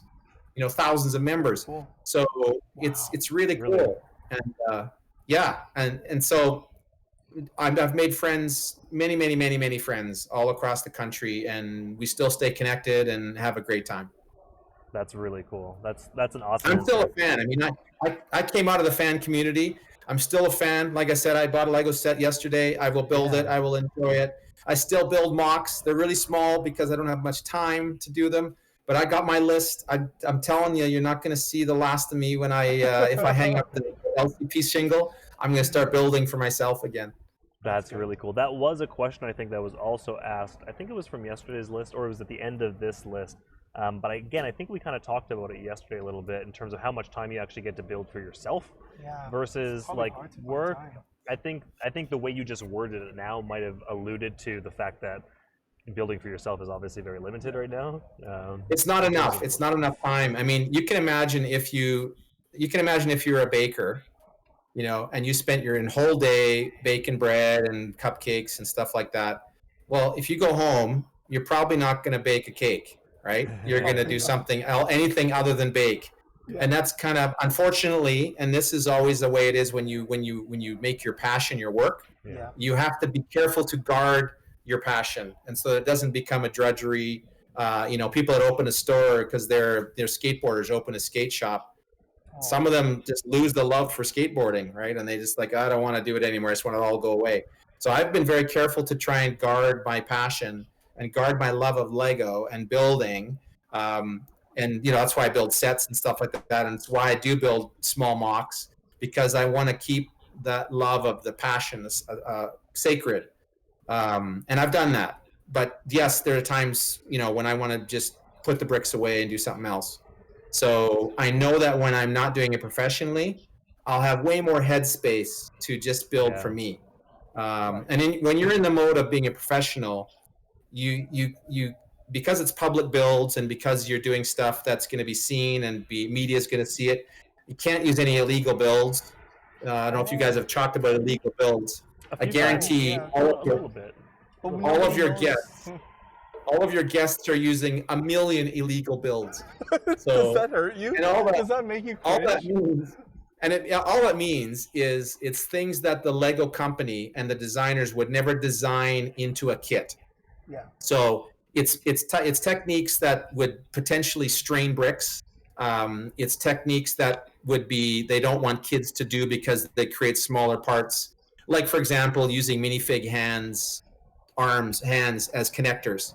Yeah. It works great, but they don't want to kind of encourage children that get minifigs to pull the hands out because that's a small part, and their little brother could swallow it, etc. Right? And then there's other places where you put two bricks together, and it might work really well, but it actually strains one or both of those bricks, and so over time they will weaken and maybe break. So Technique pins, for example, is great with those. You can use Technic pins that don't actually click all the way through, or you put them in the bottom of a brick and you use it to go, back to back. There's ways you can do that, but it strains the pin, and the pin will eventually bend and break. It weakens it. And so they never encourage those things, and those are called illegal builds. So you have to think in that mode. So when you're just building for yourself, you have to throw it out the window and you build whatever you want, do whatever technique you want, but it's hard to shift gears. Yeah. I guess it would be like speaking two languages, Sure. You start thinking in French and speaking in French, or do you think in English and then speak French? It just gets confusing. So when I don't have to worry about that anymore, I'll just be able to adopt a lot of the stuff that people are doing and some of the old stuff that I used to do, and it'll be a little easier. Don't have to worry about that. Robin is saying right here and right now, you have it live, that he is going to go ham on illegal builds as soon as he's allowed to. Illegal builds all the way. Just to touch back on the previous question, did you have any tips or things to keep in mind when you turn your passion into a job? Like you said, you build sets, but are there things that you kept, as off limits? I would never do that, so it doesn't compromise my joy in doing this. Well, that's the key. Whatever gives you joy, don't taint that thing. So find the joy, find what gives you satisfaction and whatnot, and then don't poison that. So don't, and that's a really nebulous answer, but I put it this way: I don't put pressure on myself to build a lot of mocks if I don't feel it. Like if I'm not really jonesing to build a mock, I won't build, because then it feels like pressure. And to be honest, I've seen club members get some clubs, because I'm exposed to literally dozens of lugs. I've seen lugs kind of burn out because they're pushing hard to do a show, and the members are like, oh, it becomes a part-time job trying to make all the stuff that they've got to do to make their show happen. Right. I'm not a fan of that. You've lost your joy. Now you're feeling pressure. You're staying up late. You're pulling all-nighters to build something, and it may not be giving you the joy that it used to give you. And I try and encourage people, keep your joy. This needs to be fun. This needs to be a fun hobby. I'm the only one here that needs to make money from this. Well, you guys too. But I mean, we're the only ones here that are doing this professionally. Everybody else that's listening is doing this for fun. So if it's not fun, don't do it. Don't do it. Find a way that gives you joy and do that thing. Don't feel pressured to build to build up to someone else's level, or to build big stuff because all your buddies are building big. Find the thing that gives you joy and do that, and take the satisfaction from it. It's all about your own experience. Now, just to touch base on this, you've talked to us personally about this, but I wonder if you could touch base, because you have been around and you've seen lugs. The one thing that you've always commented on was things aren't as fun anymore. And when you go to these conventions, because thankfully right now they're not active, so we're not bashing anything, but you've mentioned like people have become competitive. For them, going to a con and building something big to get that recognition seems to be becoming like the most important thing. What are your thoughts on that? Like how conventions have shifted and they've rewarded people who build big? I'm personally not a fan of this driving to win prizes. I'm just not a fan of it. Again, I could name names of friends of mine and club members that almost have left the hobby because they didn't win the prize that they spent 2 months building a mock for. I mean, they're literally just depressed and downhearted over it. But before the convention or before the contest, they were super proud of what they built. They loved it. They're super proud to talk about it. They had a wonderful experience building it. They put it in a contest. They don't win first prize, and they're depressed. So who won there? Nobody wins, right? So I have, of course, I was one of the founding members or starters of BrickCan, the British Columbia Lego Fan Convention. Yeah. And if anyone's been to BrickCan, you know that we don't put a huge emphasis on the contest aspect of it, the mock contest. We do give prizes. We don't give dramatic prizes. We don't give, we give probably 25 awards maybe, but there's many cons out there that might have 200 prizes. Wow. And even the prizes, you'll also notice that our trophies are all the same. So even making the trophies for the contest has become a thing, and people feel competitive, and they get asked to make a trophy, they got the pressure, and they got to make a trophy that's as cool looking as the next guy's trophy. I don't understand that. As a fan, I don't understand that. I just want to have fun. I want it to be fun. I want there to be joy in this hobby. And I do see more of a tendency to be competitive.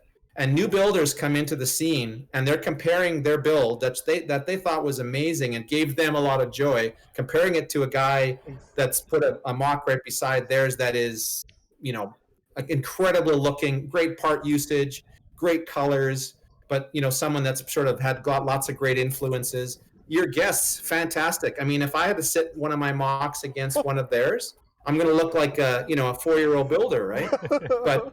But I try and encourage people, find your joy. It doesn't matter when you compare the two. It doesn't matter. It's about your satisfaction.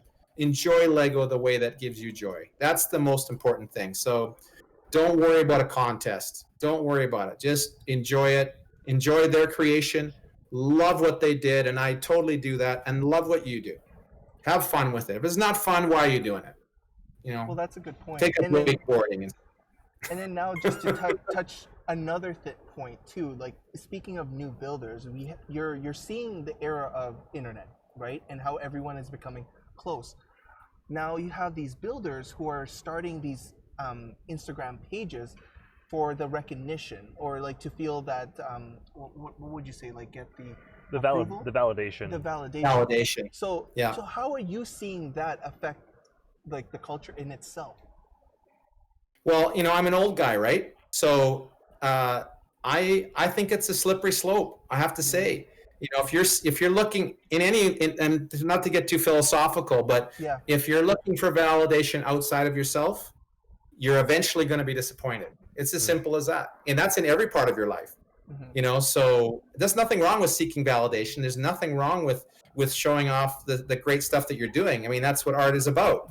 But if you depend on the validation and the number of likes and the number of subscribers, if that becomes super important, more important than the art, you're heading for a fall. I mean, it's inevitable that someone else is going to come along and get more than you. And where does that leave you?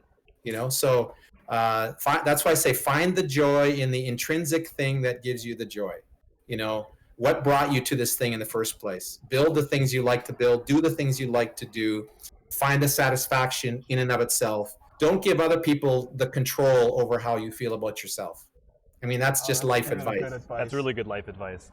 So if you guys are feeling that in your Lego, take that to heart, and then take that and expand it through your life. And I think and know that you'll be much more satisfied for sure. It takes the pressure off for sure, and like you said, it allows you to just become more positive and just keep going with this passion.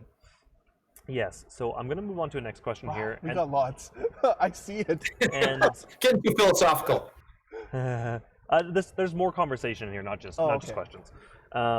This one's going to be a little bit weird. So the way I word it may not be perfect, but I'm going to do my best. Well, it gets a little bit personal and something that he may not want to answer. So the question is, as a Lego certified professional, how would you the question was really, how much do you make? But the way they worded it, they know that that's like not a great way to ask it. So they gave a bit of a scale, like on a scale of, I need my wife to work as well on one end, and the other end being, I'm a millionaire who has a mansion in Vancouver. Like, how comfortable are you in terms of like your financials? Like, how like were you able to make your career? Like, is this a viable thing? Like, I think Yeah, you know what so I'm getting at. I totally do, and Thank you. everyone wants to ask that question or something related to that, but Yeah, might be too sensitive to do. So it's so tough. I'm happy somebody asked. I talked about it on the other call a little bit, that I had the flexibility to leave, sort of shift from my IT career to a bit more less IT, more Lego, et cetera, and kind of shift over. Yeah. And then if it hadn't worked, I could go back to IT. So I was in IT, and IT generally, I was making good money. Yes. So even the way I'd calculated it out, just doing projections, I wasn't going to make as much money doing the Lego stuff. Like even sort of at the full-time level as what I'd projected, it was going to be a lot less money. But like I told on the other call, I was burning out. Like I was just dredging, getting up and programming and doing the work that I did and coding and stuff. So I was just dying inside with that. So I would have gladly gone and dug ditches or done anything else if I could make enough money. So I thought, well, this is the time to chase down my Lego dreams. So it basically took, to be honest, probably about 7 years before I was up to the similar level. But like any job, especially when you're self-employed, you can work as hard as you want to work. Sure. There's other LCPs that have made millions of dollars doing it. The exhibit route is far more lucrative than what I do, but it's far more work, and it's a lot more headache, and it's a lot more intense, and you have to risk a lot more. I mean, no one's going to pay you for an exhibit that you haven't built yet. Yeah. It's going to cost you six figures. It's going to cost you $150,000, $200,000 in Upfront brick capital. Yeah. up front to risk to build an exhibit, and then you may not be able to show it. And you've got to pay people to help you. You're not going to do it yourself. You're going to have a team to build it with you. So you're looking at big risk, and it's hard to sleep at night when you're strung out with that kind of money.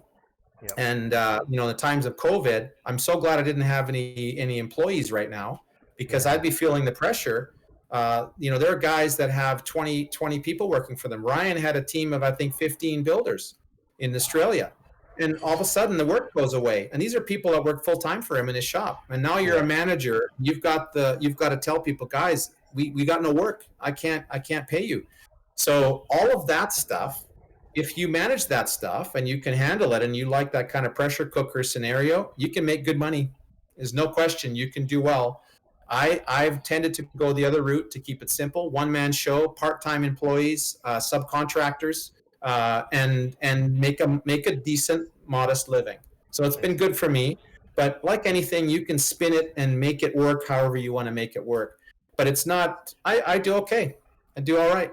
So you've done it for a while, and you're still here. So yeah, if it wasn't something I loved doing, I would find something else, because I would probably look for something more lucrative. Right. So there's kind of a cost of the passion. The passion costs a bit. Yeah. No, that makes complete sense.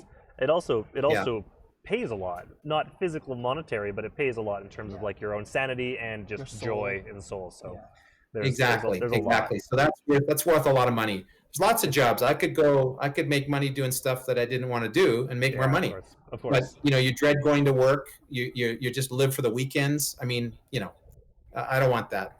Life's too short for that. We can honestly relate. We can attest to that pretty well. We pretty much quit our jobs. Everybody relates to that, right? I know, yeah, exactly. Cool. Another question. This kind of goes back a little bit into our previous conversation about licensing. Someone was curious, does the Lego movie itself, any sets related to the Lego movie, have additional licensing cost involved in that? Or is that all just pure Lego IP that they don't have to upcharge for? Well, I'll preface it by saying I am, as an LCP, I am not a Lego.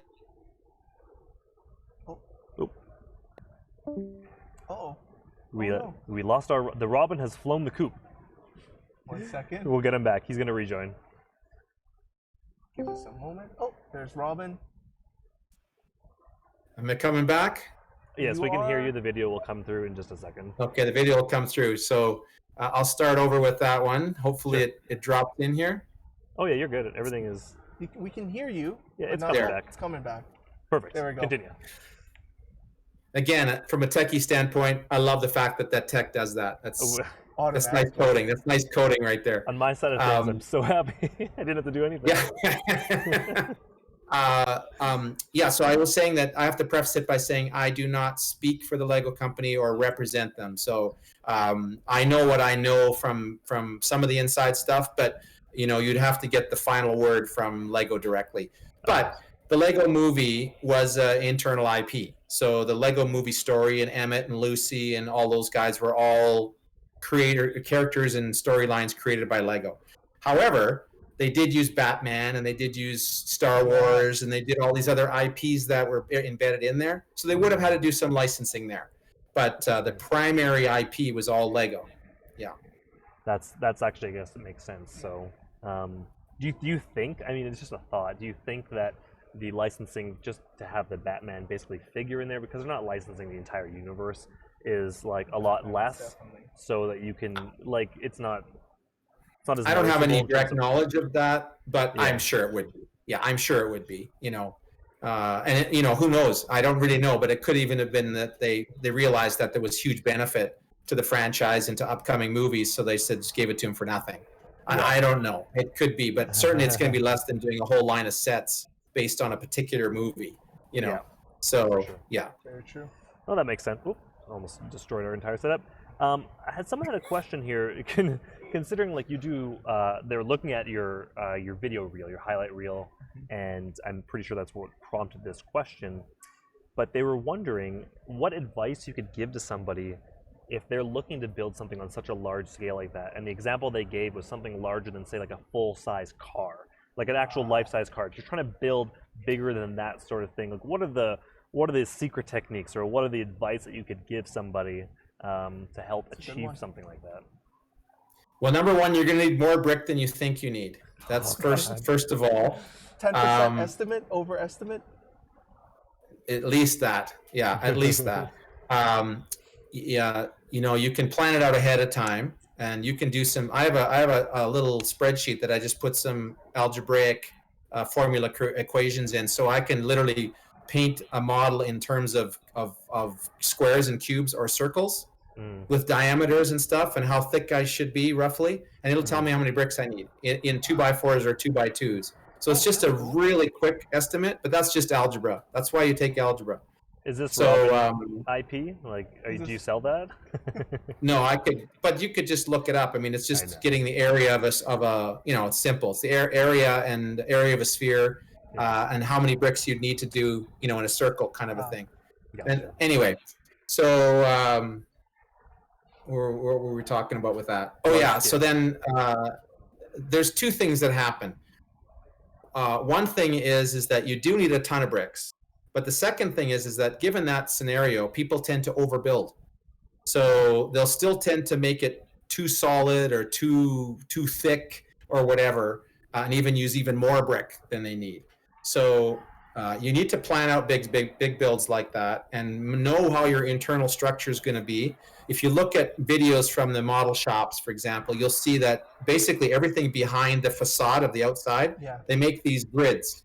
Literally like a tic-tac-toe grid of a lot of 2x8s, 2x8 bricks or 2x10 bricks, and they just make this network, and it's just always going up the entire model.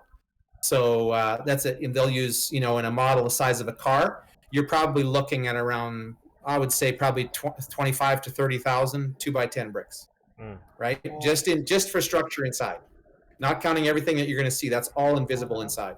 Also, all those models, any model you see at a Legoland or at a store or anything like that, a show, an exhibit, they've all got an internal armature inside. So they've all got metal beams and things that are holding them up, and things that they can use to be carried and lifted and stuff like that. Often there's like a little hidden panel of Lego bricks that'll pop out, and inside there'll be a holder that you can put a metal beam into to pick it up and stuff like that. And then they'll also be in sections. So you'll have say a minifig arm that's a Ninjago guy holding up a weapon of some sort. Well, that whole arm probably pops off, and there'll be a little pin that comes out and it pops off, and there'll be a metal thing, and they build a Lego around it.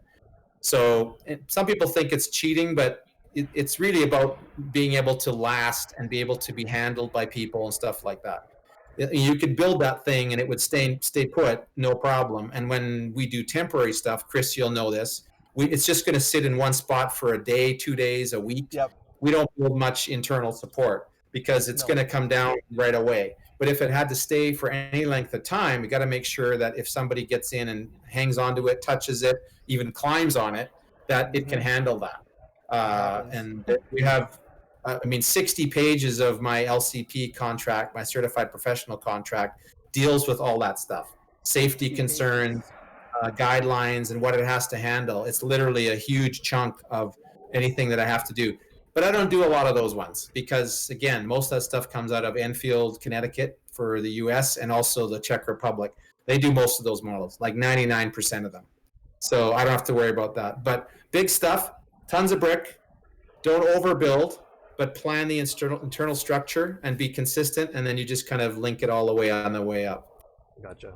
They had a follow-up to that. Basically, is just like for using something as large as a car, what would you think of using the Technic bricks and pins versus 2x8s and 2x10 bricks? I mean, when you see a lot of the stuff I do, a lot of the stuff that you see the Lego company do, stuff in Legolands, etc., it's all studs up stuff. I mean, it's almost 100% just studs up brick. So that's why I say when you're stacking and stuff, it's studs up brick. It's not complicated. It's very simple from that standpoint. But if you're going to go off of studs up, then yeah, Technic can be helpful there. There's even though it doesn't feel like it when you're using Technic, there's a lot of free play in Technic brick. So to use studs and beams and pins and stuff, as soon as you get any sort of size, the thing is super flexible and flimsy. Yeah. So it's great for small scale. It's great when it's braced in multiple angles. You can get some bracing there, but overall, they would never do that in a model because they want to, and it's all glued, right? So they all want to have it all glued in spots, and that's why it's usually studs up. But yeah, for a big model, you could totally use Technic beams and stuff and pins to do it. Another thing will happen sometimes, and I'll do this too, is you can, instead of gluing, if you can use even stacked brick and then having a beam beside it, locking it together. So you'll have at the proper heights, stick beams out, stacked brick, and then you just put a beam on top of that, locking them together. You really want to lock it together, do both sides. Then that thing's not coming apart. If it comes apart, then pieces have broken, literally snapped. So super strong. So yeah, I've done that too. So yeah, it can work. I'm surprised that they didn't ask this. So if they're planning on building a giant car, where do you suggest they would where to go to buy this much brick? Because they're not LCP. Like where would you go? There really isn't a great place. It's Bricklink, right? It's Bricklink, Brick Owl. It's all the same things.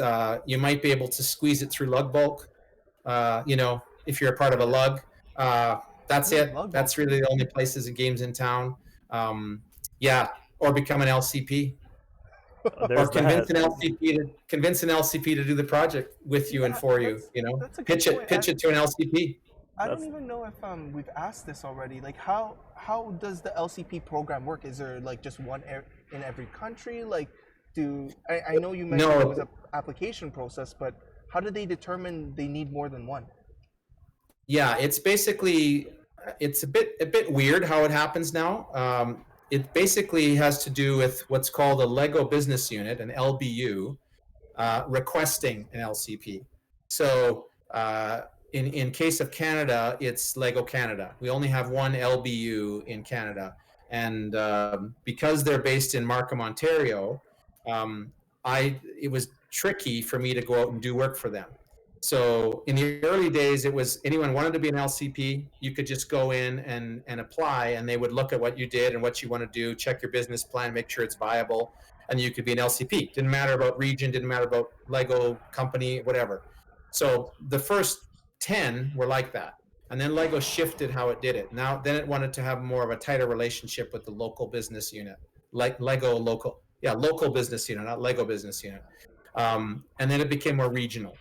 So, Yeah, and that's why we have a new LCP just coming online in Toronto. So he's going to do a lot of stuff, way more than I do for Lego directly. So whether they're doing a marketing thing in downtown Toronto or doing the Christmas parade or something like that, it's just much less cost because he's already there and he's got a stash of bricks instead of having to fly me there plus bricks and all that. So he'll do a lot of that stuff. But all the stuff on the West Coast, because Canada is so wide, so broad, I'll do that stuff. I'll still continue to do that stuff. So it is basically a region requesting help with something that they're doing. That said, I think for most of us LCPs, the amount of actual revenue we derive from the Lego company is minuscule. Yeah. There are some LCPs that get nothing. They not $1 of business from Lego, even though technically they exist because the local business unit requested them. Yeah. It's a bit weird. So cool. China and right now China is the big hotspot. So there's a couple new LCPs in China, and they do the majority of their work is Lego driven, and they requested those guys to be there because Lego had no model shop or any presence there of designers. And so these LCPs are there. They speak the language. They're local. They're positioned. They have lots of connections with local builders, and so they've set up shop and they're doing all these builds for Lego China. Cool. Yeah. I had a question that I wanted to ask one of our previous guests, but we just ran out of time. Because you work with such large-scale models, you had mentioned a lot of times, especially if they're being moved around or if they're going to be on display for a long period of time, they glue them together, right? So that is like Sorry, I'm noodling while we talk, so noodle away. Just don't drop any pieces. Yeah. All right. So what I was going to ask was, I had spoken to one of our local displayers here at New Horizon Mall, and they were talking about gluing and how one of the issues was just fumes or using the right type of glue or just like the mess it can make, as well as the issue of if you make a mistake, then you got to take that whole part that you already glued and like restart. So for people, if they want to start making large scale displays and keep them together, aka glue them, like what type of glue do you guys use? What type of like PPE do you guys have to make sure that you guys aren't inhaling fumes, or like what are the Lego secrets in terms of like keeping all this stuff together? Well, there's a million videos on YouTube that you can see big things being built, and you can see the overhead ventilations that are happening there, and they have very, very advanced filtered systems to pull fumes out of the air. Again, there's lots of guidelines that we have to follow if I create a full-on shop. I'm a single proprietor. I'm a small shop. So any gluing that I do, I actually just go out in my patio and put a fan behind me and glue. So it's really low tech. And I just put it on a table and glue. So I'm just ventilating directly into the atmosphere, which is fine. The glues that are used, there's a couple glues that are used commonly. GBL, gamma buty something. But Perfect. GBL is a common acronym, and that's the main glue that's used currently. It's a non-toxic, non-volatile glue. You can actually eat it if you wanted to. It's not going to hurt you at all. Is it school glue? Is that what school glue is? Is what? Is it school glue? No, it's not the same. Oh. No, it's not the same as like white glue. No, it's clear. Look up GBL. The problem with GBL is it's very similar in its makeup, its chemical makeup, to GHB. Now, GHB is the date rape drug. Yeah. So you have to just make one small chemical reaction to GBL to get GHB. So and because of that, GBL is very, very controlled. So if you buy GBL, you literally have to account for every ounce that you buy. You have to show its usage. You have to have a certain application be vetted to even be able to buy it. In some countries, it's totally illegal. So in Australia, it's 100% illegal. You cannot buy or use GBL. Canada, it's highly controlled, and I've tried to get it for years, and I can't get it. So you can't just buy this off Amazon and everything, so I'm not allowed to get it. U.S. Lego uses it in the U.S. So there are alternates. So the old glue that you used to use is called MEK, and that's methyl ethyl ketone. And all your old Legoland models, and some places still use that. It's a highly carcinogenic, super toxic glue that is, you don't want to breathe it. It's very bad for you. But once it dries, it doesn't off gas very much. Super great for ABS, and it's awesome. So you can use that, and there are products available that are essentially that product. OD ABS cement. So you get a little tub of OT cement, and then you pull it out, and it has the fuzzy ball on it. So that's used to do pipes, to put pipes together in plumbing, ABS piping. That's MEK. That's methyl ethyl ketone. So you can get it. You can get it at any hardware store. So I use that occasionally. But I also use a glue is kind of abbreviated by MEC, methylene chloride. Is actually more of an acrylic glue. And it's also available at a plastics place. You can find it. The company is Weldon. Weldon number 3 is methylene chloride. And it's thinner than water. It's really hard to work with. It's thinner than water. You have to use a little dropper. And if you spill it, same with MEK, if you spill it on your brick's ruined. Like it'll just kind of eat into it. You can't wipe it off. You can't, it basically is a solvent that, an epoxy that essentially reacts chemically. Both of those glues are like that, MEK and MEC. They react with the bricks, and now those bricks are permanently bonded. And in fact, if you try and break them apart, you're just as likely to have the plastic snap than the actual bond break. The bond will probably stay put, and the brick will break. So they're so strong. It's similar to what like Warhammer or like those kind of people use. It actually just melts the two plastics together. Like that's how it fuses. Yeah. That makes sense. Yeah, so that's what I use, and it works fantastic. Doesn't work for like plant parts and things like that. It doesn't work really well for polycarbonate. So for clear pieces and stuff like that, doesn't work really great for that. But for ABS, for 90% of Lego bricks, it works really well. Really hard to work with. You really have to watch your ventilation. But otherwise, that's what I use. Those are the glues that I use.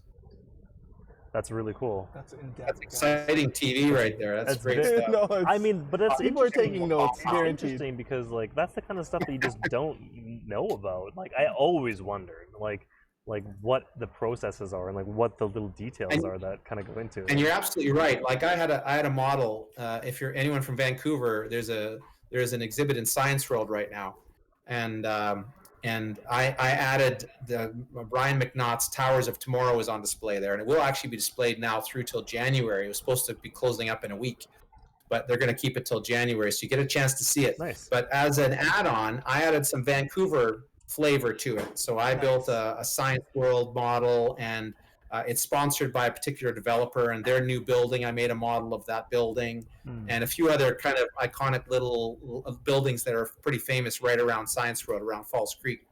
But early on, just before COVID kind of hit and they locked down, a bunch of the models essentially got destroyed. And I partially glued the models because they're relatively close to hands-on. They can kind of be reached in. And one of the models got really hammered. And parts actually broke. So again, what I had to do is literally take the broken glued bits and chisel them off.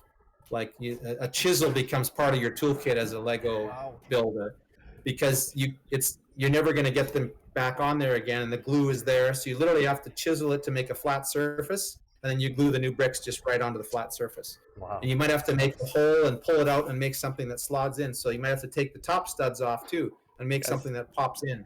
I've had to do that before. So if I can get away with it, I don't glue, because it's way easier to fix stuff if it's not glued. Oh yeah. Totally. But if I have to glue, it's going to happen. Things will break, and you have to remove the old piece with a chisel or whatever, and then pop something else back on there. That's crazy. That's just so cringy. It's a pain. It is cringy. Yeah. Well, and that's why Robin said, first thing is overestimate. That too, yeah, I guess. Get extra bricks, because it's gonna happen. I mean, can you imagine building a life-size car without gluing it? Wow. Like The impact alone would be like shatter. Yeah, that's true. If Yeah, and anyone that's the touches thing it. too. If you can imagine building a huge creation, doesn't matter how flat your surface is, it doesn't matter how much you tap with a hammer, getting the bricks down, that thing is going to end up being a little bit skewed, right? So if you build multiple sections, they're probably not going to connect together. If you you have to be super careful with how you do it, and lots of test fitting and stuff like that. It's building big is a whole science. It's a whole other thing. Things you'd never have to I was consider. gonna ask you a question. I don't know how many. We got one more, so if you want to ask Okay. one, then For I'll finish. mine I'll is finish. just in terms of Lego itself, the Lego bricks. Have you noticed a change in the quality of the Lego bricks as time progressed? I'll take my LCP hat off for a minute.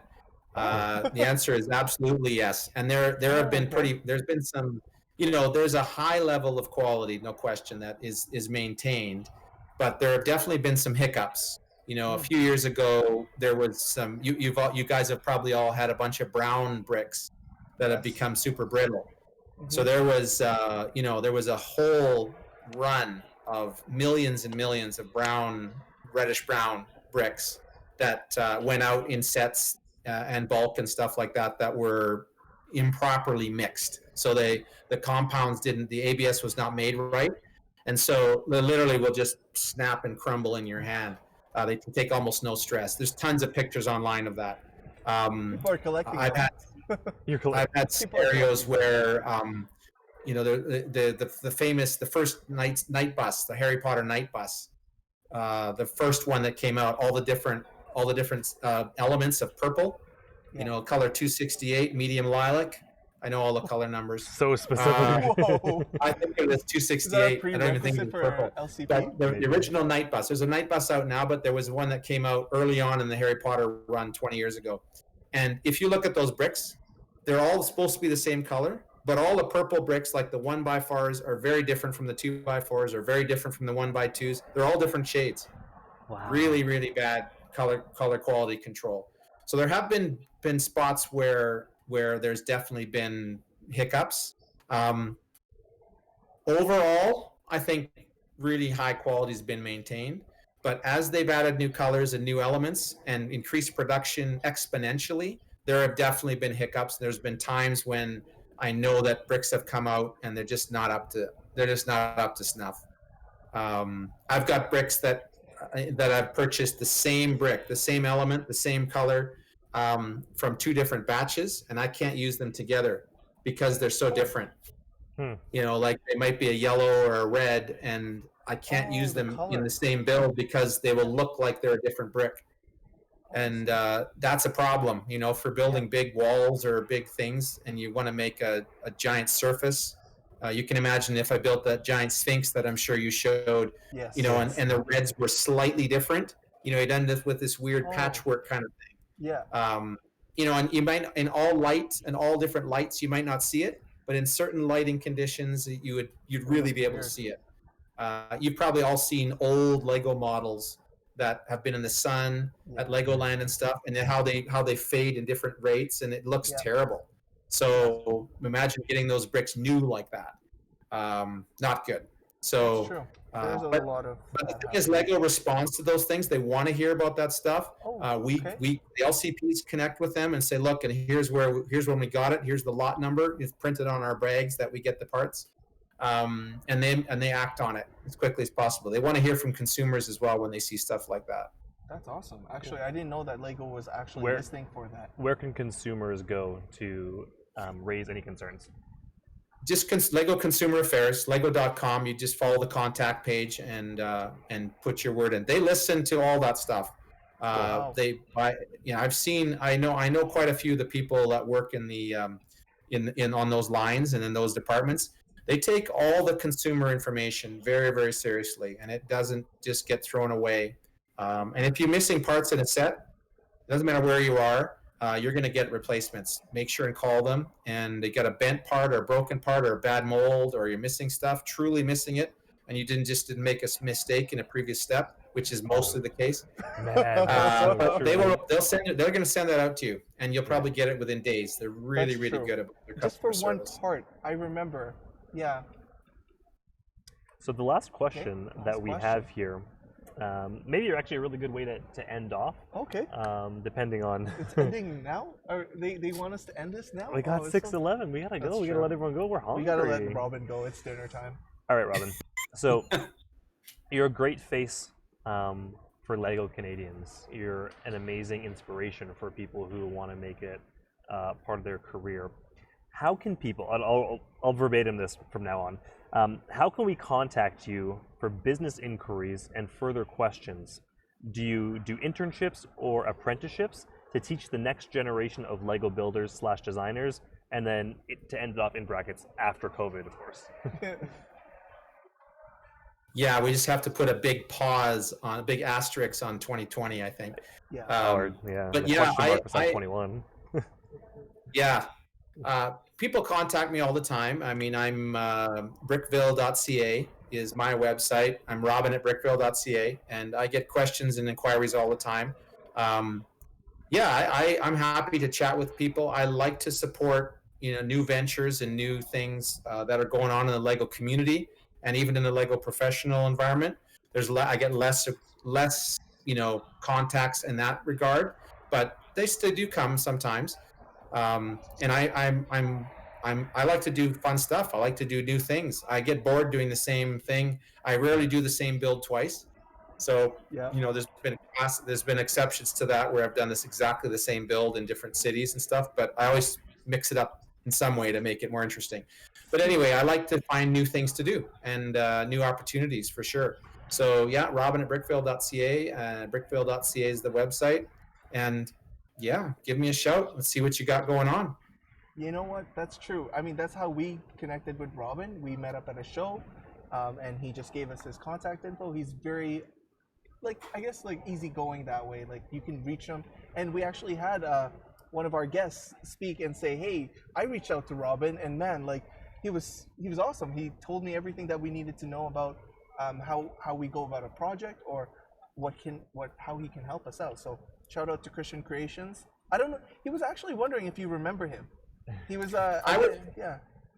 I don't actually remember. No, I'm gonna have to check him out. I mean, I'll have to check out the stuff and re-familiarize myself. Because for me, it's like I said, it's 16 years now. Yeah, so I've probably get a lot of been interacting inquiries. with thousands and thousands of people. So I'll look them up based on what you've said now. But It was an Alberta build for a university. So I don't know if it was a big project to build a university. I don't know how often you get requests like that. So I get a lot like that. Yeah. No, I get a lot of those, and yeah, often if I'm not directly involved, I can't provide bricks. A lot of people want to. How do I get bricks for my project? Yeah. I can't really provide bricks unless I'm directly involved as an LCP in the project. So often that's what it is. But if I can certainly provide advice and send you in the right direction and give you some ideas if you have questions like we've done here, like how do you build big and what's gluing like and all that sort of thing. So happy to talk about that. I'm not threatened by any of it. There's lots of fun and work to go around. Again, COVID aside. Yeah. So I get a lot of satisfaction encouraging the builders of tomorrow and the builders of today to have fun with this, whether as a hobbyist or as a possible career or a partial career. True. A sideline. I think people underestimate partial careers. Yeah. I think there's a whole Yeah, lot that's true. you can do, like 10% and then to 20%. That's literally how you did it. 10%, That's right. 20%, 50, 60, You just have to full keep time. going. So That's pretty much what there's lots of guys. You've got people in Calgary that kind of have a sideline business, that's not their full-time gig, right? So, but they're making money. They're making part of their income with Lego-based activities. Yeah, totally a thing. I did lie. That wasn't actually the last question. I missed no. one, and I wanted to do service to everyone who did ask questions. And since we have you and you're the last one, we can go over a little bit. It's a simple question, but I don't know if you know the answer. How many pieces were used in the largest build you ever created? The largest one as far as piece count, I mean, I do a lot of stuff in the Duplo bricks, so it's really hard. Those ones, it's difficult to get to a high number because they're so huge. The giant Sphinx, again, I would do it differently every time in different cities. That one had just over 25,000 Duplo bricks in it. 25,000 Duplo bricks. So yeah, a which Duplo is brick is like a 2x2 Duplo brick is like 8 of like a regular. So yeah, the times volume that of by 8. 8, and you can Yeah. kind of get the idea. Yeah, so if you did that in, It's like it'd probably be even a bit 200,000. higher than that. Yeah, it'd be a little higher than the 200,000 because you'd need more structure inside. Yeah. So terms it'd of probably be more like actual 250,000 if you built the giant Sphinx in system brick. Yeah. That's insane. But then if you look at something like the, I don't know if you showed the Hong Kong diorama. The city. In the picture that you had. I believe it was The Hong Kong city diorama with all the skyscrapers. Yep. And the reddish yellow mosaic behind it. That we do have build. that one. Yeah, that build is, again, in system brick, it's well over 250,000 bricks. So it's probably 265, 270,000 bricks. And those were all placed one by one. You know, and that was for a 6-month display. Yeah. Very cool. That's pallets worth for sure. One quick question, like with the new with the new Lego mosaic stuff, what are your thoughts on square plates or the round studs that they're using? I love it. I think the round stuff is cool. It gives it total like a pointillist impression of those things. I absolutely know why they went with the round tiles, because you can pry underneath and get at any particular one tile and pop it off. Because if you make mosaics like that, you're going to make mistakes. And if it's a 1x1 plate or a brick in the middle of a million other ones, the only way you can get at it is with a needle nose pliers or going from an edge all the way from the edge to get at it. So using the round tile was really kind of cool. But if you want to have a really seamless color and stuff like that, you're going to have to go solid brick or plate to really get that look. The stuff that Dave Ware does, for example, I don't think he's ever used round, just round tiles or bricks. It's always square. It's always been square. Or at least everything we have on display. You might use some round. You might use some of those to highlight or to give a dithered look, to kind of have a background brick and then a round one on top. Right. You know, from a distance, get a slightly different shade. But to use all round ones, I don't think either of us have ever done that. But I love them. I think they're great sets. Awesome. There's just because you're such an awesome guest, Robin, because you're... There's more questions. No, there's no more questions. I just wanted to... Well, he's given a lot to us. Yeah, like, you've given us over 2 hours of your time, which is obviously so like more than anyone can ask for. You've answered all these great questions. You've done nothing but amazing, kind services to Chris and I through Chris's career, through Creator Industries. So I just want to scroll up. I'm just going to read a couple things for you, because I know that the interaction with the community is one of the great aspects. So I'm just going to give you some stuff that has been said to you, okay? So Nice. the latest one is, thank you, Mr. Sather, for sharing all with us. You are a great inspiration for us kids to keep creating. So that's a really good one. Who said that? Awesome. That was from, sorry, I'm going to move my laptop a little bit closer so I can see the names a bit better. That one was specifically from Rookie Bricks. We also have another one from Flying Monkey. It's Vicky. She said, you can just call me Vicky. Vicky. She said, thank you so much. Okay, Thank you so much, Robin. Wave the Brick, which is Jordan. He said a few things, so I'm going to scroll up and read a couple Jordan's of things. a good guy. Jordan said, big thanks. BuildCon has been great so far, especially with great people like Robin. Awesome presentation. So that's a bit for all of three of us. Yeah. I'll take it. Thank you.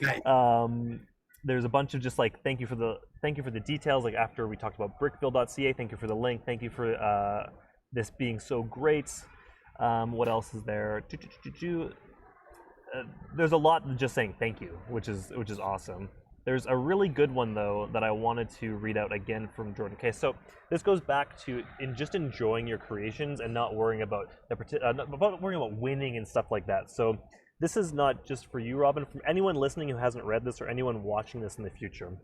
So when I went to Brick World Chicago in 2018, I brought my 13-foot long spaceship, the Gateway, and I am glad I didn't win a category for a contest because I was reminded of the joys of how I built my ship and enjoying the builds others have done around the world. So not winning allowed him to appreciate his build. That's good. That's a good way. So it's a really, really good one. And he said that after you had talked about it. I just didn't want to interrupt the conversation, but I wanted to come back and I want to share a story afterwards That's good stuff. That's really good stuff. I mean, yeah, that's great. I love that. A lot of good ones for Chris. Yeah, and just to finish this off, a lot of them were saying like such a great advice about guarding your passion and just keeping that in mind and not burning yourself That's out excellent. Thank you for in that that Robin. sense.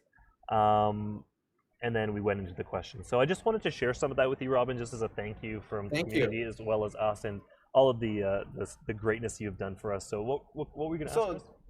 The first year that I actually met Robin Sather was in Seattle at BuildCon. I brought a giant robot that was like about 4'6", and I was right beside him, and they were advertising BrickCon. And that year, speaking of the whole winning aspect, I thought I would win.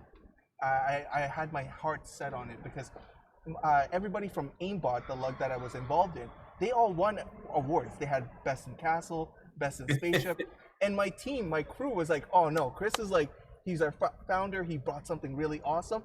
And I went up against Paul Hetherington on the category. And as we know, Paul Hetherington, who worked with Brickville Design, he's amazing.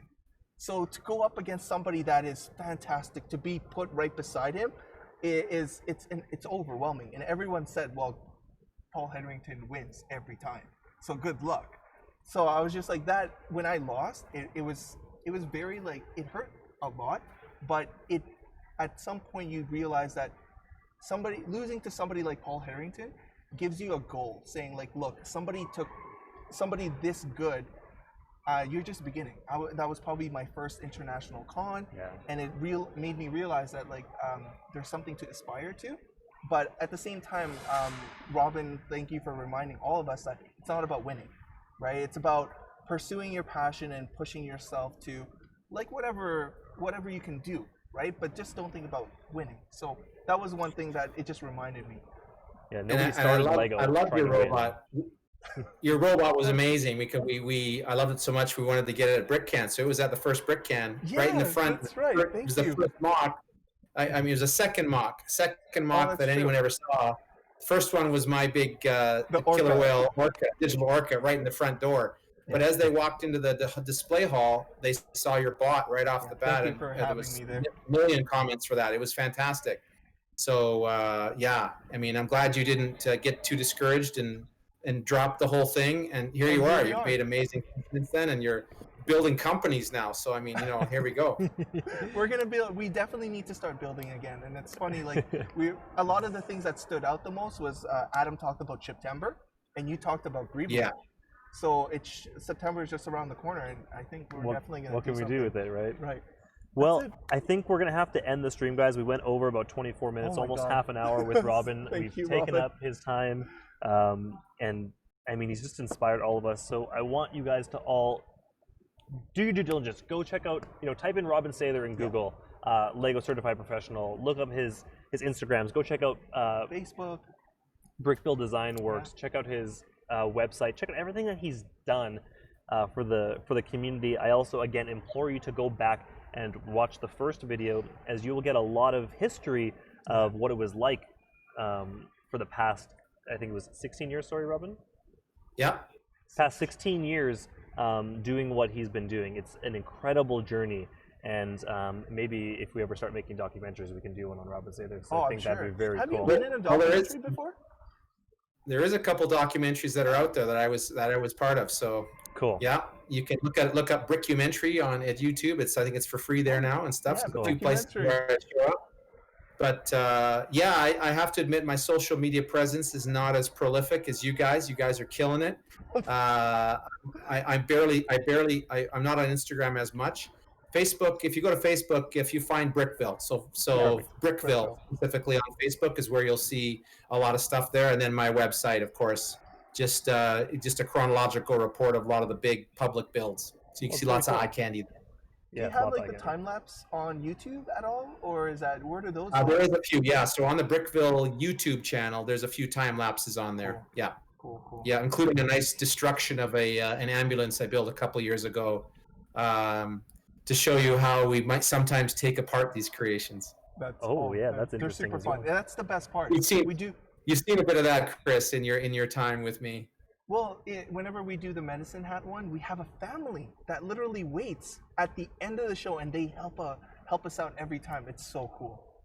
If that Yeah. not a testament to Robin's awesomeness as a person, then I don't know what is. If people are willing to stick around after a convention to take apart Lego I know, that they right? don't even get to keep, they don't even take. That's not even their Lego. They just come to help Yeah. out. Like that's Yeah. a testament to you as a human. So again, we appreciate all this time and all the effort. We're gonna let you go for now. Thank you. Robin. Don't go off the line. We'll say some few final words to you ourselves, guys. That's been the Okay. end of day 2 of BuildCon. I can't believe that we've gone through 2 days already.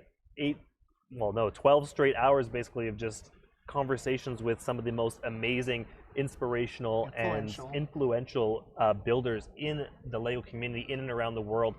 Do not forget to tune in tomorrow. We have 3 more amazing guests to close out our Sunday, and you guys are not going to want to miss them. So, from everyone at Creator Industries, that being Colin, Chris, Colleen, who's behind the scenes, everyone who's supported us through this weekend so far, we thank you guys for viewing, and we will see you tomorrow, not at the same time, 1 hour later. So just keep that in mind. Thanks, Robin. We'll see you next time. Thank you so much. Bye, guys. Bye. Oh, that's it. Woohoo!